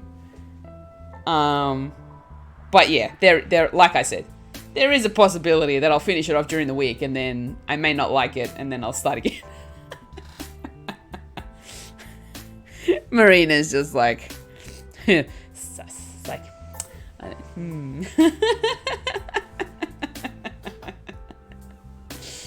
Oh my goodness. I'm just gonna switch over here. Let's switch that light off so it's not in my face. Thank you everybody, for those of you who are here. Thank you so much for joining me. I appreciate you all being here. For those of you who came in on the Cactus Bunch raid, and if you're still here, thank you so much for sticking through it. I appreciate you. Thank you for streaming today. It's been fun. Thank you for that pun.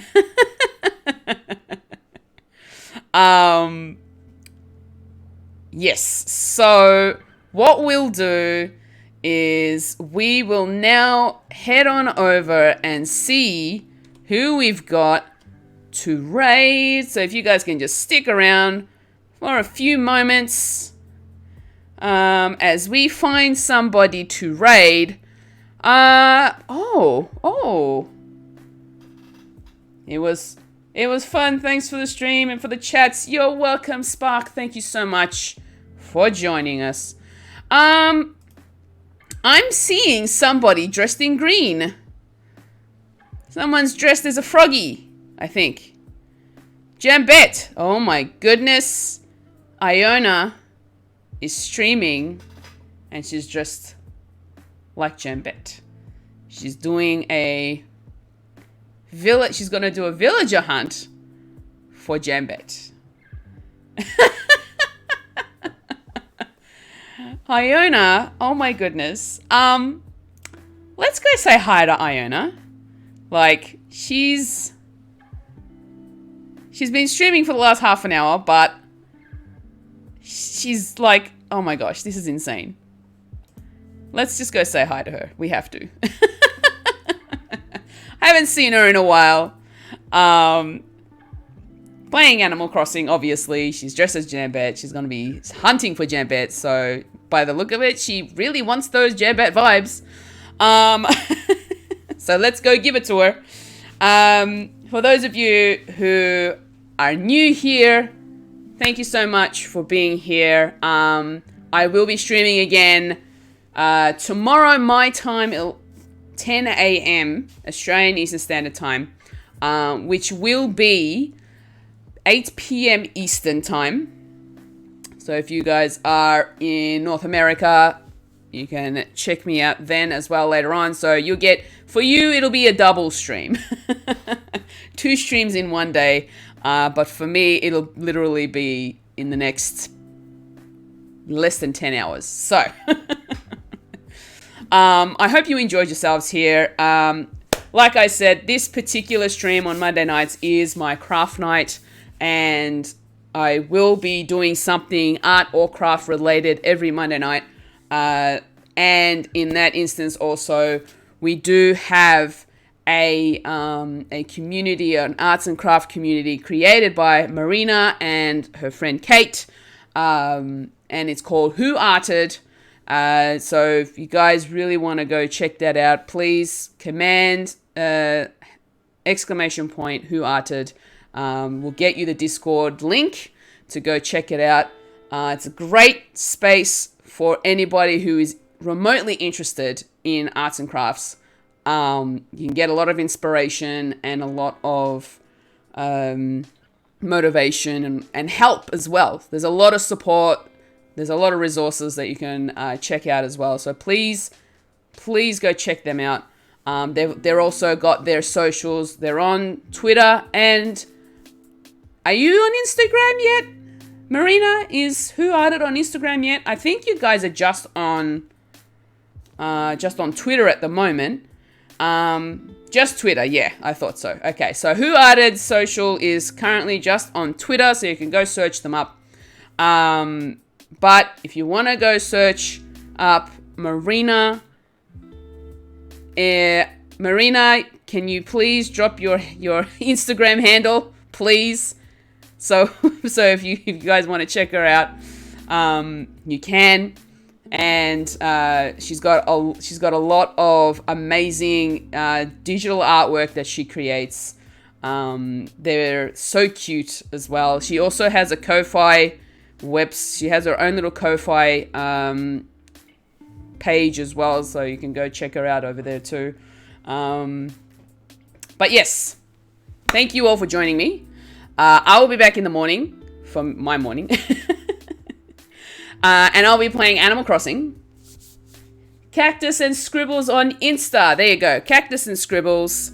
And over on Ko-Fi if you want to go and check out some of her work. And if you'd like to purchase some of her work as well, they're amazing. Please go check her out.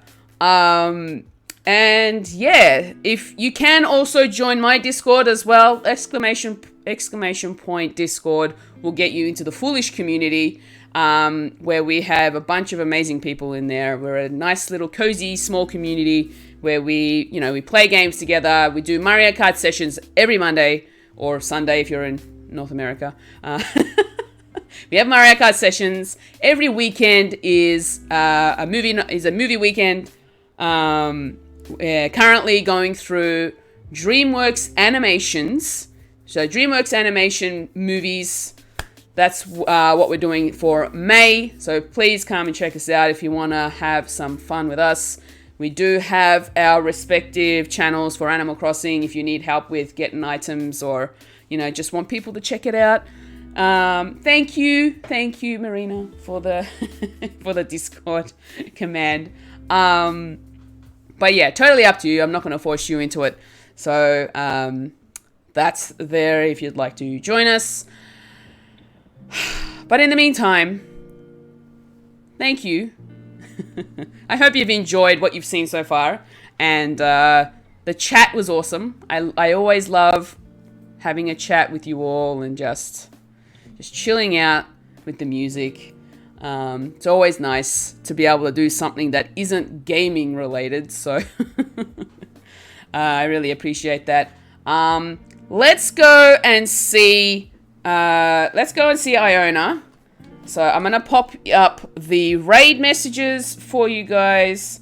If you are subscribed, raid message number 1 has the emotes. Raid message number 2 doesn't, but you can still use that one if you're not subscribed.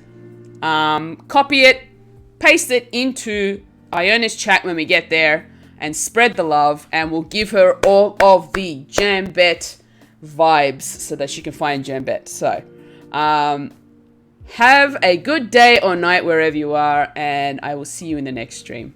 Bye everyone.